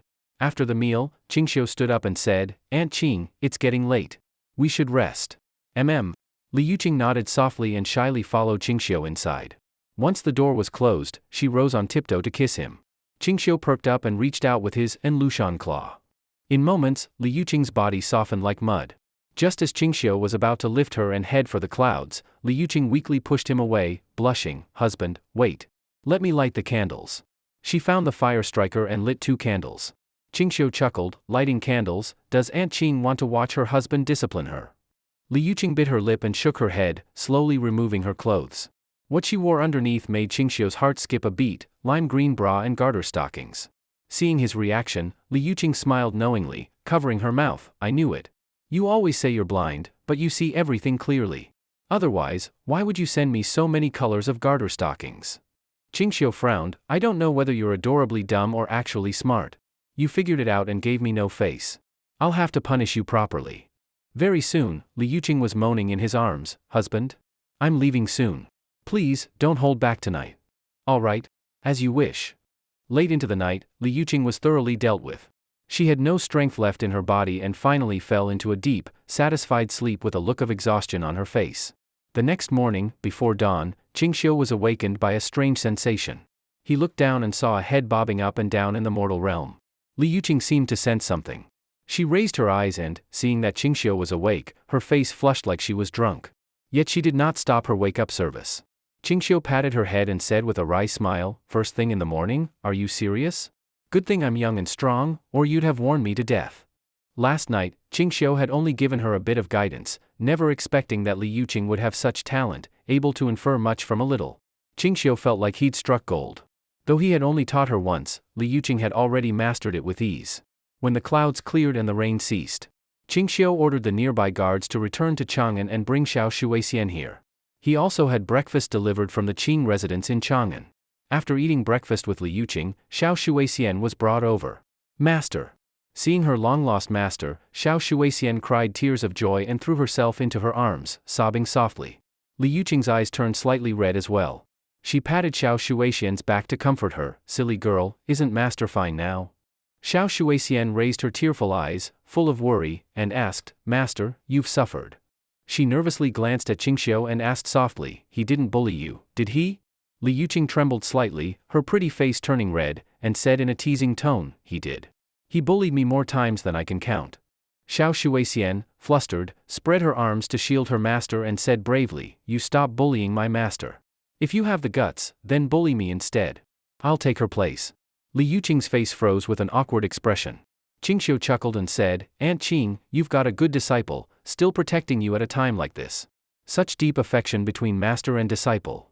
This scoundrel really would do anything to get his rice bowl. Li Yuqing looked tenderly at the back of Xiao Shuixian's head and said gently, yes, Xian'er has grown up with me since she was little. We're like mother and daughter. I've always treated her like my own. Hearing this, Ching Shio's smile deepened. Li Yuqing pulled Xiao Shuixian aside and said with a smile, Xian'er, master was just joking with you. Husband didn't bully me. He treats me very well. That's good. That's, Xiao Shuixian's hand clutched her chest and then froze. Her beautiful eyes widened in disbelief as she stared at her master. Master, what did you say? You call him husband? Li Yuqing's eyes were full of shyness as she said to Ching Shio, I have a few things to say to Xian'er. Husband, please excuse us. All right, Ching Shio nodded with a smile. You two talk. I'll be outside. Call me when you're done. With that, Ching Shio left the courtyard. Li Yuqing pulled Xiao Shuixian into the room and carefully explained everything. After listening, Xiao Shuixian stood dumbfounded. So Mr. Qin became master's husband? He's my master father? Li Yuqing froze, speechless, and said, how could he be your master father? Xiao Shuixian replied blankly, then what do I call him? Uncle? Or father? At this, even Xiao Shuixian blushed. Li Yuqing sighed, just call him Mr. Qing. Xian'er, I've lived foolishly for over 30 years. Only recently have I realized how happy it is to be a woman with a husband. If I'd known, I'd have gladly given up being a saintess. It's a shame I only tasted this happiness when I'm already aging. Xian'er, I have a few words for you. Please, master, Xiao Shuixian replied blankly. Li Yuqing's expression was complicated. She leaned in and whispered a few words into Xiao Shuixian's ear. Xiao Shuixian trembled, her moist cheeks flushing red. She stepped back in shock and said, Master, what did you say? Serve him?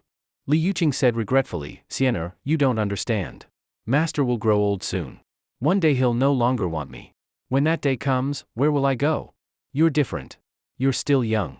If I don't rely on you, who can I rely on? But, she added sorrowfully, I won't force you to do anything you dislike. If you think you can like him, then agree. If not, just say no. Whatever you choose, master will support you. Xiao Shuixian lowered her head, face flushed, biting her lip in silence. Li Yuqing smiled gently, all right, I understand. Soon I will leave Chang'an and return to the Miao village. When I return, I will be the leader of the Wuzhu sect. Since you don't want to serve him, I'll make you the saintess for now. In a few years, the position will be yours. No, Xiao Shuixian said anxiously, you'll pass the position to me in a few years? But what about you, master? Li Yuqing's face reddened. Glancing at the door, she whispered, naturally, I'll follow my husband. Xiao Shuixian opened her mouth, then shook her head firmly, I don't want that. If I become the Wuzhu sect saintess, I'll definitely be the next leader. But if you follow your husband and leave me alone in the Miao village, I don't want that. I don't want to be separated from you. This, Li Yuqing looked troubled.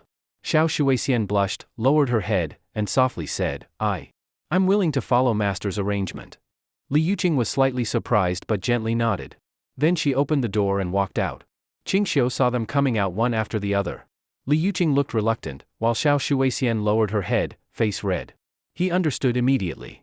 Li Yuqing, carrying her travel bag, stared blankly at Ching Shio. Then, as if no one else was around, she rushed into his arms. Raising her head again, they shared a kiss, boldly and passionately. Xiao Shuixian turned away. The nearby guards also looked to the sky. Today's weather is nice. Look at that bright sun. Idiot, it's a cloudy day. Really? Haha, maybe I got it wrong. Maybe? You definitely got it wrong. Li Yuqing ended the kiss and reluctantly said, Husband, I'm off. Once things in the Miao village are settled, I'll come back to find you as soon as possible. Please take care of Xian'er. Ching Shio cupped his hands to Elder Zhang and said, Elder, I'll have to trouble you. Elder Zhang returned the gesture, don't worry, Lord Marquis. I won't let the fourth madam fall into danger. If anyone dares harm her, they'll have to step over my dead body first. Li Yuqing was surprised, Husband, what's the meaning of this? Ching Shio smiled, I'm worried you might not be able to handle any unexpected situations in the Miao village. Elder Zhang is highly skilled, he'll protect you. That way, I can rest easy. Li Yuqing looked moved, thank you, husband. I'm leaving now. Sorry to trouble you, Elder Zhang. Elder Zhang grinned, Miss is now our Lord Marquis fourth madam. Protecting you is my duty. Then the two of them rode off on swift horses and disappeared from sight. Ching Shio turned to glance at the house that had brought him so much joy and smiled slightly, deciding to have Lu Yunyan move in a few days later. Since she wanted to take her senior's place, let it be as she wished. But it was time to warn Xiao Shuixian.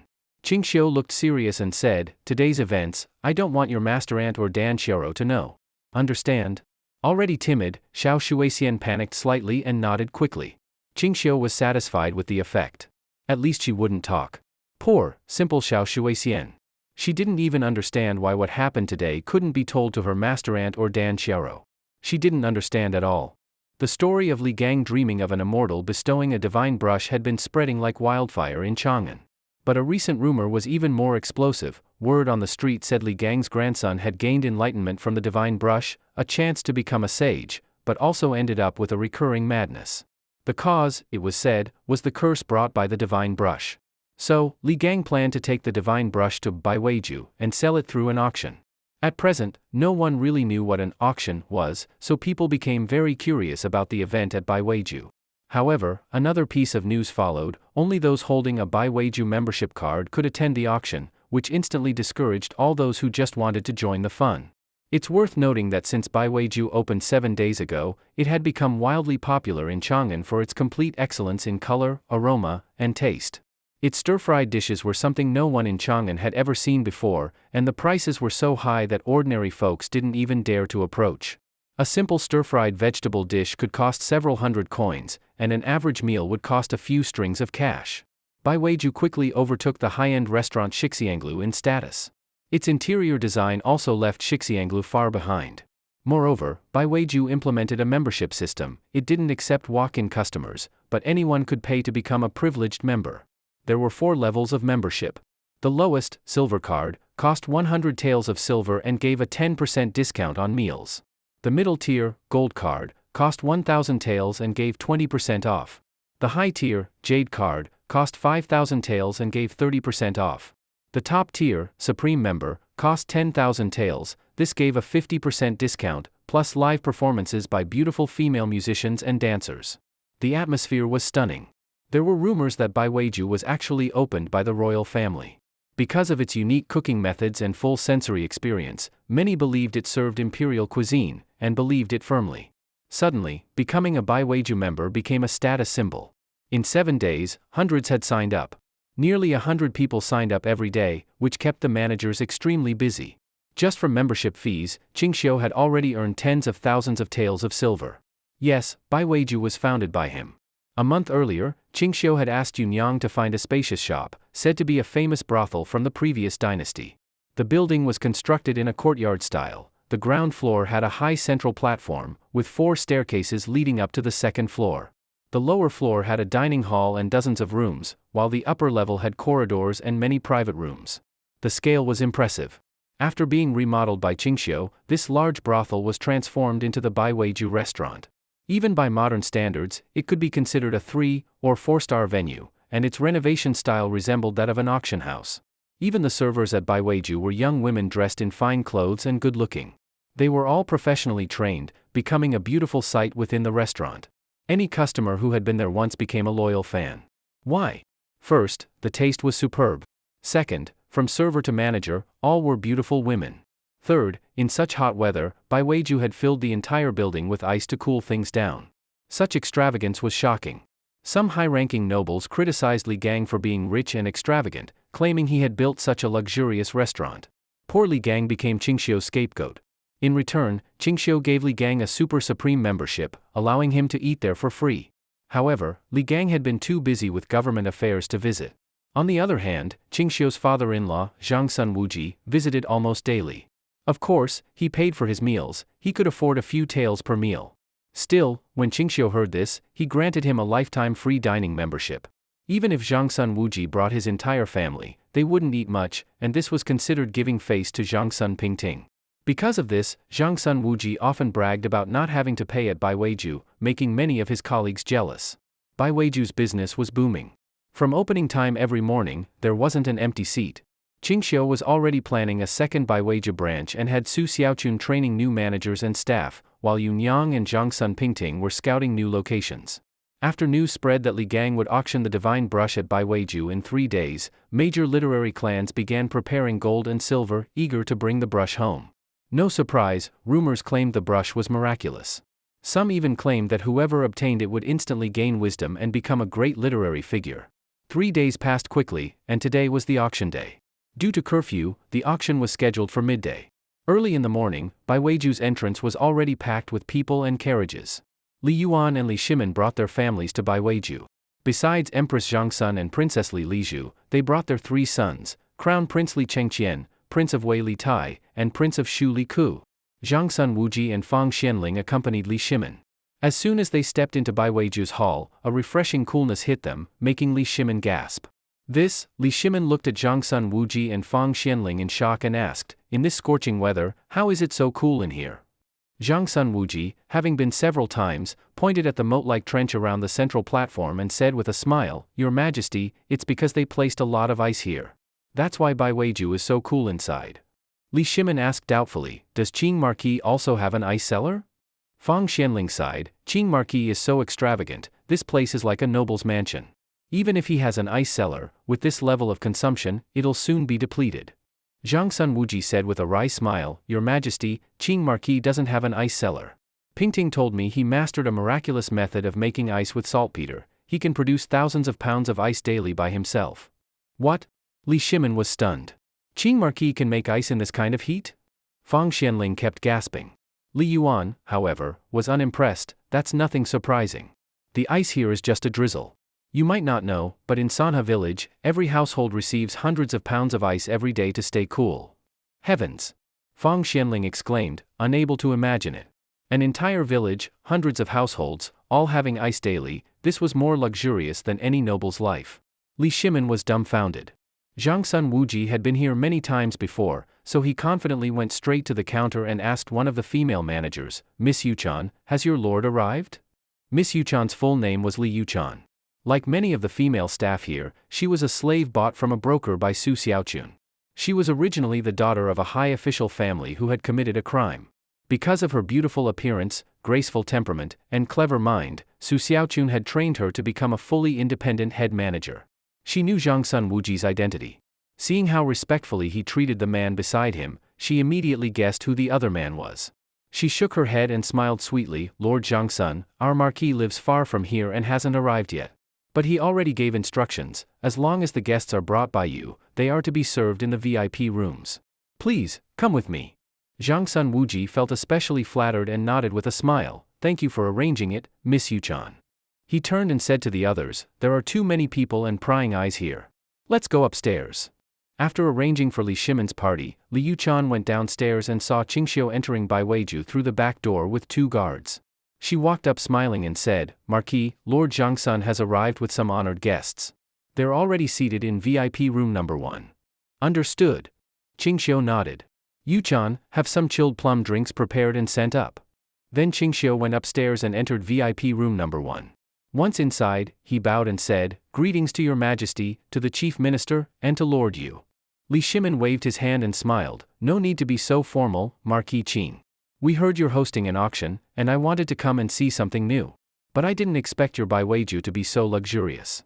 No wonder so many flock to it, even I'm amazed." Ching Shio replied modestly, "Your Majesty flatters me. In front of your Majesty, how could I speak of luxury?" Fang Xianling looked at the large jars of ice with envy and said, "With so much ice used for cooling, you still say it's not luxury? Your Bai Weiju is simply heaven on earth." Li Shimin's eyes sparkled and asked, "Marquis Qing, I heard from Fui that you have a method for making ice using saltpeter?" Ching Shio had already guessed Li Shimin would ask this. He had no intention of keeping the saltpeter ice-making method secret. Even if he tried, he couldn't. So he smiled and said, "It's simple. Just place saltpeter into a vat of water, put a copper basin filled with water on top, cover it, and before long, it'll freeze." Li Shimin nodded gratefully, "Then I'll have people try this method when I return." He had only asked casually and didn't expect Ching Shio to be so open about it, which surprised him. Zhangsun Wuji and Fang Xianling also silently memorized the process, planning to try it at home. Empress Zhangsuan's eyes lit up and said, "Making ice in summer, if you use it to sell shaved ice drinks, it could be a good business. Has Marquis Qing thought of that?" If she could think of it, surely Ching Shio had too?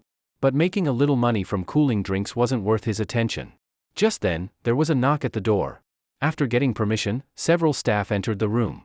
Li Yuchan came in with a few attractive waitresses, each carrying a jug of chilled sour plum drink, which they placed beside each seat on small side tables. Li Yuan curiously opened a jug lid and sniffed. "What is this? It smells nice." Ching Shio smiled, "Your Highness, this is a drink I invented, chilled sour plum soup. It's refreshing, quenches thirst, and most importantly, it tastes great. Li Yuan poured a cup and took a sip. His eyes lit up. Sweet and sour, cool and thirst-quenching, very good. Li Shimin, Fang Xianling, and Zhangsun Wuji all tasted it and praised it. Only Empress Zhangsun looked a bit awkward. Just moments ago, she had talked about selling ice water for profit, and now they brought out this high-end drink. With something this refined, who would still buy plain ice water? Li Lizzie took a big sip, then excitedly said, "Mother, this sour plum soup is delicious. Try it." Empress Zhangsun took a sip and felt elated. She put down the cup and sighed, "Just now I mentioned making money from ice water, yet Marquis Ching brought out this heavenly drink. Truly, I feel ashamed." Hearing her slightly resentful tone, Ching Shio quickly said with a smile, "If your majesty likes it, I'll have someone bring you the recipe. You can make it for the princes and princesses at home." The empress smiled, "Then thank you, Marquis Ching." Zhangsun Wuji quietly pulled Ching Shio aside, rubbing his hands and said, "Son-in-law, can you give me the recipe for this sour plum drink too? I'd like to open a drink shop. You know, since you revealed the steel forging technique, it nearly ended our family's steel business. Our income suddenly dried up. I have to find a way to earn a little money to support the household." His face showed embarrassment as he spoke. Ching Shio smiled bitterly, "That was indeed my oversight. But this drink business is small. If you're interested, I have a much bigger one to share with you. Let's talk after the auction." Zhangsun Wuji's eyes lit up. He thought to himself, "My daughter married the right man." By now, Bai Weiju was packed with people, hundreds gathered, all interested in the auction. Despite the crowd, thanks to all the ice, it felt like air conditioning, refreshingly cool. The host of today's auction was Bai Weiju's head manager, Li Yuchan. She wore an elegant light blue dress, looked calm and confident as she walked up to the round platform. Originally a highborn young lady, she now radiated an air of a powerful businesswoman after months of dealing with merchants. Despite facing so many people, she remained composed and poised. Ching Shio praised her silently, she was the perfect auctioneer. Li Yuchan stood at the front of the stage, bowed slightly, then smiled gracefully and said, "Welcome, everyone, to the auction hosted by Bai Weiju. I am Li Yuchan, head manager of Bai Weiju. I'm sure many of you don't yet know how an auction works, so I'll briefly explain. We set a starting price for an item, and everyone bids higher. The highest bidder wins." Her words caused some commotion, but the crowd soon quieted down, eager to see what would be auctioned. Li Yuchan smiled confidently, "There will be 2 auction items today. To save time, we'll start with the first round now." As she spoke, a server carried a tray covered with black cloth onto the platform and placed it in the center. Then staff dimmed the light by closing the translucent doors and windows, plunging the hall into semi-darkness. "What's going on? Why is it suddenly so dark? Hey, everything was fine, why shut the doors? What is Bai Weiju doing now?" Li Yuchan struck a gong, and the hall went silent again. She smiled, "Everyone, please calm down. Let me introduce the first item up for auction. This is a rare treasure of the world, named Glazed Bright Moon Pearl. No one knows its origin, it was a treasure accidentally obtained by our master. He named it Glazed Bright Moon Pearl." As she finished speaking, she lifted the black cloth with her jade-like fingers. Instantly, a dazzling light burst forth, covering the entire hall in a radiant glow. The hall fell completely silent, only heavy breathing remained. Over 100 eyes were fixed on the display platform. The pearl, encased in a layer of transparent glaze and glowing green, looked incredibly round and translucent. The crowd immediately became restless. My heavens, such a supreme treasure within. A luminous pearl, a night pearl. No doubt it's a night pearl, but why is there a layer of glaze around it? Look, the glaze is wrapped around it. I've seen many Persian traders sell glazed pieces, but never one with such quality. Totally natural, truly a rare heavenly treasure. Behind the railing on the second-floor balcony, a middle-aged man approaching 40 stared at the pearl encased in transparent glass with hot eyes and rapid breath, murmuring, "Heavens! What a treasure this is! I, Chai Xiao, have never seen such a huge luminous pearl. That would be remarkable, but this one is wrapped in transparent glaze. Truly a marvel, a marvel." Next to Chai Xiao, his companion Ling Xiaogong looked stunned and swallowed before saying, "Chai Xiao, not only have you never seen one. I pride myself on seeing many treasures, but I've never encountered such a supreme artifact before." Yu Qigong mockingly said, "Chai Xiao, you might as well secretly get rid of your family's luminous pearl. Compared to this one, yours is nothing." "Exactly." Chai Xiao smiled bitterly, "Compared to this treasure before us, ours is nothing." On the other side, Li Shimin and his second son stared in shock at the luminous pearl. Fang Xianling and Zhangsun Wuji were equally astonished. Empress Zhangsun gasped, unable to close her mouth. She looked at Ching Shio and exclaimed, Marquis Ching, such a supreme treasure, you dare to auction it off? You're just ruining a heavenly gift. Li Shimin grimly said, You whelp, with such a treasure, why didn't you present it earlier? I'd pay whatever price. Ching Shio looked innocent, Your Majesty, it's just one pearl, no need for drama. Keeping it gains nothing. Better to sell it for some silver to support the household, we're almost broke. At this, Li Shimin nearly kicked him in frustration. Li Shimin glared and said through puffed cheeks, If you're nearly broke, how do the common people survive? It wasn't just nobles eyeing the pearl. Merchants downstairs were nearly crazy, eyes red, staring intensely and wishing to claim it instantly. Some merchants, rich but with nothing but money, had a habit of collecting rare treasures. Many came to this auction solely hoping to acquire the divine brush, some were also drawn by the pearl. In a corner on the first floor, 3 clan heads of the 5 great families were breathing heavily from excitement. This Baiweiju organizer is serious, such a supreme treasure up for auction. If my goal weren't the divine brush, I'd fight for this glazed luminous pearl too. Zheng Yu, of the Zheng clan in Yingyang, Winston said, Looks like I'm destined to battle over such a treasure. Soon the uproar over the pearl faded like a tide receding. One merchant stood excitedly and asked, Miss Yuchan, how much is this glazed bright moon pearl starting at? Li Yuchan smiled sweetly, This item is our master's cherished possession, sacrifice made only because of urgent need for funds. The pearl is perfectly natural, a marvel beyond human craft, starting bid is 50,000 strings, and each increment not less than 1,000. Now, the auction begins. Li Yuchan tapped the platform and invited bids with a gesture. Bids poured in below. 51,000. 55,000. 60,000. At 60,000, Li Shimin's second son unexpectedly called out, 70,000. Ching Shio nearly gasped, his lip twitched. Li Shimin glared at him grieved, Marquis Ching, what about 100,000 strings? Sell it to me? Why, Ching Shio replied dumbly, Your Majesty needs only a pearl, why? Li Shimin glared, do I not love it? Just say, 100,000, yes or no.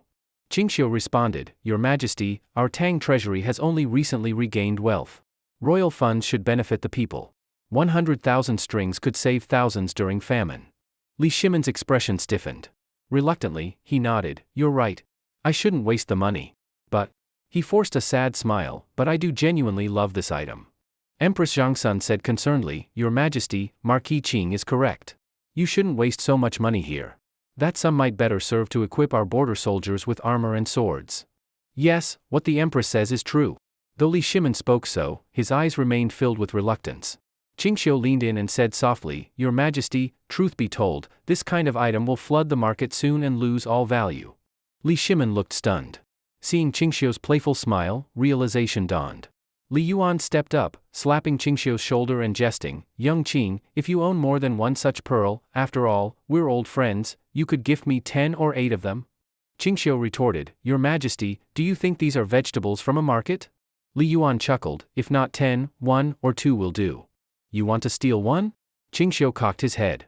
Li Yuan stroked his beard, All right, fine, you cheapskate. After I gave you such a large glazed pearl. Ching Shio sneered, That pearl? I threw it into a pit to feed the fish. What?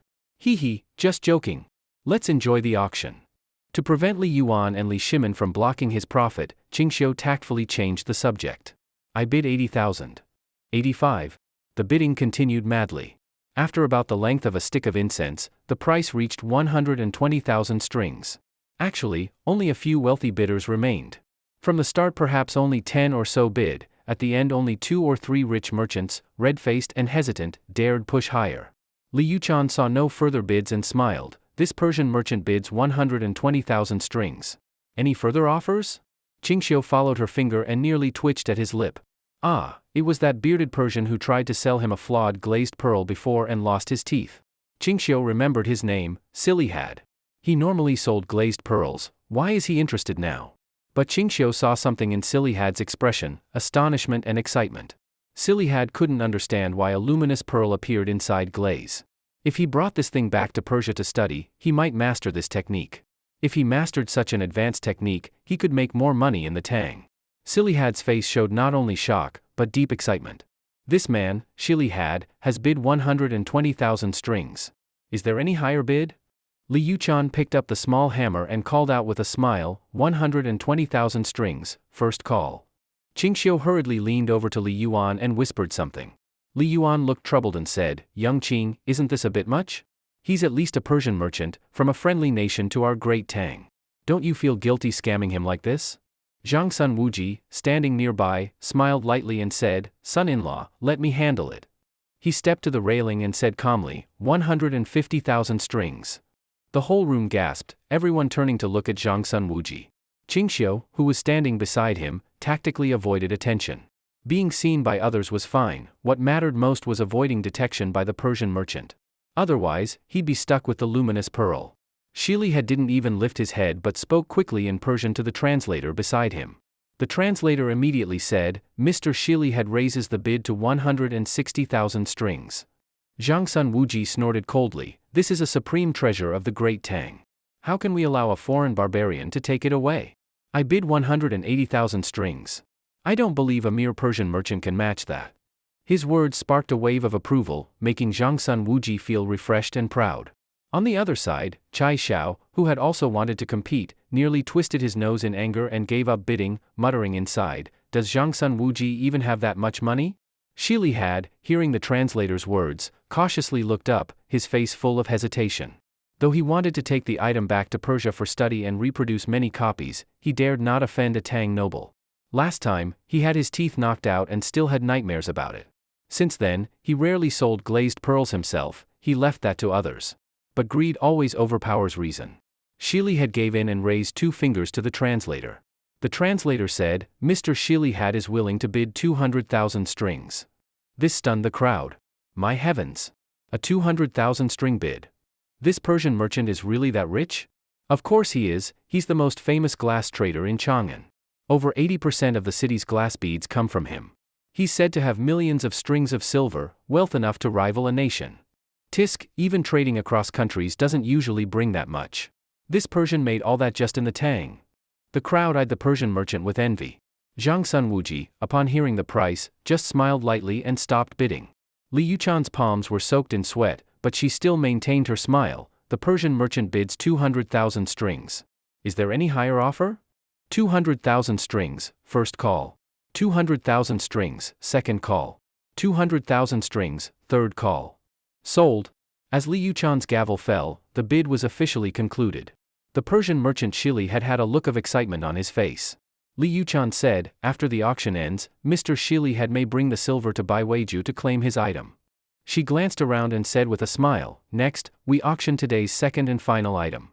This item has no name. It is entrusted to Bai Weiju for sale by the great Confucian master, Li Gang. This is a divine brush, bestowed upon Master Li Gang in a dream by an immortal.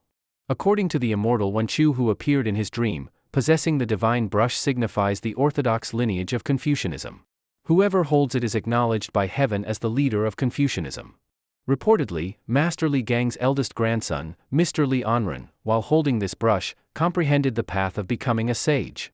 Truly a divine item granted from heaven, holding it awakens the mind and allows one to grasp knowledge beyond that of ordinary people." After this explanation, many scholars' eyes lit up, trembling with excitement. The 3 clan leaders of the 5 surnames and 7 clans also trembled with excitement. Li Yuchan continued, "This is a one-of-a-kind item. There will never be a second divine brush. If you wish to possess it, this is your only chance. Don't miss the opportunity to become the leader of Confucianism." Facing the crowd's questioning stares from upstairs, Ching Shio kept smiling. It must be said, Li Yuchan was excellent at promoting a product. Of course, this was a sales skill taught by Ching Shio himself. A bit of exaggeration often worked wonders. Sure enough, those scholars became frenzied, repeatedly asking for the starting price. Li Yuchan struck the gong, then waited for silence before saying, "Master Li Gang regards wealth as dirt and didn't want the divine brush to be tainted by the stink of money. However, there's no such thing as a free lunch. Master Li does love reading, so he decided the starting bid for the brush is 100 rare book manuscripts. Each increment must be no less than 100 volumes. Bidding starts now." Scholars who had come prepared with money were dumbfounded. How could they possibly produce 100 rare book manuscripts? At most, their families had 8 or 10 volumes, and many were duplicates found in other families' collections. "I've already borrowed from all my relatives, now you tell me no silver, only rare books? God! I also borrowed from everyone I know to gather 50,000 strings, and now the starting bid isn't even silver. Is there no justice left in the world? Middle-aged scholars and young students alike clutched their chests in frustration, faces twisted as if they'd swallowed dung. Zheng Yu, Wang Shutai, and Lu Yuxing, leaders of the 5 surnames and 7 clans, exchanged glances, clearly delighted. Lu Yuxing exclaimed, "I was just worrying about raising money, turns out the starting bid is rare books." "Wonderful." Wang Shutai hesitated, "But 200 rare books all at once, that's a lot. Even our clans have just 1,000 or so in total. Giving away 200. Zheng Yu squinted and smiled, "Then maybe it's best if you bow out of the competition, Brother Wang." Wang Shutai's face stiffened, then he said resolutely, "Compared to those books, I'd rather understand the path to sagehood through the divine brush. A few hundred rare books mean nothing." "I bid 200 rare book manuscripts," he declared. 300. Zheng Yu immediately followed, his gaze at the other two growing colder. Compared to profit, old friendship meant little now. Lu Yuxing snorted and stood up. "I bid 500 rare book manuscripts." The bidding drew everyone's attention. People wondered, what kind of great families could offer 500 rare book manuscripts? These weren't just books. Rare manuscripts are those with extremely limited surviving copies and unique intellectual value. Though backups were often made, the content itself remained exclusive and never shared publicly. That's why such rare books were monopolized by the 5 surnames and 7 clans. Ling Yuan and Linger both understood clearly that today's auction was a big trap dug by Ching Shio for the 5 surnames and 3 clans. But what they didn't expect was that he would not take a single coin for auctioning the divine brush. He only wanted rare original books, which made Ling Yuan and Linger look at him with new respect. Linger asked softly, "How does the Marquis Qing intend to handle these rare original books acquired in the bidding?" Ching Shio smiled faintly and said, "Take them to examine, select the best parts, recompile, print, and distribute them, so that every impoverished scholar with patriotic ambition across the world may read them." Linger's bear-like body trembled, and with solemn expression he cupped his hands toward Ching Shio. "Sir, your high virtue, I request leave to bow to you on behalf of me." Ching Shio was astonished and lost color. He never expected Linger to bow to him at this crucial moment. One must know, there were many spectators on the second floor watching the scene. The dukes who came to get excitement also happened to see it. Whether it was Chai Xiao or Cheng Yaojin, or King of Hejian and King of Jiangxia, all had looks of shock on their faces. Chai Xiao pulled Cheng Yaojin and gasped, "Old Cheng, that young man with the black silk face, is he the Marquis of Lan Tian?" The Chang'an garrison needed the left and right guard generals to be stationed on duty, rotating every 3 months. It just happened that Chai Xiao was on duty these recent 3 months, and he had never seen this Marquis of Lan Tian before at the capital. Cheng Yaojin swallowed and nodded. "It is indeed that young man. How could His Majesty bow to a minister?" Chai Xiao looked horrified. "He is the son of heaven. How could he bow to a subject? My goodness!" Everyone had looks of horror as they gazed this way. Ching Shio hurried to help Linger up, giving a wry smile. "Your Majesty, you must not be so. You are the son of heaven, honored above all. How could you offer such a great bow to a subject? If some remonstrating officials see this, it would surely stir up trouble." Linger laughed heartily. "I have become accustomed to calling you Marquis Qing recently. I almost forgot that in the past I also called you Sir Qing. I once thought you held this auction to collect money from the 5 surnames and 7 prestigious lineages. But I did not expect Sir Qing to be so noble, not only taking nothing, but also announcing widely the books from the auction. I was shallow, my thinking lacked scope. Rather, I made Marquis Qing look amused. I now should bow on behalf of the impoverished scholars throughout the realm and thank you, sir, for your great righteousness." Ching Shio felt his heart move. A sentence arose in his mind, and solemnly he said, "Your servant wishes that every sincere impoverished scholar under heaven may read, write, and study, wishes that every aspiring man may have the opportunity to enter service and benefit the people." These words moved Fang Xianling and Zhangsun Wuji standing beside him. Linger was even more moved to tears. Empress Zhangsun even wiped her eyes with reddened corners. Princess Xiangqing Ling Liju's eyes glowed with excitement. Her gaze toward him held more admiration. Below, the bidding had become fervent, entering a fully heated stage. Seeing Lu Yuxing had already bid 500 rare books, Wang Shutai, unwilling to be outdone, suddenly clenched teeth and shouted loudly, "Our Taiyuan Wang family is willing to bid 600 rare original books." Wang Buqing beside him was astonished. "Cousin, that is 600 rare original books. 3 rooms couldn't hold that many books. Our Wang lineage's total collection is only about 1,200 volumes, you're offering half at once, this. Wang Buqing was anxious to the point of burning.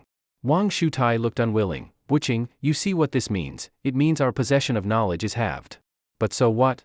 As long as we secure the divine brush, our Wang clan has a chance to fathom the path to sagehood. Our reputation will fill the world overnight, our Wang house will become the supreme academy every scholar yearns for. This price is fully bearable. Wang Wuqing reconsidered and nodded with a smile. Your words are most true, I was the one with short-sighted vision. Wang Shutai smiled contentedly, looking at Jing Yu and Lu Yuxing, whose faces had turned unpleasant. On the platform Ling Yuchan smiled lightly. This venerable Wang elder comes from the Taiyuan Wang clan, head of the 5 surnames and 7 prestigious. Elder Wang bids 600 rare original books. Is there a higher bid? Zheng Yu clenched his teeth and unwillingly declared, 700 volumes. Ink scholars around gasped sharply. This was not a number to blurt out unless assured. Without strong heritage, forget 700, even 70 original books is hard.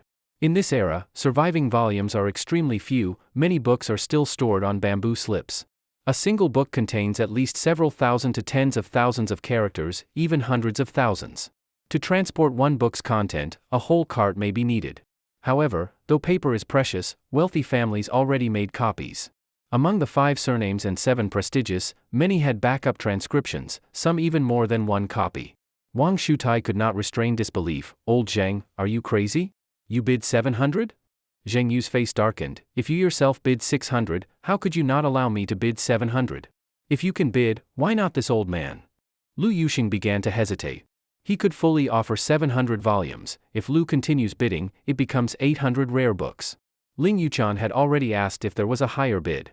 Then at this moment, in an inconspicuous corner among the crowd, a middle-aged man in scholarly robe, calm in temperament, spoke plainly, I bid 1,000 rare original books.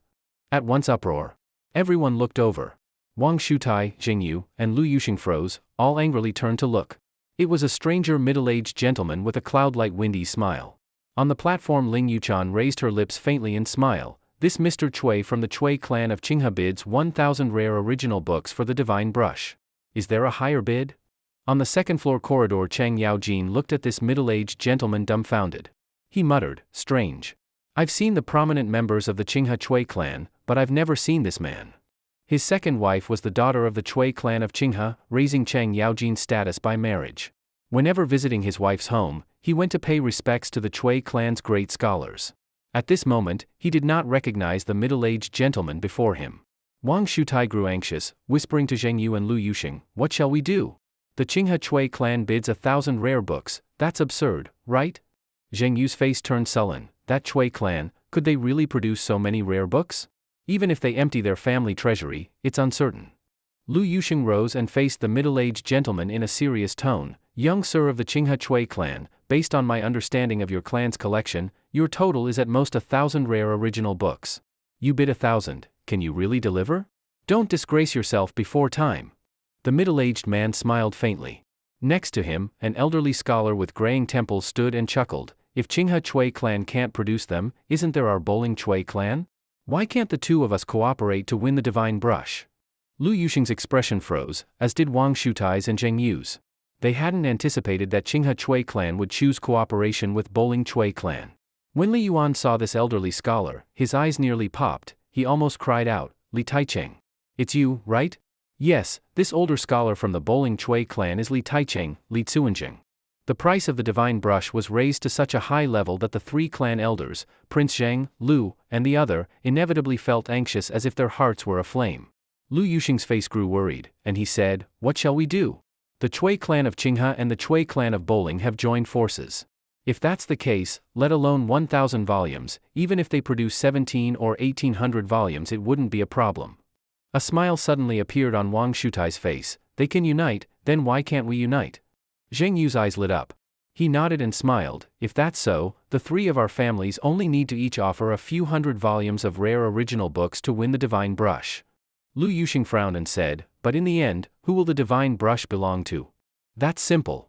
Wang Shutai smiled. We can set a rule to take turns controlling the divine brush. What do you two think? Zheng Yu asked, but who goes first? Wang Shutai continued, we will discuss that after we win the divine brush. The urgent task now is to bid and win it. How about this, each of our families offers 400 volumes to start the bidding. Lu Yuxing looked at Zheng and Wang. The other 2 nodded in agreement. Only then did Lu Yuxing stand and say, I am willing to bid 1,200 volumes. Ling Yuchan smiled faintly and hurriedly said, "This is Elder Lu Yusheng, clan head of the Lu family of Fanyang. He is willing to bid 1,200 volumes. Is there anyone willing to bid higher?" That middle-aged person from the Qinghe Chui family looked somewhat uncomfortable. Under the gaze of the three clan heads, he glanced back at the elderly man from the Bowling Chui family. Seeing that elder nod, the middle-aged man spoke, 1,400 volumes. Lu Yusheng chuckled and immediately called out, 1,500 volumes. The middle-aged person's face changed. He sat down reluctantly and began whispering to the Bowling Chui elder. All this was seen by the three clan heads, whose smiles deepened. Now it was the Chui elder's turn to stand and shout, 1,600 volumes. He glared at Lu Yusheng viciously, gritting his teeth, "Elder Lu, it's just one divine brush. No need to drive the price up so high, right? Why don't you back down a step, and our two Chui clans will certainly give you great courtesy in return." Behind Lu Yusheng, Jing Yu sneered, "Brother Lu, they're anxious now. They're probably at their limit. Let's keep going." Lu Yusheng, as if energized, reddened and shouted loudly, 1,800 volumes. In that calculation, each of our three families only needs to offer 600 volumes. The Chui elder and the young Mr. Chui wilted like frostbitten eggplants, their faces turned pale as they whispered together in low tones. Young Mr. Chui said softly, "Li Tsuanjing, this is enough. If we bid further and they don't follow, things will end badly for us." Li Taiching also spoke quietly. "Ling Yuzhang, celebrated Marquis Qing said we must drive the price to 2,000 volumes no matter what. This is only 1,800. We're still short 200 volumes. Shall each of us add 50 more?" Ling Yuzhang was, of course, Sun Simiao's disciple Ling Qiu. And Li Tsuanjing, surely that is Li Taiching? Ling Qiu's mouth twitched. Marquis Qing is too ruthless. This is trying to sink those three old men completely. Li Taiching smiled slyly, "Let them be sunk. They're just scrawny calves." He finished speaking, removed his sly smile, immediately stood, face red and angry, and shouted, 2,000 volumes. The Chui families of Bowling and Qinghe are willing to bid 2,000 volumes. Humph. This divine brush, we are determined to get it. After saying that, Li Tieching's face turned dark, he snorted angrily, and sat back down. Ling Qiu was completely stunned. "Wait, didn't we agree each would add 50 volumes? That would be 1,900 total. How did you suddenly bid 2,000? This might fail." Li Taiching chuckled, "Let it fail. Anyway, the divine brush is said to remain here. If it doesn't sell today, we can sell it next time. After all, even that won't stump Marquis Qing, he has ways." Ling Qiu gave a wry smile. When Wang Shutai, Lu Yusheng, and Zheng Yu heard this bid, they were all startled, and the three began to confer. "Old Zheng, what shall we do? Each of our book collections barely contains 1,100 volumes. If we raise further, each of us must offer 700 volumes of rare books. Our collections will be greatly diminished. In future, we can no longer monopolize knowledge." Zheng Yu's face shifted uncertainly as he looked at Wang and Lu, teeth gritted. "They're already at their limit. If we keep bidding, they won't be able to produce 1,900 volumes, let alone 2,100 rare books." "But," Lu Yusheng looked pained, "that's 700 volumes." Wang Shutai suddenly smiled, "Only 700 rare books. If we take them out, it doesn't mean we hand them out. We just show backups. The true originals are still in our hands." Lu Yusheng was speechless, but so many books going public could shatter our knowledge monopoly overnight. Lingang gained so many books, might found his own school.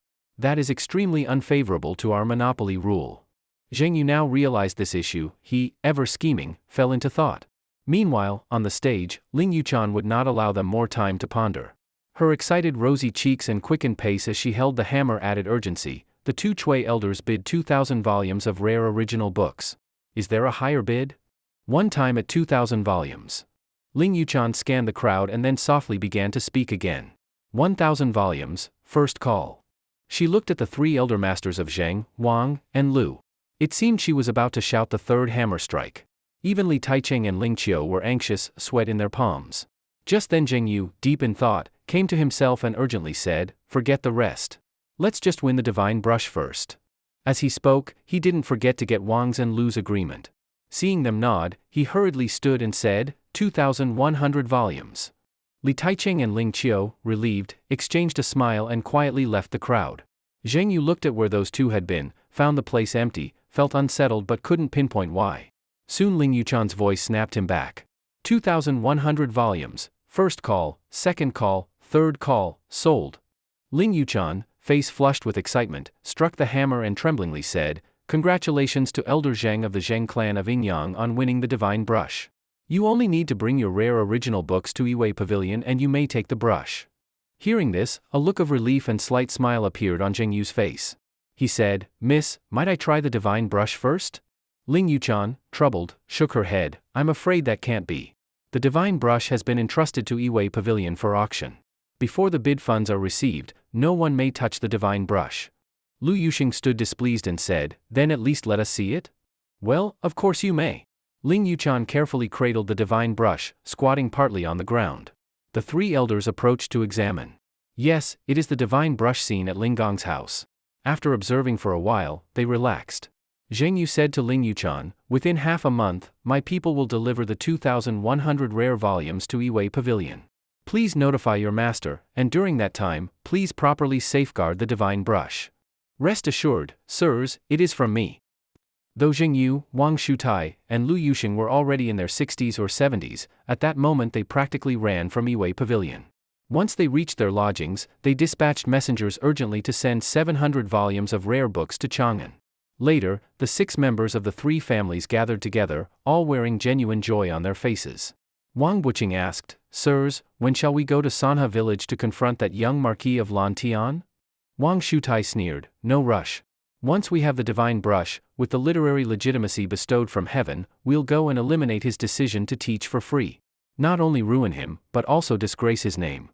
At this, Wang Buqing, Zheng Taiming, and Lu Guangyuan all wore looks of anticipation and a glint of hatred. Speaking of the Marquis of Lan Tian, the wound in front of the 3 still throbbed faintly. Li Kong looked excited, as if injected with adrenaline, pacing back and forth in the room, repeatedly muttering, Over 2,000 rare collected volumes. This can completely fill the shortage of teaching materials. Over 2,000 volumes, so many. How many talents could this help Tang to produce? Incredible, incredible, simply incredible. Fang Xianling and Zhangsun Wuji were trembling beside him. They still could not believe that the 3 clan elders of the 5 surnames and 7 prestigious families were willing to jointly produce 2,100 rare original volumes just to obtain a shared divine brush. Fang Xianling sighed, From now on, Masterly Gang's status in the literary world will dominate alone. Back then, when I studied at the Taiyuan Wang family, I only perused a few hundred volumes yet was able to enter official service and offer counsel to His Majesty. Now suddenly so many rare books are published. Soon Tang will be filled with talents. What a magnificent sight that will be for Tang. Zhangsun Wuji's face also showed longing. Li Kong glanced meaningfully at Ching Shio. Zhangsun Wuji seemed to realize something. First his face turned puzzled, then horrified, and he gasped. He had already guessed, this was a trap set for the 5 surnames and 7 prestigious families. Li Kong said, eyes narrowed, Fuji, be cautious with your words. Zhangsun Wuji wanted to ask more, but on hearing that he obediently fell silent. Fang Xianling was no fool, he immediately sensed the clue and, like Zhangsun Wuji, showed a look of shock and turned sharply toward Ching Shio. It seemed, he also saw through it. Li Kong chuckled, this truly is a great cause for celebration. Marquis Qing, when all is properly concluded, I will definitely reward you richly. Ching Shio replied with a faint smile, to serve one's lord means to accept his reward, to be loyal means to do his deeds, honestly, I have long found them unpleasant. Li Kong was moved, and solemnly said, well spoken. If every subject of Tang were like Marquis Qing, how could Tang fail to prosper? Your Majesty flatters me, Ching Shio hastily said. One person's ability is limited. If your Majesty wants to create a prosperous age, you must employ capable people. I am just an idle minor marquis with no grand ambition, in truth I can't help your Majesty much. Li Kang's mouth twitched, if even he couldn't be of use, then all civil and military officials were mere bellies and rice bags. Just then, there was a knock at the door. Enter. Li Kang said. A young woman entered, it was Li Yuchan. Li Yuchan bowed to those in the chamber, then said to Ching Shio with a strange expression, Marquis, that Persian merchant has come to retrieve the glazed bright moon pearl, but it seems he doesn't want to pay money, he wants to trade goods instead. Upon hearing this, Ching Shio's expression twitched, and he said in a low voice, understood. You may leave now. I will come shortly. As you wish, Yuchan takes her leave. Ching Shio bowed, Your Majesty, I must go handle some matters of the auction. Please excuse me. But Li Kong smiled, I am very interested in your auction too, and wish to accompany Marquis Qing. I wonder if that's convenient. Ching Shio replied, mostly convenient. Your Majesty, please. Li Kong led the way out of the box, Zhang Sun Wuji turned back to speak briefly with Li Liju, telling her to take the younger siblings to play here, then he followed her husband Li Kong out. Zhang Sun Wuji and Fang Xianling shamelessly followed suit. After all, Li Yuan wouldn't be left out. The auction ended and attendees had long since dispersed. Byway Pavilion suspended operations. What remained were a few diners. The restaurant was filled with the scent of food, making everyone intoxicated. Descending the stairs, they encountered Cheng Yaojin, Yu Qigong, Li Xiaogong and others coming down as well. Li Er signaled to them to keep silent. They understood and approached with cupped fists to pay respects, but did not speak. Li Er asked in confusion, "Earlier we saw Chai Xiao. Where is he now?" Cheng Yaojin said, "Old Chai is at the barracks, still on duty." Li Er nodded, not asking further. Li Xiaogong was curious, "Gentlemen, where are you all headed?" Li Er said, "We are going to witness for ourselves how the auction transactions proceed with Marquis Qing." Others' eyes brightened and joined willingly. Li Er frowned and looked at Ching Shio. Ching Shio smiled and nodded. They were bold, he couldn't be rude and drive them away. Thus the group expanded again. They followed Li Yuchan to her office, elegantly and traditionally decorated. On the desk were the 4 treasures of study, also a Guqin and Walhung paintings and a guitar. Ching Shio had been here several times and knew Li Yuchan was skilled in pipa and guzheng. In her leisure she liked cultivating sentiment with writing, painting, and playing.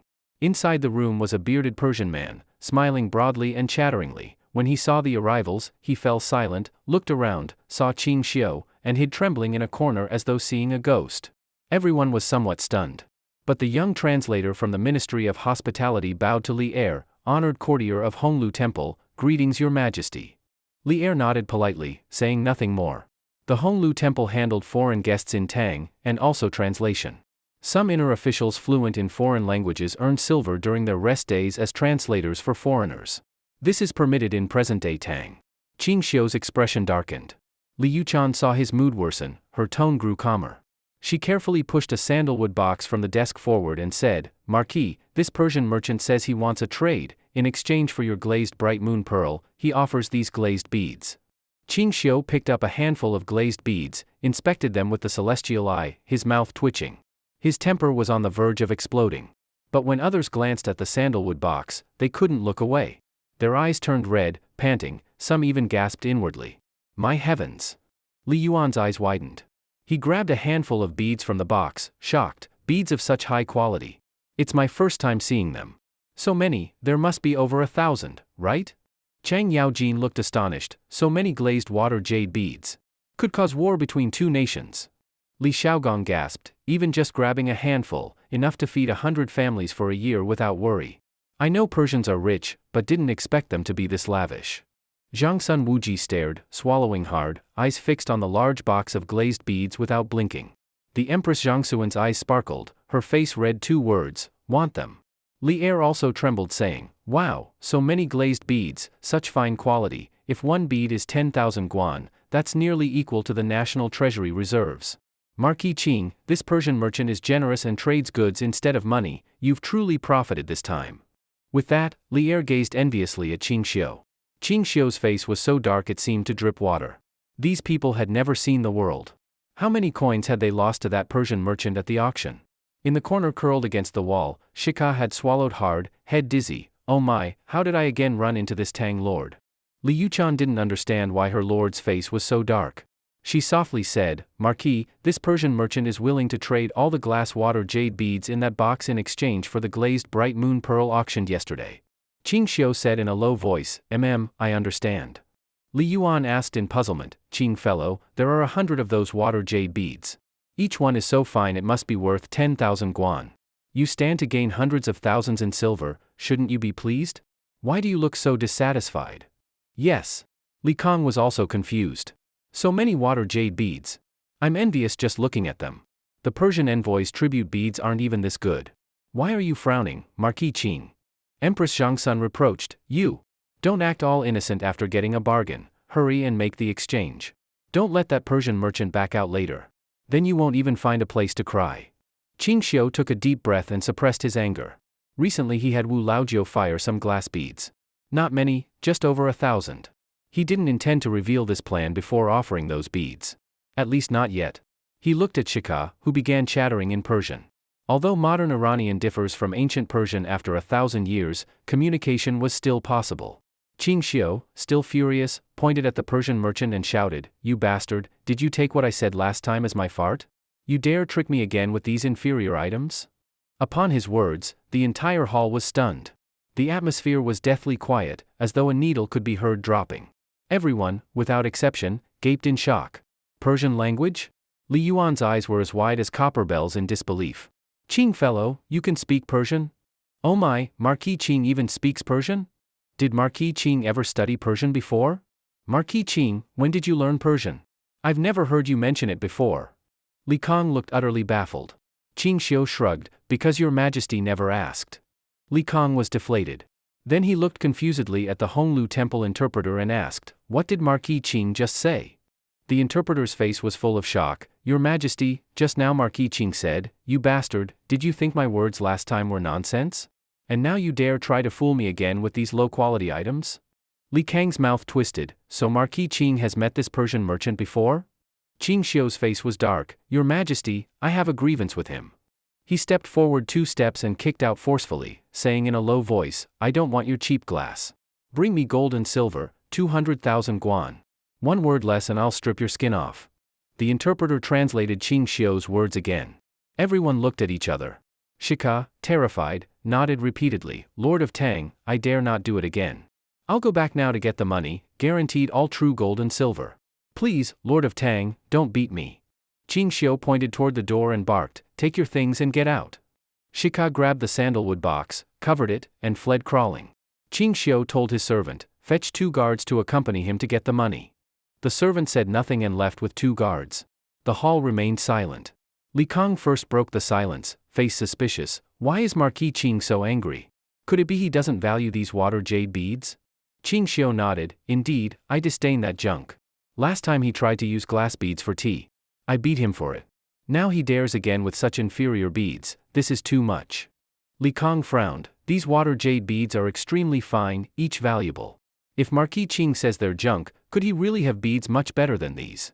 Ching Shio wanted to speak, but knew revealing that would ruin his plan, so he shook his head in silence. The more he refused to speak, the more Li Er sensed something strange. But with many people around, Li Er didn't ask more.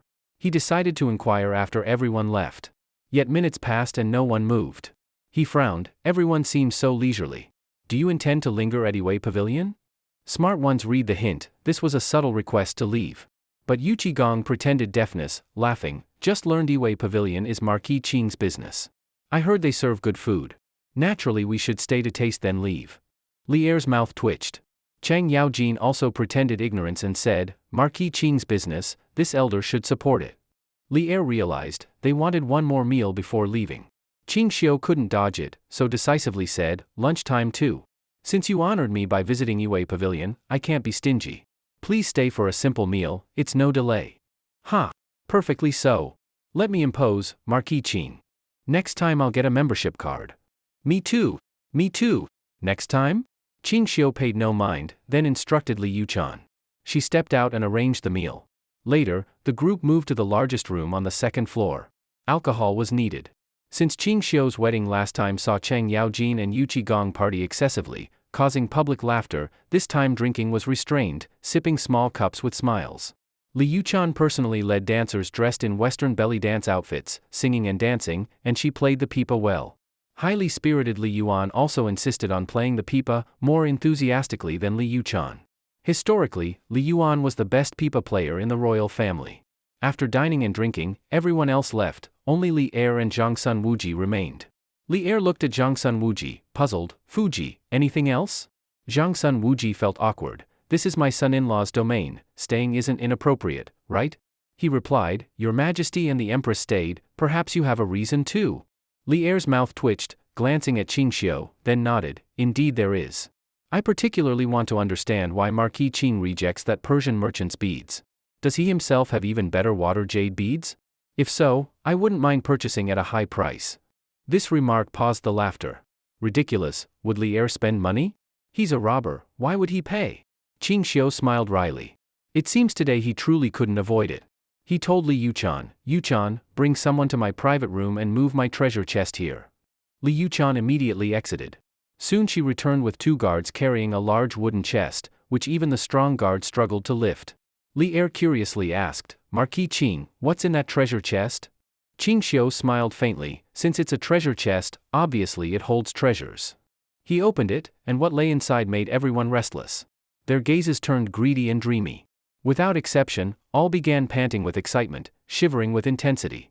The box contained nothing else but colorful glass beads, light red, cyan green, pink, transparent, multicolored, looking brilliantly stunning.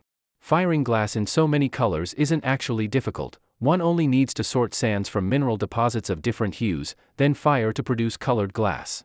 This large box was full of uniformly shaped glass beads, quail-egg size as if molded identically, numbering at least in the thousands. Linger and Princess Zhangsun couldn't stay seated. They jumped to their feet and hurried to the chest, eyes wide and necks craned to look inside, appearing amusingly naive. Li Yuchan hadn't expected the chest would hold priceless water jade beads. Moreover, each bead was flawless, smooth, round, with not a trace of impurity, far superior to Persian merchant Shika's beads, many times better. Compared to the beads before them, Shika's beads were worthless junk. Ching Shio picked up a color-changing glass bead and waved it before Li Yuchan, smiling, "Want it?" Li Yuchan reflexively nodded, then blushed, quickly shook her head, and waved her hand, "No no no, I don't want it." "Haha." Ching Shio laughed and stuffed it into her hand, "Want it? Take it and play with it. You go outside now, and I'll call you if I need you." Li Yuchan, excited and blushing, clutched the color-changing bead and stammered, Thank you, Marquis. I take my leave." After she and the guard exited, she dove into her office, gazing at the bead without blinking, a look of indescribable fondness in her eyes. Heavens, the Marquis was so generous, such a perfect, flawless water jade bead, he handed it to her? And it even changes color? So much finer than the Persian merchants. Startled by this unexpected reward, Li Yuchan felt both favored and overwhelmed. Inside the box room, Linger came to himself first, eyes red, staring at Ching Shio and panting, "Marquis Ching, where did you get so many water jade beads? My heaven, it's the first time I've seen beads of such perfect quality." He grabbed a handful and inspected them, their dazzling colors almost blinded his dog eyes. Empress Zhangsun swallowed with a gulp, picked one up to examine, then sighed, "Mistakes come from comparisons, and humans fail comparing to others. No wonder Marquis Ching despised the Persian merchant's beads, you had such fine stock. Marquis Ching, 10,000 guan per bead, how about selling one to the palace?" Empress Zhangsun, slightly nervous, asked this. She knew such quality beads would be fought over at 20,000 guan, let alone 10,000. Ching Shio smiled, "If your majesty wants to buy, then selling seems too vulgar. Which one catches your eye? I'll gift one to you, what harm is that?" The empress's eyes filled with joy, "You'll really give one to the palace?" "Truly. Thank you, Marquis Ching." Empress Zhangsun picked her favorite, a light red bead, playing with it fondly. Zhangsun Wuji, staring dumbly at the chest of beads, red-eyed, asked, "Dear son-in-law, where did you obtain so many water jade beads? They all look identical like they came from a mold, could these be man-made?" Upon hearing this, Li Kong and the empress looked at him in shock. If these beads were man-made, that's astounding. Producing water jade beads would open a door to immense wealth, Ching Shio could become as rich as a nation. Ching Shio nodded and lowered his voice, "Your Majesty, Empress, Minister Zhangsun, truthfully, these glass beads were fired by me using sand." "Fired from sand? Impossible. Absolutely impossible." Empress Zhangsun said to Li Kong, "Your Majesty, it's entirely possible. Have you ever heard Marquis Ching lie?" Li Kong trembled, "Marquis Ching, are you sure these beads were fired from sand?" Ching Shio replied confidently, "Indeed fired from sand, with virtually no other materials." "My heavens, how could this be?" Li Kong swayed and sat in his chair, face darkening. His eyes reddened, teeth clenched, those damned foreign merchants and Persian traders, using sand-fired beads to swindle huge sums in Chang'an. Black-hearted. They should be executed, death is mercy. His face went from blue to red. Empress Zhangsun looked no less grave, expression calm as water, "Since your majesty's ascension, when that Persian merchant first came to pay tribute, the beads he offered were poor quality. I even found grit inside, which he claimed was natural formation, claiming it made them precious. They are daring indeed, to deceive the sovereign." Li Kong, furious, smashed his teacup, "Those damned merchants, treating me like a 3-year-old. Who gave them such audacity?" Angry Li Kong resembled a roaring tyrannosaurus. Zhangsun Wuji's face darkened, "Your Majesty, these foreign barbarians have lied to us too much, we should execute them all." Li Kong, burning with rage, stood up, returned to the palace. I will issue an edict to beat to death all foreign merchants who dare deceive the sovereign. Your Majesty, please wait. Ching Shio bowed. That action may not be wise. What's unwise about it? Li Kong asked, voice solemn. He was partially blinded by fury. Ching Shio explained, then your Majesty would have no legal grounds to execute them. Even if you accuse them of cheating money and humiliating the sovereign, historians could criticize you for being blind to treasures. Besides, Li Kang's face darkened. Besides what? Ching Shio chuckled and pointed at the box of beads. Besides, Minister Zhang Sun fired so many glass beads with sand. If the world learns these are made from sand, who'll still pay money to buy them? Li Kang's mouth twitched. He slammed the table angrily. Marquis Ching, I thought you were a patriot deeply caring for Tang. I never expected you, too, to deceive Tang people with sand-fired glass like foreign merchants. Did I not look with my eyes well enough? Ching Shio looked stunned. Li Kong stood, emotions high. How could you use sand-fired imitation to trick people? It's hateful. Worse, you did it without including me? Do you still regard me as your emperor? Empress Zhang Sun giggled softly from the side. Ching Shio's mouth twitched. He'd never seen such an audacious emperor. Regarding Li Er's shamelessness, Ching Shio chose to ignore it. He tapped the table with his finger and laughed. That is also the reason I chose to show my hand to His Majesty now. Oh? Li Er grew interested and asked eagerly, what does Marquis Ching plan next? Ching Shio said, the plan is simple. His Majesty decrees that the sale of glazed water jade pearls of quality lower than these shall be prohibited. Naturally, those low-quality water jade pearls in the hands of Persian merchants and who merchants cannot deceive anyone anymore. Li Er's eyes lit up. That is a good idea. But how does Marquis Ching plan to sell these water jade pearls? Ching Shio continued, as the saying goes, rarity makes value. Once many are available, value drops. The same rule applies to water jade pearls. So they cannot be sold all at once. A few should be sold occasionally, and not even in the same region. My plan is this: establish auctions in each prosperous town of the Great Tang. Hold an auction periodically. Whoever offers the highest price for a rare treasure wins. Empress Zhangsuan's beautiful eyes shifted, smiling sweetly. Marquis Ching, how should the accounts be settled? Ching Shio smiled and counter-asked, how does your Majesty the Empress think the accounts should be handled most properly? Empress Zhangsun was startled. She had not expected Ching Shio to toss the question back to her, and reflexively said, these water jade pearls are provided by you. Naturally, you should specify how to settle the accounts. Ching Shio narrowed his eyes in a smile and nodded. Immediately Empress Zhangsuan's expression turned displeased. She realized she had been tricked and regretted not asking for more. Ching Shio seized the moment and said, since your Majesty the Empress has said so, I will not refuse. Of the proceeds from the auction, His Majesty and my father-in-law each take 2 parts, and the remainder belongs to me. Zhang Sun Wuji's face immediately became excited. What? I even get a share? Li Er nodded and smiled. These items are truly provided by Marquis Ching. I've already benefited my share, and I am satisfied. But Empress Zhangsuan's eyes shifted slyly. Suddenly she pointed at her face and solemnly said, what about me? A faint smile appeared at the corner of Ching Shio's mouth, and unease rose in his heart. Empress Zhangsun, looking sorrowful, said, Marquis Ching, isn't this division somewhat improper? His Majesty and my elder brother both receive shares, but only I am excluded. How am I to deal with this? I am truly hurt. Ching Shio stared at Empress Zhangsuan's performance, her tearful, pitiful expression, and felt a bit speechless. The Empress almost choked with emotion. At least I am the foster mother of your wife Xiao Chun. How could you treat me like this? Ching Shio's heart skipped a beat. Foster mother? What? These 4 characters suddenly popped into his mind, giving him a big scare. He hurriedly threw the thought away. His eyes shifted and he laughed. How about this, each of us 3 takes 1 part? Li Er and Zhang Sun Wuji looked somewhat stunned. Ching Shio shamelessly said, anyway, your Majesty the Empress just said it. Since I provided these items, I should set the account. Empress Zhang Sun felt awkward. I feel the previous division was fine. A gentleman's word is unchangeable. Marquis Ching shouldn't go back on it. Then that is happily decided. I will take my leave.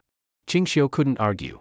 He grabbed the treasure chest from the ground, left swiftly, running so fast that Li Er and the others were stunned. The next day, with a decree issued, the Great Tang banned Hu and Persian merchants from selling inferior water jade pearls. Furthermore, a special department for water jade pearl appraisal was established, named the Treasure Appraisal Pavilion. Once this law was issued, all Hu and Persian merchants selling water jade pearls were stunned. They wailed and cried, but could not change the situation. It became impossible to sell secretly. Li Er also established a supervisory department for foreign merchants. Foreign merchants must be supervised when traveling. This instantly cut off the financial channels for glass merchants. They were in tears. These foreign merchants selling water jade pearls brought all their pearls to the treasure appraisal pavilion. When the appraisal results came out, they were ready to die. None of the pearls reached the standards for sale. This immediately eliminated merchants' ability to cheat. It also upset wealthy buyers wanting water jade pearls. They wanted to buy a nice quality one as a gift for wife or concubine, but had no channel. On the black market, low-quality water jade pearls doubled in price, but still remained without buyers. Suddenly, water jade pearls became the most scarce commodity in Chang'an. For Ching Shio, this was of course great fortune. After understanding the new law, he could hardly stop laughing. He quickly let slip that the Baiweiju auction house's next auction would feature top-quality water jade pearls. This attracted many merchants eager to try, preparing huge sums to buy top-quality pearls. Because this auction succeeded greatly, with glazed moon pearls and divine brushes all being top goods, Baiweiju instantly became known as a place that only sells high-end goods. Ching Shio also had many adverts placed. Baiweiju products, always high quality. At the same time, he sent several shopkeepers and a few chefs escorted to open Baiweiju branches in Luoyang and Jiangnan, for which he even raised pay a lot. But raising pay was just small change for Ching Shio now. To prepare for the second auction, Ching Shio oversaw Baiweiju early this morning. In addition to Li Yuchan, the head shopkeeper, there was a deputy shopkeeper named Zhou Kaiwei, aged 18 or 19. Although plain in appearance and illiterate, her math skills were excellent. In smarts she was not inferior to Li Yuchan. At this moment, both head shopkeeper Li Yuchan and deputy Zhou Kaiwei sat in the office. This time was their most leisurely. Zhou Kaiwei stared at the water jade pearl in Li Yuchan's hand, full of envy and jealousy. Yuchan, can you stop showing off your water jade pearl? All you do is show it off. Could it be a love token from some lover? Li Yuchan's expression became flustered. Her pretty face reddened. Stop speaking nonsense. Zhou Kaiwei, looking like she understood everything, joyfully dragged out the word, oh indeed. She moved closer, full of gossip. Quick, tell me, who is this lover that gave you the love token? Do I know him? Is it that Lu boy of the Xinghua family who approached you last time? Li Yuchan pinched the water jade pearl and turned her body away. Smiling with pursed lips, not him, and I won't tell you. Zhou Kaiwei's eyes shifted. She snatched the pearl and hid it behind her back, slyly saying, if you don't tell me, I won't give it back. Li Yuchan shyly said, Kaiwei, give me back the water jade pearl. She stood and began struggling with Zhou Kaiwei over the pearl. But Zhou Kaiwei had raised the pearl above her head. She was so tall, 1.75 m, half a head taller than Li Yuchan. Her height and long legs gave her the advantage, so no matter how Li Yuchan tried, she could not win. Hee hee. Zhou Kaiwei giggled, since you treasure this water jade pearl so much, it must have been given by Lu Xuani. You little flirt won't admit it. Li Yuchan's face turned scarlet. Angry, Zhou Kaiwei, you're the little flirt. Give me back the water jade pearl. Here, I give it back to you. Zhou Kaiwei handed it back, enviously. Yuchan, I envy your look so much.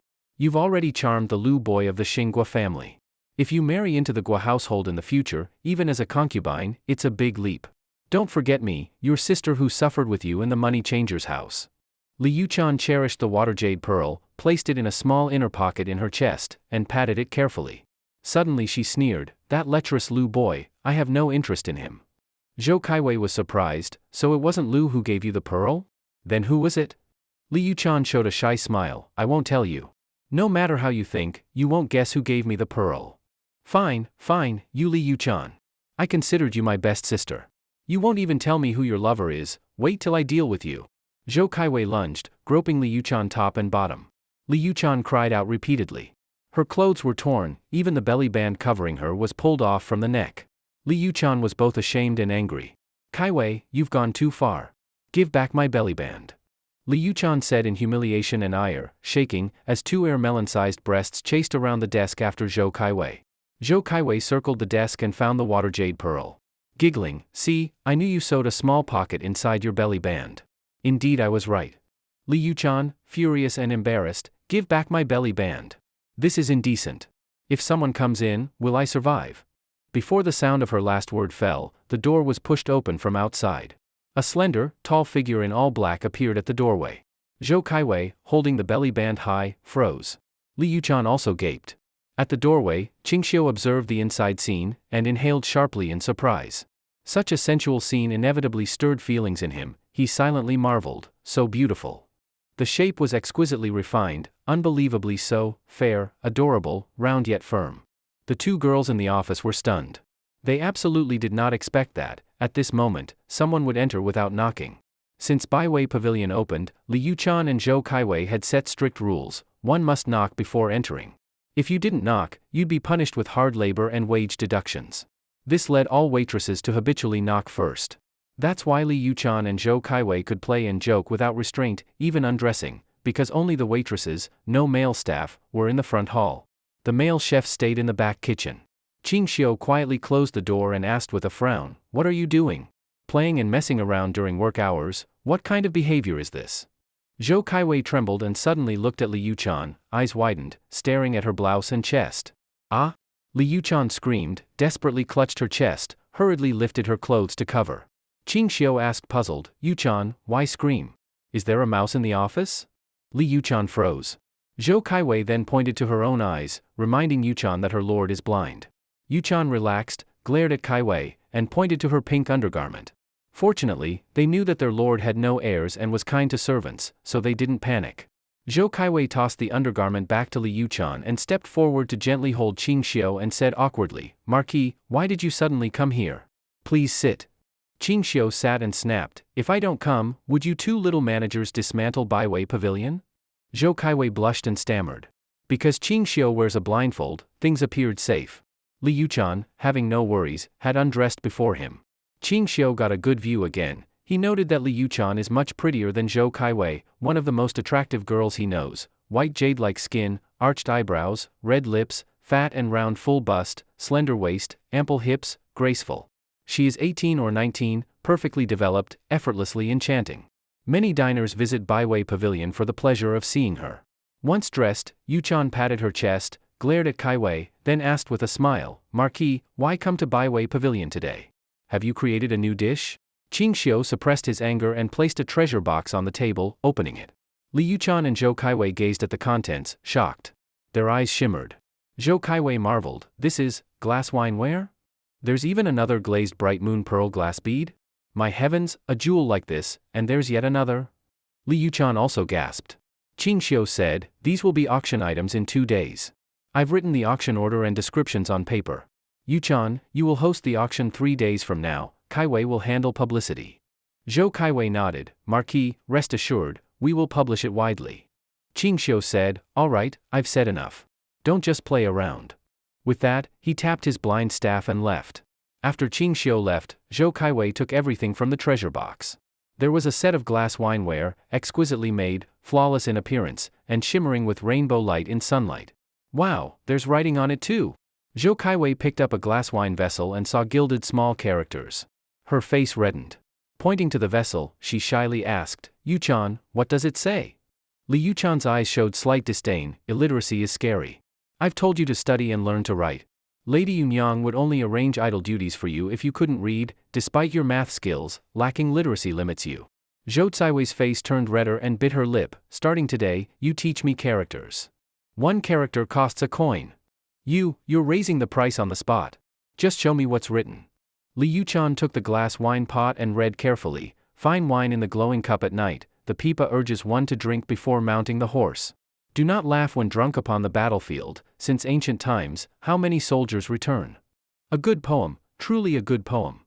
Zhou Kaiwei nodded earnestly, "Yes, though I can't read, it sounds powerful." She then took the previously auctioned glazed bright moon pearl and 5 other glass beads, red, green, yellow, pink, multicolored. "Ah?" Zhou Kaiwei suddenly looked up in disbelief. "Yuchan, these water jade beads are just like the one in your hand. My heavens." She covered her mouth, shocked. "Your water jade bead, could it be a token from the Marquis of Affection?" Li Yuchan blushed shyly, yet with a hint of disappointment, she smiled. It was indeed given by the Marquis, but not as a token of affection. It was just a casual gift. There are many more beads like this at his place. Zhou Kaiwei envied her. "If the Marquis wasn't interested in you, why give you a bead? Why not give me one instead? That was just a casual gift, right? Has nothing to do with whether he's interested in me?" Yuchan asked, puzzled. Zhou Kaiwei, frustrated, said, "Yuchan, you really are foolish. If the Marquis doesn't give to others, why give it to you? I think he has his eye on you but doesn't dare to speak up directly. Giving you the bead is his way of hinting." Li Yuchan blushed and stammered, is this true? Seeing her full of doubt, Zhou Kaiwei said seriously, it's definitely true. I heard this has already spread in Sanha village, we just didn't know. Yuchan, you must seize the opportunity. If you miss this chance, there won't be another. Don't regret it. That's enough. I've said my piece, believe it or not is up to you. I'll go outside and promote the auction items. With that, Zhou Kaiwei strode off with several servants. Yuchan clutched her water bead, brimming with pride, no wonder the Marquis gave me that bead, it was a hint to be more proactive. Ching Shio didn't yet know that among the staff gossip at Baiwei Pavilion, he'd earned a reputation as a husband strictly under his wife's control. At the same time, Ching Shio had returned to Sanha village. Looking at the now yellow corn stalks, a genuine smile appeared. The corn has matured, potatoes too, peanuts will be ready in another month, perfect for the world's hardest bar snack, fried peanuts. Xuanzi! Ching Shio called. Xuanzi, carrying a bucket of ice from the gatehouse to cool off, rushed out, Marquis, what are your commands? Ching Shio instructed, immediately ride to the palace and inform His Majesty that the potatoes are ripe, tell him to hurry over and dig them. Understood. Xuanzi mounted a fast horse and sped toward the palace. In the Hall of Supreme Ultimate, several ministers were gathered. Though the weather outside was scorching, Li Er had mastered the method of making ice from saltpeter. Anywhere in the palace where people gathered, large blocks of ice were placed to cool the air. The principle was simple, saltpeter dissolved in water absorbs a lot of heat, rapidly cooling the water until it freezes. Saltpeter is common, so this method isn't extravagant in historical terms. If they used rare minerals, it wouldn't leave much legacy. In front of Li Er and the officials was a bucket of water, crawling with red-shelled crawly insects, gruesome to look at, and the three ministers had solemn expressions. An elderly county magistrate of around 60, dressed in regional official robes, knelt, tearfully pleading. Your Majesty, this year, crawly insects have infested Weinan beyond count, much worse than in previous years. No matter how we kill them, new waves emerge nonstop, like mushrooms after rain. Recently planted rice on hundreds of thousands of acres in Weinan was devastated. These damned insects bore holes in the roots and stems, killing nearly all seedlings. On top of this, river levels have fallen, making it even harder to irrigate the rice fields again. Replanting is nearly impossible, and even if some areas succeed, the insects will destroy it again. Now the entire Weinan region's hundreds of thousands of families weep daily and complain constantly. It's my failure to take preventive measures. I humbly request Your Majesty dismiss me from my post. Magistrate Zhang Fengshan bowed with his head down, even showing a trace of relief at being removed, since continued failure might lead to famine and punishment, even execution. Li Er gazed intently at the bucket of insects, then declared, the fault isn't yours. These insects are too resilient and Weinan is a water town, their natural breeding ground, it's hard to prevent an outbreak. Zhang Fengshan, rise. Let me deliberate further before deciding. Thank you, Your Majesty. Zhang Fengshan stood and stepped aside. Li Er then asked the ministers, what clever plan do you have to resolve Weinan's insect disaster? Fang Xianling carefully replied, Your Majesty, Weinan is a water town. If we cut off irrigation for at least 3 years, the insects would naturally die out. Sun Wenben frowned, but then what will the people plant? If the fields go dry and floods come unexpectedly, the result may be even more disastrous. Zhang Sun Wuji sighed, alas, no solution. Truly no solution. Li Er frowned. Then what can be done? Du Ruhui, Minister of Personnel, offered, these insects live in water and their eggs are everywhere. To completely eliminate them, we'd need a dry period of 3 to 4 years. There is no solution, famine will come this autumn. We must prepare now. Wei Zheng mused, that means 400,000 to 500,000 people in Weinan will be affected. Unlike summer hardship, autumn distress could last all year and demand relief for 500,000 souls throughout the year. Silence followed. At that moment, a eunuch rushed and bowed, Your Majesty, the Marquis of Lantian sent word that the potatoes are ripe. Please come to Sanha village to dig them. Li Er's face brightened.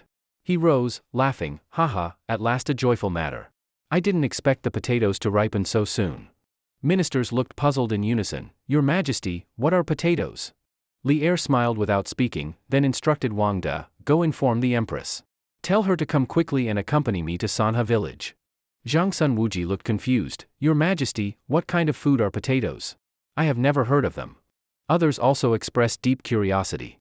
Li Er clapped his hands animatedly, you all don't know. The Marquis of Lantian's family planted a food called potatoes. Supposedly the yield per acre is astonishing. They can be eaten like vegetables or as grain to fill the stomach. Most importantly, they grow in any soil, even dry or sandy land, and can be stored for 1 to 2 years without spoiling. A potato, such a crop exists? This, unheard of. But if such food exists, why have I never heard of it? Wei Jing voiced everyone's question. Li Er laughed, of course you haven't heard, potatoes aren't native to Tang. Marquis Ching said they came from overseas. Everyone was startled. Zhang Sun Wuji eyes widened, he's been overseas? Li Er shook his head, regardless of whether Ching has traveled, this crop never existed in Tang, it must be foreign. Let us go together to see this potato's true nature. He looked at Zhang Fengshan and pointed to the bucket of insects, take these insects with us to Sanha village. We can't handle them ourselves, perhaps Marquis Ching can. Soon Li Er arranged the ceremonial entourage and departed for Sanha village with the ministers. In under an hour they arrived. Fang Xianling and Wei Zhang, visiting Sanha village for the first time, lifted the carriage curtain and were astonished by the prosperous main street, shops lining both sides, stalls stretching from east to west, and abundant goods. Despite the sweltering heat, people wore enthusiastic smiles. Whispered calls and the aroma of braised meat stalls wafted by, both ministers salivated at the scent. They exchanged looks, both shock and awe visible. Fang Xianling sighed, no wonder the emperor visits Sanha village regularly. Just months ago this was a dilapidated hamlet, but under Marquis Qing's development, it's now a bustling town, truly transformative. Wei Zheng nodded, if all of Tang were as prosperous, that would truly be the flourishing era of Zhenguan. Fang Xianling smiled wryly, I remember you initially opposed the crown prince learning from the marquis, claiming he was scheming. To call such a benefactor scheming? Wei Zheng snorted, Minister, please don't quote selectively. I initially didn't know him well, if situations arose again, I would still admonish. As an imperial censor, I judge actions, not persons. Fang Xianling scoffed, proclaiming to judge actions, not people, let me ask, 3 clans now oppose the marquis and your censorate is heavily tied to those clans. Can you truly stay neutral? Wei Zheng was momentarily speechless. Fang Xianling continued, the marquis has talent and your majesty would never let him fall.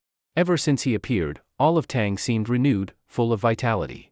The 3 clans, Zheng of Yingyang, Wang of Taiyuan, and Lu of Fanyang, will likely conspire with censors to fabricate imaginary charges. Minister Wei, we are fellow officials. A word of advice, do not involve yourself in their feud with Marquis Qing. Whether they win or lose, you'll be blamed. Why not remain above it? Wei Jing smiled, as I said, actions, not people. As censor, I won't align. I will do my duty, that's enough. Fang Xianling shook his head slightly and said no more. They had arrived at Marquis Qing's estate. Li Er, barely pausing despite sweating, jumped from the carriage and entered the courtyard. Seeing Ching Shio, he laughed, Marquis Qing, I heard the potatoes are ripe, so I came at once. Under a tarpaulin for shade, the courtyard had many tubs of ice, cooler than outside. Ching Shio welcomed them with his family. Wei Zheng looked at the tubs full of ice and remarked acidly, Marquis Qing is extravagant, ice piled high in this heat. Such opulence, rivaling the palace. Su Xiaochun frowned, she could hear sarcasm in his words, and carefully observed the middle-aged man of almost 50. Ching Shio chuckled, Minister Censor's tone suggests I squander public resources. Wei Jing shook his head, how dare I accuse you, Marquis Qing? Seeing you use so much ice so calmly, I suppose you have massive ice cellars. I merely reflect on the disparity between people, its astounding, almost infuriating extravagance. Ching Shio smiled unaffected. Fang Xianling beside him silently shook his head, thinking Wei Zheng dismissed his words lightly. Su Xiaochun felt somewhat displeased upon seeing someone speaking to her husband with such a sour tone. She immediately said coldly, this official doesn't know the truth of the matter, so please don't speak nonsense. Besides, our family doesn't have an ice cellar. These ice blocks were all made by my husband himself. How can that be considered a waste of labor or resources? Wei Zheng looked at the young woman before him in disbelief. The others also had incredulous expressions. Making ice in such hot weather? The only clear-headed person was Zhang Sun Wuji. He naturally knew about using saltpeter to make ice. Although Li Er had mastered the method of making ice with saltpeter, he hadn't told others. He used this method last time to make ice to cool down the officials, his intention was to win their favor. Wei Zheng looked at Ching Shio with a face full of disbelief and said, in this hot weather, even river water is warm. How could it be used to make ice? What's wrong? Su Xiaochun suddenly laughed, does this official not believe it? Wei Zheng shook his head and said, in such hot weather, you claim to freeze water. Of course I don't believe it. Not only I don't believe it, probably no one in the world would believe it. Su Xiaochun was about to speak, but Ching Shio smiled and pulled her aside, saying, "Wife, go ask Yunyang to prepare some tea. Matters between men don't need your involvement." Su Xiaochun wanted to speak but stopped and obediently stepped back. Li Er saw that the situation was becoming awkward and said to Wei Zhang, "Wei Zhang, if you don't understand the matter, then stop speaking nonsense. Marquis Qin can indeed make ice in summer. The method used in the palace to make ice was taught to me by him." Wei Zhang's eyes widened, and his face showed shock. Though he liked to argue, he wasn't a fool. Even the emperor confirmed it. Despite his confusion, he could only keep quiet. After sending Wei Zhang away, Li Er looked excited and said, "Marquis Qin, when shall we dig the potatoes? We can start now."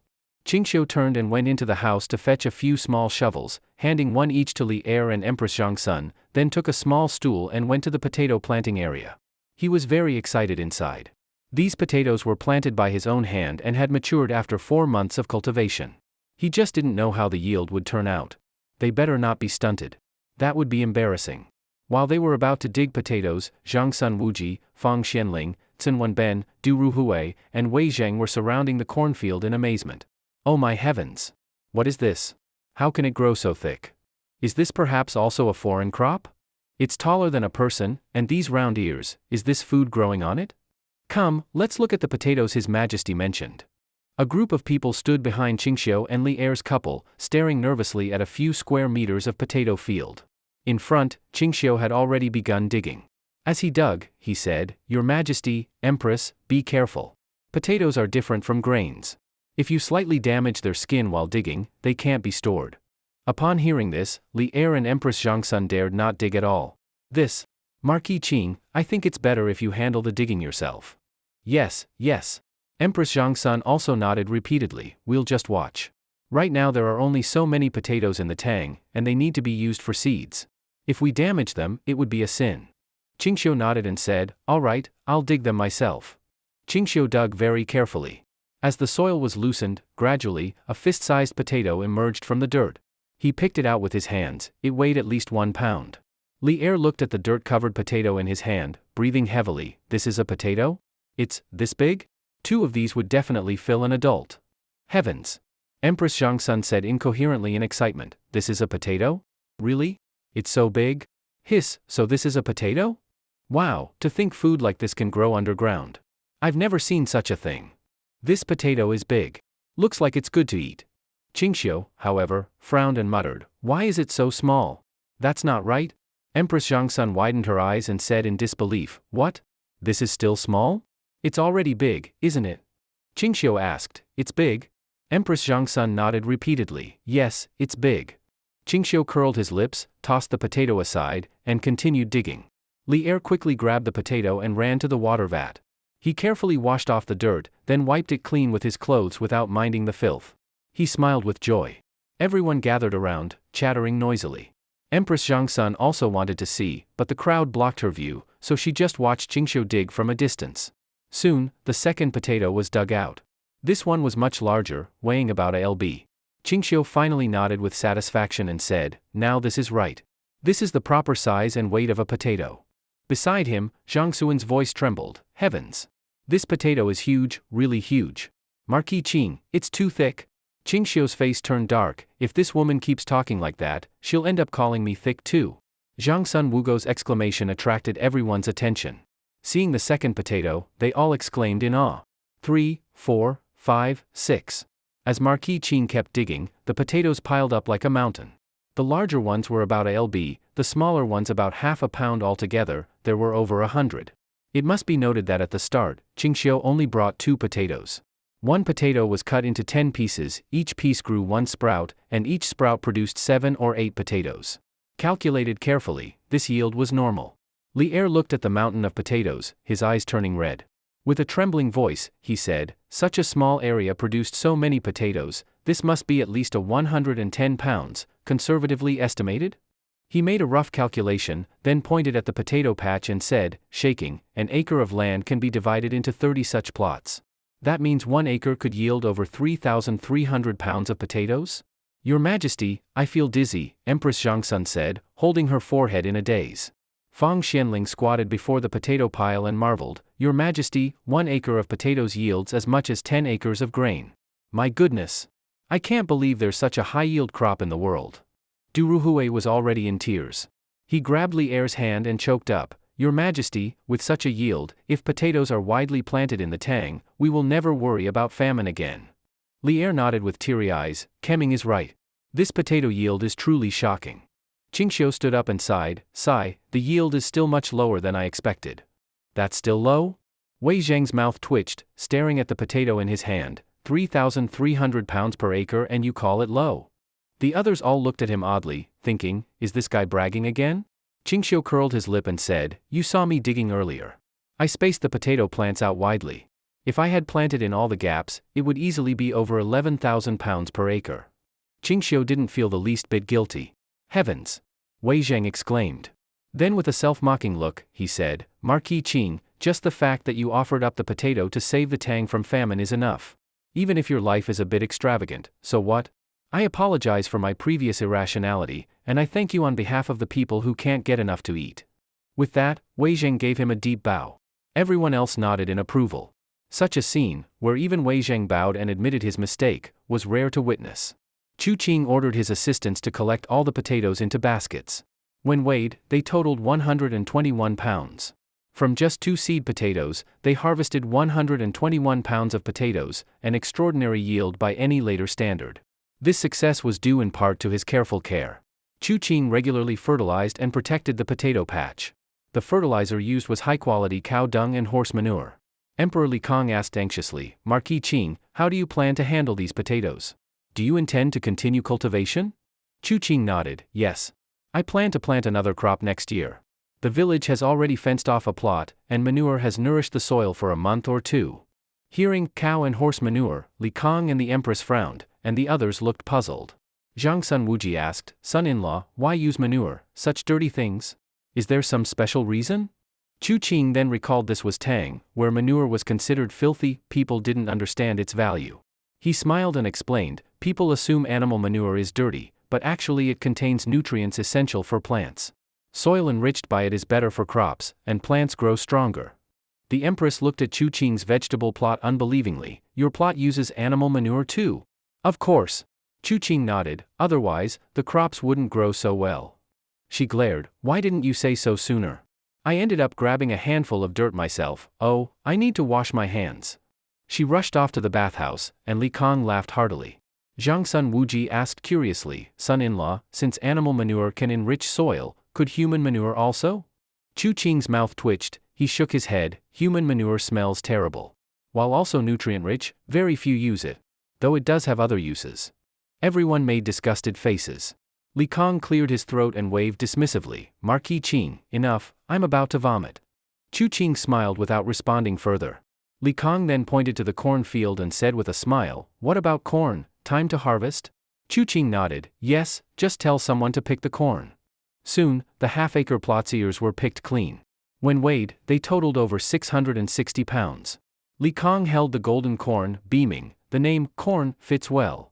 He put it down, looked around seriously, and said, I once told Marquis Qing, if your potato yield per acre exceeds 5,500 pounds, I would grant you a princedom to share in the realm. At this, everyone gasped in shock. Zhang Sun Wuji turned pale and trembled slightly, worry evident. But these potatoes.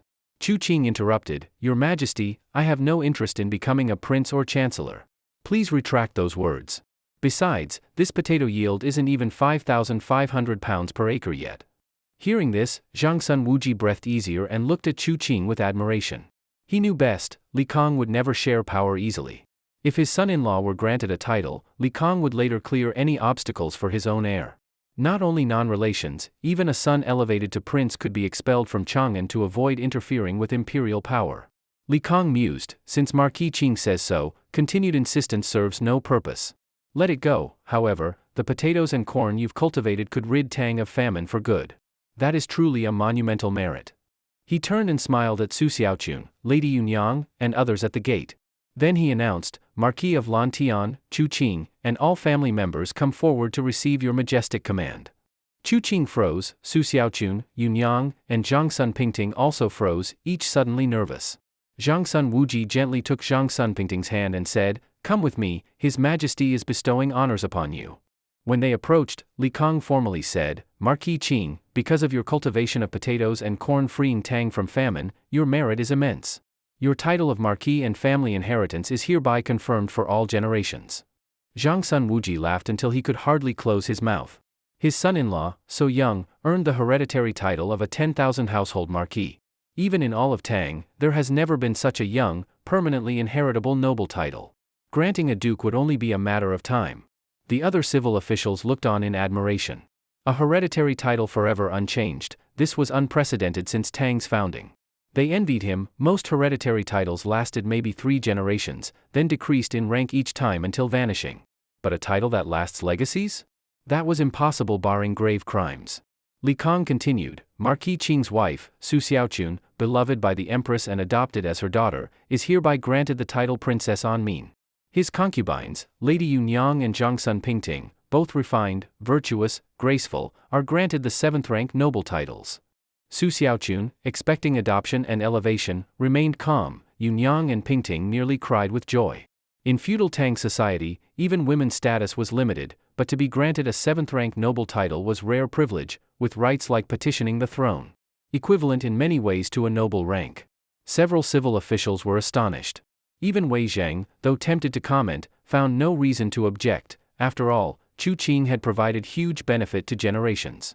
In fact, such merit could justify even granting a foreign prince. After the honors, Li Kong asked with a smile, Marquis Qing, are you pleased with these grants? Chu Qing bowed, I am delighted, thank you for your majesty's favor. Su Xiaochun let a bow, thank you, your majesty. The empress smiled silently but inwardly thought, if Marquis Qing does one more great deed, she might truly marry off her daughter. Li Kong stepped forward solemnly, Marquis Qing, the duties of cultivating potatoes and corn are entrusted to you. Chu Qing nodded, naturally. Li Kong smiled, then we won't trouble you further, I'm heading back to the palace. Chu Qing nodded and offered to see Li Kong and others off. But at the gatehouse, an elderly officer near the ice bucket spoke, Your Majesty, should I follow you back to discuss the insect disaster, or return to pacify the counties? Li Kong slapped his forehead and laughed ruefully, I was so swept up in joy over potatoes and corn that I almost forgot the insect disaster in Weinan. He looked at Chu Qing and frowned, Do you have any effective method to eradicate those crawly pests? Chu Qing looked confused, tilted his head, and scratched his nape, Your Majesty, what is a crawly insect? Li Kong and the Empress were stunned. The civil officials twitched in disbelief. Zhang Fengshan shook his head regretfully, he'd hoped to receive a solution from the famed Marquis Qing, but discovered the man didn't even know what the pests were, making the coming journey seem pointless. Li Kang's lips trembled, You don't know what a crawly insect is? Chu Qing racked his mind, he had no knowledge of such pests. He shook his head in confusion.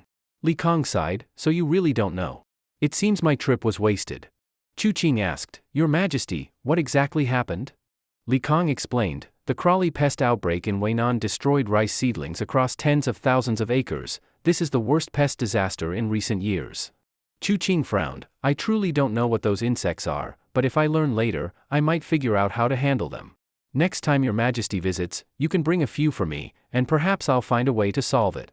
If the pests turn out to be common species, perhaps Chu Qing might devise a remedy. Li Kong nodded, Yes. Zhang Fengshan brought a bucket of these pests here, Zhang Fengshan, please bring them forward. Chu Qing then noticed Zhang Fengshan holding a wooden bucket full of dark red, hard-shelled crawly critters. Seeing the contents clearly, Chu Qing stood agape, thinking, Wah, these are little lobsters. The clawed bug is actually a crayfish? Ching Shio was suddenly delighted and couldn't help but think of spicy crayfish, a dish that could be considered a worldwide sensation. Wasn't the crayfish originally from North America? How come the Tang dynasty has it too? It seems that archaeological data from later times isn't entirely accurate either. Li Er picked one clawed bug out of the bucket and handed it to Ching Shio, asking, Is this the clawed bug? Lord Qing, have you ever seen this pest? Ching Shio was a bit excited at this moment, because the size of this crayfish was much bigger than the ones he had eaten before. Ching Shio nodded repeatedly, Yes, of course I've seen it. But Your Majesty, this creature is not called a clawed bug. It's called crayfish. Crayfish? That name actually sounds quite fitting. Indeed, the body structure of the clawed bug is just like a river shrimp, only it looks a bit odd. Calling it a shrimp is reasonable. As soon as Ching Shio said he recognized the clawed bug, Li Er got interested, Lord Qing, do you have a way to completely eliminate this pest? Pest? Ching Shio shook his head and laughed. Your Majesty, this is no pest. Crayfish are an extremely delicious delicacy. Li Er twitched his lips and looked at him as if he had seen a ghost, eyes wide. Don't try to fool me. This clawed bug has always been a pest, ruining the roots and stems of rice seedlings whenever it appears, and you call it a delicacy. Exactly. Chang Sun Wuji added, son-in-law, don't talk nonsense. This clawed bug reeks of mud and has no meat at all, hard to swallow, with a shell as tough as steel. You say it's edible? Who are you trying to fool? Fang Xianling scratched his head, puzzled, and asked innocently, Lord Qing, is this thing really edible? Ching Shio nodded, it is edible. Actually, it's not about the meat, but its unique flavor and taste. And it does have meat. How can father-in-law say it doesn't? Chang Sun Wuji was stunned and laughed awkwardly. I've just heard people talk about it. I've never actually tried it. Li Er nodded disdainfully. If Lord Qing says it's edible, then it must be. But I've heard people say the muddy smell is too strong, and it's disgusting to eat. Disgusting? Ching Shio froze for a moment, then realized it made sense. Without proper spices and good cooking methods, if you just boil crayfish in a pot, of course it would taste bad. I don't care if it's tasty or not. I just want to know, Lord Qing, do you have a way to solve the clawed bug disaster? Ching Shio chuckled and nodded, of course, and not only that, I can turn this waste into treasure. Oh? Li Er's eyes lit up. What method do you have, Lord Qing? Chang Sun Wuji worried, son-in-law, so many people have tried to get rid of it with no success. Don't speak carelessly.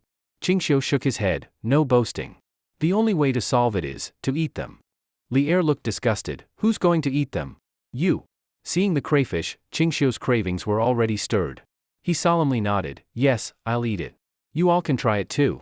Li Er gave a dry laugh, shaking his head like a rattledrum, I won't eat it. Lord Qing, if you like it, eat it yourself. Exactly. Fang Xianling nodded, I have no blessings to enjoy such a pest. Chang Sun Wuji also shook his head in disgust, neither will I. Wei Zhang, will you eat? Wei Zhang froze and shook his head, I only like celery and spinach. I'm not fond of meat, so I won't eat either. Ching Shio's smile widened. He laughed and said, everyone, it's almost noon. Since we're all gathered, why not stay at my place for a simple meal before you go? Li Er rubbed his belly and nodded with a smile, exactly what I was thinking. I'm getting hungry. The Empress Chang Sun looked disgusted, Lord Qing, you're not planning to feed us clawed bugs, are you? As soon as she said that, everyone's face stiffened. If that's the case, forget the meal. Ching Shio shook his head, of course not. Everyone said the clawed bug smells muddy and is hard to swallow. So I'll eat that myself. You can eat other dishes and try potatoes and corn too. Hearing that, everyone's eyes lit up. Even Li Er drooled while sighing, potatoes and corn are seeds. We can't just eat them now. We have to grow more first. But this is new food. Who knows if it's poisonous? Well, I'll take the risk for the people. Everyone else twitched their mouths and pretended not to hear. Ching Shio curled his lips and secretly cursed, shameless. He first went to the servants' yard to arrange for the cooks to prepare the meal and asked a few maids to help with the crayfish. Ching Shio had always liked crayfish and had learned how to prepare them. It's actually easy to remove the muddy smell, just wash them with strong white liquor and cook with fennel leaves to ensure no muddy odor. Luckily, there were plenty of wild fennel leaves in the mountains. It was the peak season now, and he had stocked up a lot. When Li Er and the others saw Ching Shio preparing to cook clawed bugs, their faces were full of resistance. But seeing this blind man skillfully cleaning, deveining, and marinating the crayfish with ginger water and wine amazed them. Then Ching Shio expertly heated oil in a big iron pot, added spices, and finally threw in a handful of dried chili peppers. A strong, pungent aroma filled the kitchen, making everyone sneeze. Li Er's eyes widened in surprise, Lord Qing, you actually used chili peppers? He had some trauma with chili peppers. But to his surprise, the rich aroma when the peppers hit the oil made his mouth water. Ching Shio tossed the crayfish into the pot and stir-fried them while replying, crayfish goes best with chili peppers. This dish is called spicy crayfish. Of course, there are other versions like garlic crayfish, which also tastes great. As the crayfish cooked, the aroma spread out, making everyone's Adam's apples move. After adding water and secret sauce, the smell became even richer. Gulping sounds followed. When everything was done, Ching Shio clapped his hands, picked up 2 one-pound potatoes, and began peeling them. Li Er squatted nearby, watching closely and asked curiously, Lord Qing, how do you plan to cook the potatoes? I plan to make 2 plates of spicy shredded potatoes, Ching Shio explained with a smile. Shred the potatoes and stir-fry them. They're crisp and tasty. But even though that's delicious, I still prefer potato beef stew. Li'er raised his eyebrows. Potato beef stew? Yes. Li'er said eagerly, why don't you prepare a potato beef stew too? Ching Shio shook his head. Potatoes are fine, but beef is hard to get. It's illegal to slaughter cattle these days, so I don't dare eat it. Li'er's eyes lit up and he smiled. That's easy. He walked out of the kitchen and shouted to Wangda, send someone quickly to Ching Xiong's house and say that by my order, one of their cows suddenly died. Have him send a hind leg to Sanha village within half an hour. Changsun Wuji and Fang Xianling couldn't stop twitching their mouths. Ching Shio almost coughed up blood. Good grief, is that even allowed? Lord Ching, we've got the beef, and it's the hind leg. Li'er returned to the kitchen and said this in a serious and calm tone. Ching Shio's mouth twitched, and he nodded. Good, then I'll prepare the potatoes right away. We'll have potato beef stew for lunch. Wei Zheng couldn't take it anymore and urgently said with a pale face, Your Majesty, this is not right. A plowing ox nowadays is worth 5 or 6 farmers. Such a precious ox, how could Your Majesty slaughter it just to satisfy your appetite? Li'er looked at him strangely and said, Wei Zheng, when did I slaughter an ox? I'm standing here just fine. Are you misunderstanding something? It was a cow from Cheng Yaojin's home that suddenly died from illness. It's so hot today, if we don't deal with it quickly, the meat will go bad. I'm doing a good deed. Listen to you, as if I personally slaughtered a plowing ox. Wei Zheng was momentarily speechless. He stood there with a dark face and said, Your Majesty clearly understands what I mean.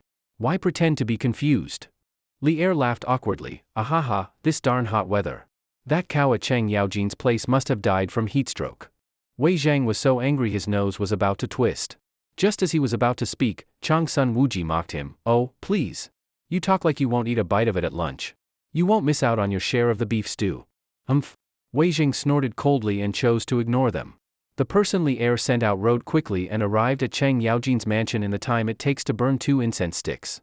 Duke of Lu, His Majesty commands that one of your cows must suddenly die from illness. Send a beef hind leg to the residence of Marquis of Lantian in Sanha village. At that moment, Cheng Yaojin, wearing only a white loincloth like a sumo wrestler, looked bewildered. But he quickly understood and cheerfully shouted, Das Hun, go slaughter a cow and bring a beef hind leg right away. His Majesty wants to eat beef. Soon, a steaming hot beef hind leg was delivered by a servant. Cheng Yaojin put on his clothes, carried the dozens of Jin beef leg into the yard and shouted, Chower, get out here. Soon, his son Cheng Chumo, also in a loincloth and sweating heavily, walked out puzzled. Dad, what are you doing? Cheng Yaojin waved the beef leg and laughed. You lucky boy, today I'm taking you to Lord Qing's home in Sanha village to eat something good. Hurry up and get the horses ready. Cheng Chumo's eyes lit up, and he quickly dressed and led out 2 horses from the stable. The father and son rode swiftly toward Sanha village. From the time Li'er ordered the cow to die to when Cheng Yaojin brought the beef leg to Sanha village, not even half an hour had passed. Cheng Chumo had never been to Sanha village before and looked around curiously like a child, amazed at everything he saw. Cheng Yaojin and his dim-witted son entered the yard and were shocked by the cool air. They saw the yard full of water jars packed with ice. The two were completely stunned. Good heavens, oh my goodness. Whoa! Cheng Chumo exclaimed, Dad, with this hot weather, Lord Qing has so much ice? How big must his ice cellar be? With this temperature, how much ice would he need? Cheng Yaojin's eyes turned and he marveled, no wonder he's Lord Qing, able to make ice in summer. That's simply miraculous. What? Cheng Chumo looked like he saw a ghost. Dad, you mean Lord Qing made all this ice himself? Cheng Yaojin looked at him disappointed. Chower, you're really dumb. Ching Shio just moved to Sanha village after spring. How could he still have ice left from before? Clearly, these ice blocks weren't stored in a cellar earlier. So this means he made them.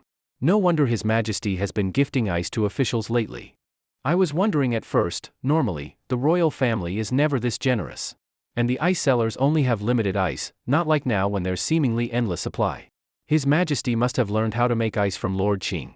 Heh, Chower, since you know Lord Qing, I have a task for you today, get him drunk and find out his method. Then we won't have to wear loincloths all summer. Cheng Chumo's eyes lit up and he nodded seriously. Only then did Cheng Yaojin stride into the courtyard with a proud gait. His voice came before he did. Cheng Yaojin immediately changed into a sorrowful expression and loudly complained, this damned weather. My cow died from illness. Your Majesty, a cow in my house died. Please inform the authorities in Yongzhou so they don't accuse me of pretending a healthy cow died. At the kitchen door, Li'er's mouth twitched and he solemnly said, Don't worry, Duke of Lu. I personally witnessed your cow's death. Even the censorate won't be able to find fault. Wei Zheng rolled his eyes. Clearly this was a message not to bring it up in court. Chang Yaojin grinned widely. I slaughtered the sick cow. Got hundreds of lb of beef. My family can't eat it all. In this heat, it'll spoil quickly, so I brought a hind leg to Lord Qing. In the inner room of the living area, Su Xiaochun, Yunyang, Changsun Pingting, and Empress Changsun couldn't stop laughing after hearing the full story. These old men were really good actors. Ching Shio instructed Xuanzi to skin and trim the hind leg, cutting off dozens of lb of beef. Cheng Chumo stood in the yard, sniffing the air nonstop and swallowing his saliva. He had never smelled anything so fragrant in his life.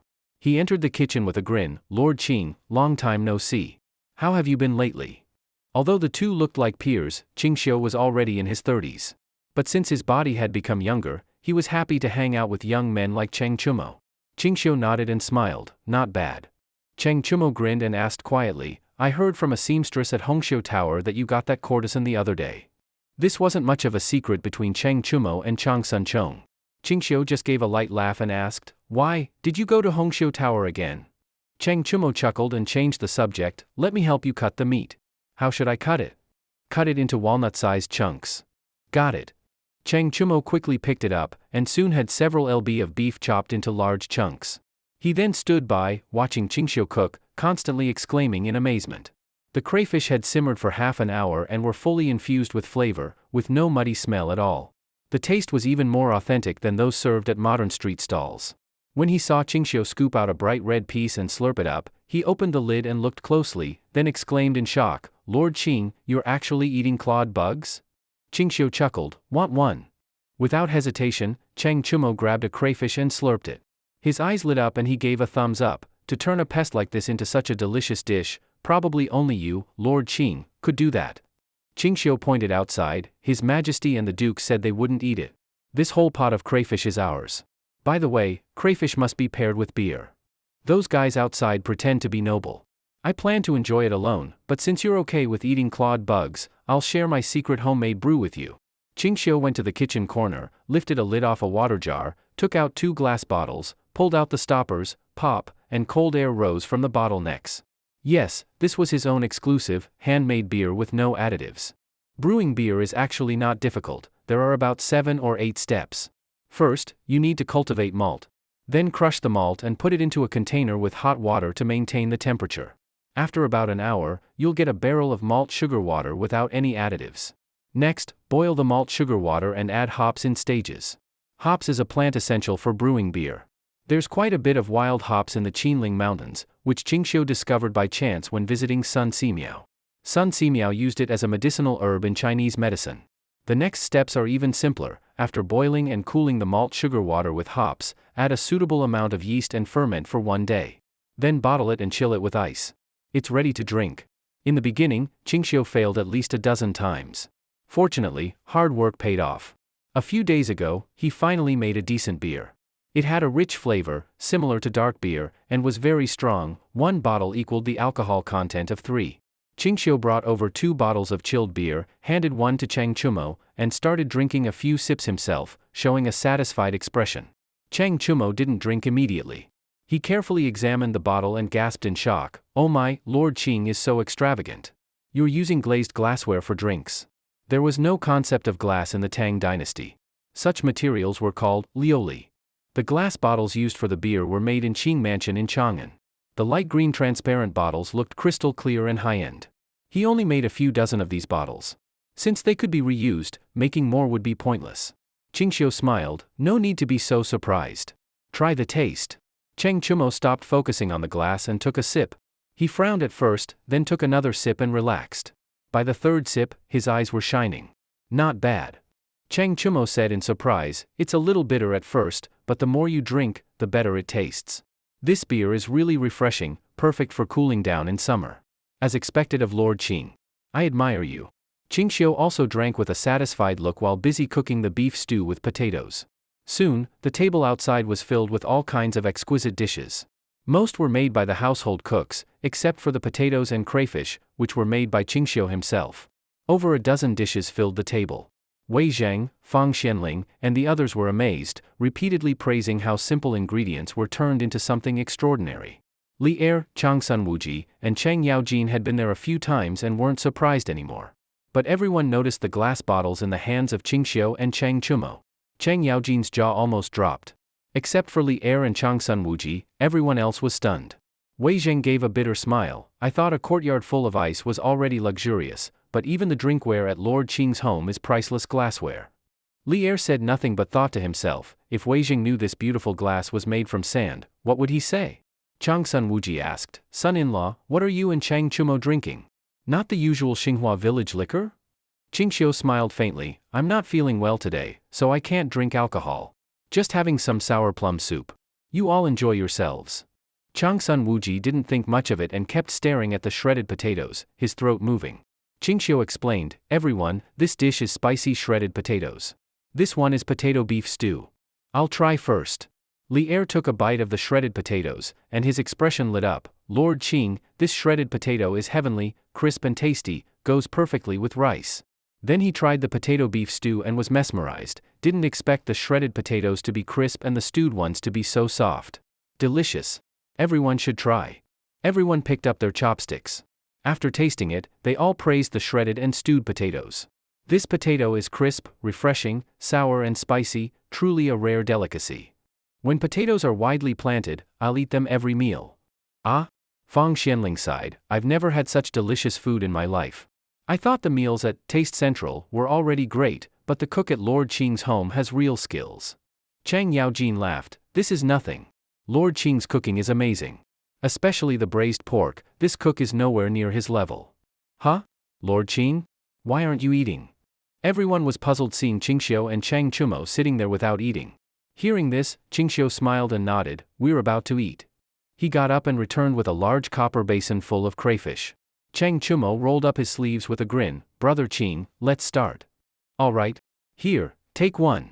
The two clinked their beer bottles, took a big gulp, and started eating crayfish like crazy, breaking the shells, sucking the meat, even chewing the shells before spitting them out. They ate with such enjoyment that everyone else was dumbfounded. Chang Yaojin smacked the back of Chang Chumo's head, glaring, brat. You had such good food and didn't call your dad? Then he picked up a crayfish, copied them, slurped it twice, and his eyes lit up. Your Majesty, who knew this clawed bug could taste so good? You must try it. Li Er was about to grab one, but Ching Shio said, Uncle Chang, His Majesty and the Dukes already said they wouldn't eat clawed bugs, even if it killed them. Let's just enjoy it ourselves. Li Er's hand froze in midair, then awkwardly pulled back. The others looked at each other, not sure whether to eat or not. But as Ching Shio and Chang Yaojin enjoyed crayfish with cold beer, Li Er and the rest couldn't resist. Shamefully, they joined in. The large basin of crayfish was quickly emptied, it was incredibly popular. While eating, Li Er said awkwardly, I take back what I said before. Lord Qing, your method for getting rid of crayfish is excellent. Right? Ching Shio chuckled, I plan to buy crayfish. 3 copper coins per pound. As long as they're alive, I'll take however many Weinan has. The magistrate of Weinan wept with joy, expressing his deep gratitude. He cried out that the people of Weinan were saved. If no one held him back, he would have knelt to thank Ching Shio. After the meal, everyone said their goodbyes. Chang Yaojin stayed behind with his son, using summer heat as an excuse. Once everyone left, Chang Yaojin laughed and asked, Lord Qing, how was the beef from my cow? Ching Shio thought for a moment and nodded, it really was good. Chang Yaojin patted his chest, whenever you want beef, just send someone to my house. I may lack other things, but I've got endless plowing oxen. Just say the word, and one will die from illness anytime. Ching Shio thought of an old saying, unprovoked kindness must be hiding something, and smiled, Uncle Chang, if you need something, just say it. Chang Yaojin sighed, this damned heat. Your 2 aunts want to stay at their mother's house. My son and I are always in loincloths. This can't go on. Ching Shio thought for a moment and said, Uncle Chang, I can't reveal the ice-making method, but you can send someone to get a cart of ice from my home every day to keep cool. Chang Yaojin laughed heartily, thank you, nephew. If you ever need my help, just ask. The fewer people who knew the method of making ice with saltpeter, the better. If too many knew, resources would be wasted, and Ching Shio would lose his summer ice privilege and advantage. Many women in the village lived off selling ice water in Chang'an. If the method spread, everyone would be selling ice water, and no one would buy anymore. The news that Marquis of Lantian was buying crayfish at 3 copper coins per lb spread through Weinan like lightning. The people of Weinan, who had already lost hope, were instantly energized by this news. Before dawn, they were already in the rice fields catching crayfish, and by nightfall, they could deliver them to Manhwa village. These commoners naturally didn't know that crayfish, once processed, became a top delicacy. They all thought the Marquis of Lantian was acting out of compassion, unwilling to see the people suffer, and was doing a charitable act. This also gradually gave Ching Shio influence in the Weinan area. Charity? No way. This man simply saw the business opportunity in crayfish and had no thoughts of charity at all. In the past 2 days, many people came to Manhwa village to deliver crayfish. To prevent large-scale deaths of the crayfish, Ching Shio specially formed a construction team to dig a large pond near the Ba River for raising crayfish.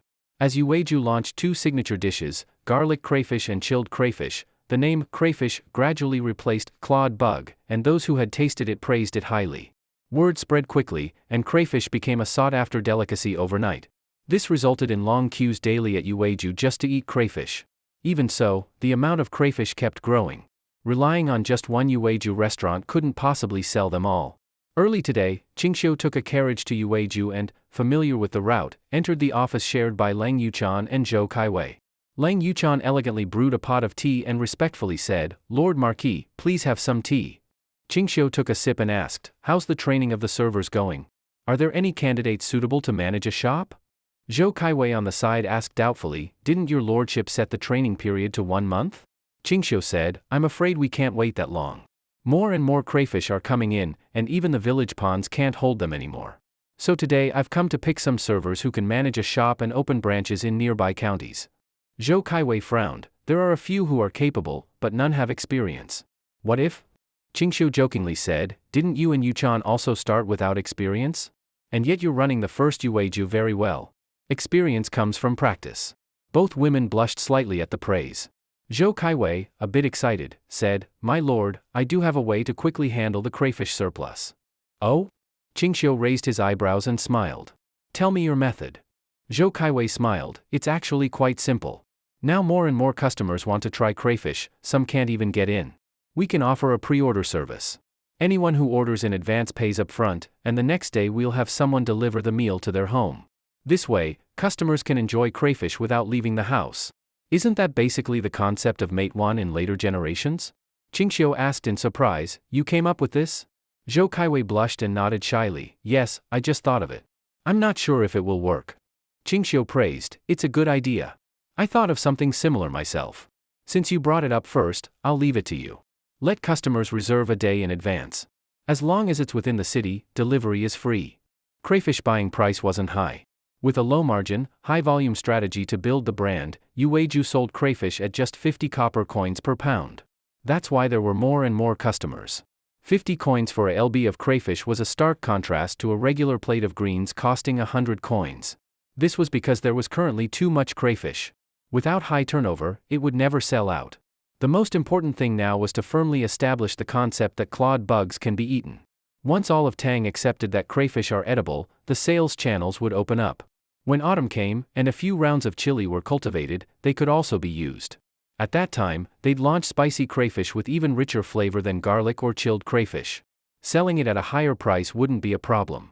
Forget 50 coins, people would fight to pay 500 coins per lb. Zhou Kaiwei came from a poor family. She had been sold into a wealthy household as a maid, and after making a mistake, was resold to a broker. Though illiterate, she had a knack for business. In less than half an hour, she developed a very complete pre-order system. Ching Shio decided to implement the service after the upcoming auction event. He then gave more instructions, asking capable servers to go find suitable locations for branch stores, also a test of their judgment and ability. Back in Manhwa village, a carriage was parked at the door, one Ching Shio had seen a few times. It belonged to Empress Changsun. As soon as he entered the courtyard, he saw Changsun, Li Lizhu, Li Lizzy, his 3 wives, and Lin Feifei chattering around a pile of wood. Empress Changsun said in surprise, "Miss Lin knows how to assemble a loom." Su Xiaochun laughed, "Feifei's family runs a textile business. She grew up around looms. Assembling one is no problem for her." In the past few days, Lin Feifei had gradually recovered from her tragic family loss and was much more cheerful. She looked confused and said, "Your Majesty, I do know how to assemble a loom, but these parts don't look quite the same as the ones I'm used to. I'm not sure where to begin. My husband is back." Changsun Pingting saw Ching Shio and smiled happily, running to greet him. Ching Shio bowed to Empress Chang Sun. Your Majesty, why are you not resting in the palace but visiting my humble home? Empress Chang Sun smiled. Lizzie had chilled crayfish from Baiweiju yesterday, then heard her father describe how delicious the spicy crayfish was. Today she insisted on coming to your house for it. So I've brought her here. The little beauty next to her tilted her head and looked hopeful. Lord Ching, can you make spicy crayfish for me? I can massage your shoulders like last time and make sure you're comfortable. Ching Shio's mouth twitched, and he inhaled sharply. Good grief, kids really say the darndest things. The little girl hadn't forgotten how she had to massage him to get a meal last time.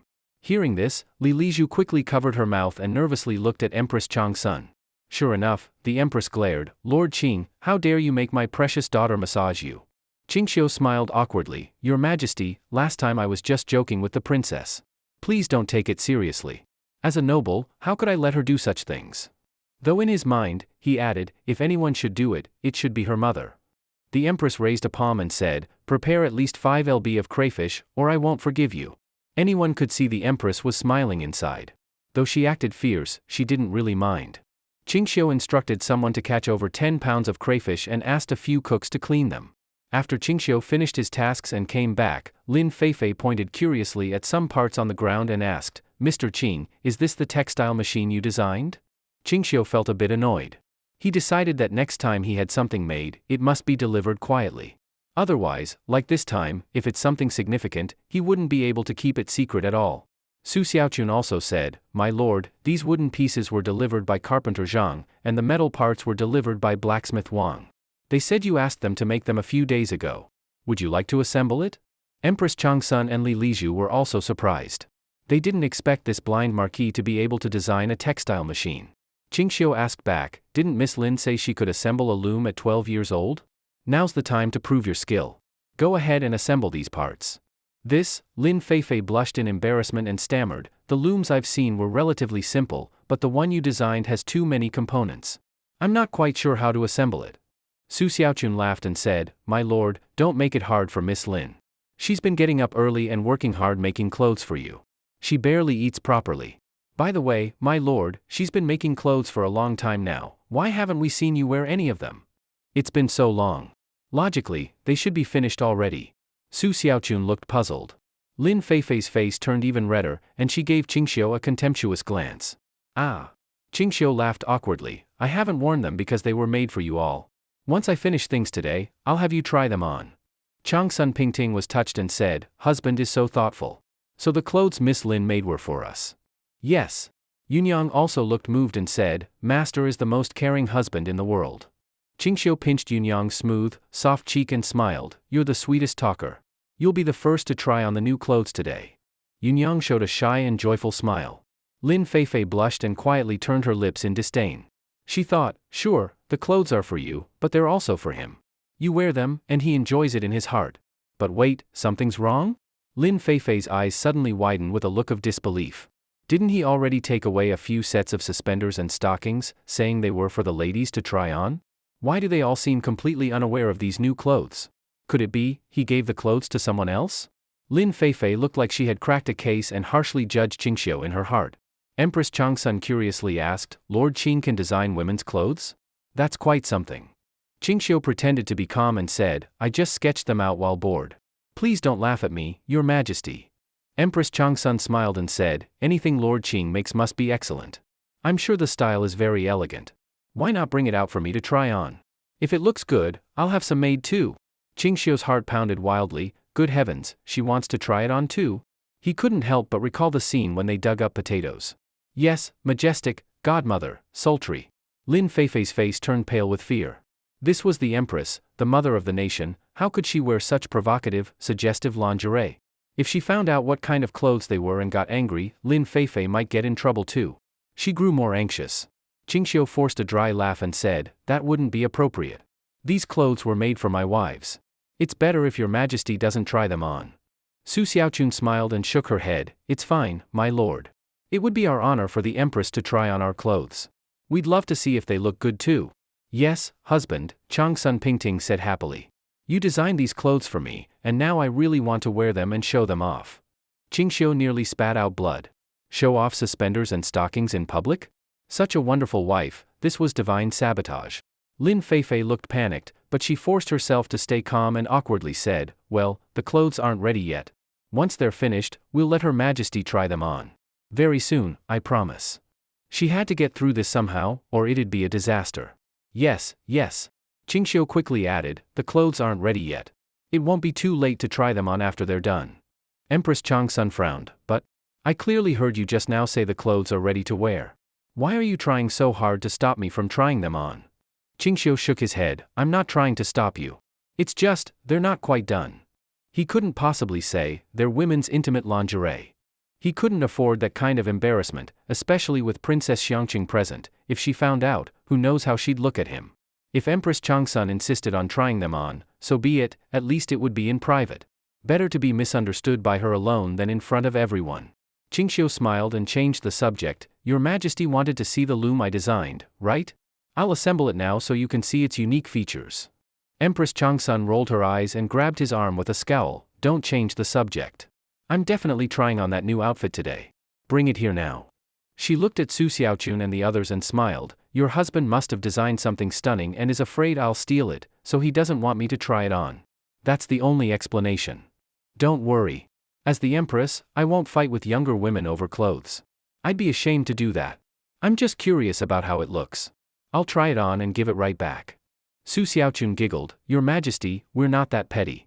Please try it on freely." Empress Changsun smiled. "Princess Xiaochun speaks so sweetly. I'll put it on later and let everyone see." Lin Feifei leaned against the wall, feeling like her brain lacked oxygen. "It's over, it's really over. The Empress wants to show it off too?" Ching Shio's mouth twitched nonstop. He let out a long sigh and said, "Since Your Majesty wants to try it on, then please do. But maybe there's no need to show it off. As long as you're satisfied, that's what matters." Empress Changsun playfully scolded, "No way. What's the fun in trying on clothes if no one sees? Besides, you can't see anyway, it's not like I'm showing them to you. Hurry and bring them out." "Phew." Ching Shio sighed and said to Lin Feifei, "Go get the new clothes. Since Her Majesty wants to try them, let her." Lin Feifei opened her mouth, swallowed hard, and turned pale. Really? Yes, really. Bring them in a bag." What color should I bring?" Lin Feifei asked on impulse. Ching Shio pulled a face and covered it with one hand. "Red. It suits Her Majesty's temperament. If this noble empress wanted to wear them, so be it, she asked for it. It had nothing to do with the Marquis of Lan Tian." Lin Feifei, legs weak like jelly, went to the backyard holding the wall. When she returned, she was less nervous. In her hand was a small cloth bag. Inside were a red bra and a pair of red suspender stockings. Empress Changsun saw the small bundle in Lin Feifei's hands, and her eyes lit up. The clothes fit in such a small bundle. They must be incredibly light. Wearing them must feel very cool and refreshing. She looked at Ching Shio and said with a smile, "This must be something Lord Qing designed to help your wives stay cool in summer, right?" Ching Shio's expression stiffened. He thought to himself, this woman really has a wild imagination. So he nodded and said, "Exactly. Your Majesty, it's better if you try it on in the inner room. If it looks good, you can come out and let everyone see. If not, then change out of it. Miss Lin, please go in with Her Majesty and show her how to put it on." Empress Changsun asked in confusion, "Isn't it just a piece of clothing? I'm not stupid. I know how to wear clothes." Lin Feifei objected, "What? You want me to teach Her Majesty how to wear it?" Ching Shio said without patience, "If you don't teach the Empress, should I do it instead?" Empress Changsun laughed, "And what if you do? You're blind, you can't see anyway." "Rip." Ching Shio gasped inwardly. He did want to teach, but he truly didn't dare. After much coaxing, Lin Feifei reluctantly followed Empress Changsun into the bedroom, feeling nervous and anxious. Lin Feifei locked the door, opened the bundle with trembling hands. Empress Changsun picked up the red bra and was instantly dumbfounded. Her face turned bright red, her brows filled with anger. Lin Feifei braced herself and said, "Your Majesty, this item is called a bra. It's an undergarment specially designed for women. Wearing it helps prevent breast sagging." Although Empress Changsun was furious and embarrassed, she was still rational. She held up the bra, studied it carefully, and blushed as she nodded slightly. "Looks like, it really is designed to prevent sagging." TCH. Her face still red, she scolded, "This Marquis of Lan Tian. How could he design such shameful clothing?" She tossed the bra aside and picked up the red suspenders, only to be stunned again. Lin Feifei quickly explained, "Your Majesty, this is underwear." She gave a detailed explanation of its function. Empress Changsuan's eyes widened, fuming. Why does it have 2 long straps? Isn't that unnecessary? Lin Feifei also blushed. I don't know what Lord Qing was thinking. I only helped sew it. I don't know anything else. Empress Changsun suddenly remembered what she had just said earlier, about walking around wearing such breezy clothing. Thinking about it made her face burn even hotter, and she cursed even more angrily, to think he's that kind of Marquis of Lan Tian. Designing such provocative clothes, as if he could see them. What is he thinking? His head is full of dirty thoughts. Ahem, Lin Feifei asked awkwardly, does your majesty still want to try it on? Empress Changsun hesitated. Thinking of how, after having so many children, things had started sagging a little, she felt tempted. She took a deep breath and said, you go out. I'll try it myself. Lin Feifei obediently left and waited in the living room. Changsun Wugu took off all her clothes, revealing her perfectly full figure. She quickly tried on the bra and couldn't help but be surprised. Wow, it actually holds tightly. It really does prevent sagging. As for the suspenders, my goodness, so shameful. She quickly took off the suspenders and changed back into her own clothes. Then she called softly toward the door, you may come in. Lin Feifei entered. Empress Changsun had already regained her elegant and dignified demeanor. She held the red bra and said, make a few more of these in my size. I'll come get them in a few days and we'll pay you then. Lin Feifei carefully asked, what about the suspenders? Empress Changsun blushed and scoffed, forget the suspenders. Just a few pairs of underwear will do. Yes, your majesty. Only then did Empress Changsun leave the room and go to the courtyard. Su Xiaochun came up and asked curiously, Godmother, why didn't you wear the new clothes out to show everyone? Empress Changsun, who had returned to her noble composure, was suddenly flustered again by Su Xiaochun's words. Blushing and stammering, she said, the clothes didn't quite fit. They must have been made to your measurements. Really? Su Xiaochun said, holding her pregnant belly with a smile. Then I want to try them too. Empress Changsun quickly grabbed her and, trying to cover her embarrassment, said, forget it. Let's go watch your husband assemble the loom. As for the new clothes, you can try them on later. All right then, Su Xiaochun didn't think too much of it. While Empress Changsun was trying on the underwear, Ching Shio had already started assembling the loom. He first designed the Huang Daopo style loom, which was far more efficient than existing looms, 5 to 6 times faster. The loom's principle was actually simple. 4 wooden boards made a frame. 2 wooden columns stood upright, fixed at one end into the base. In the middle were 2 cranked wooden iron rods.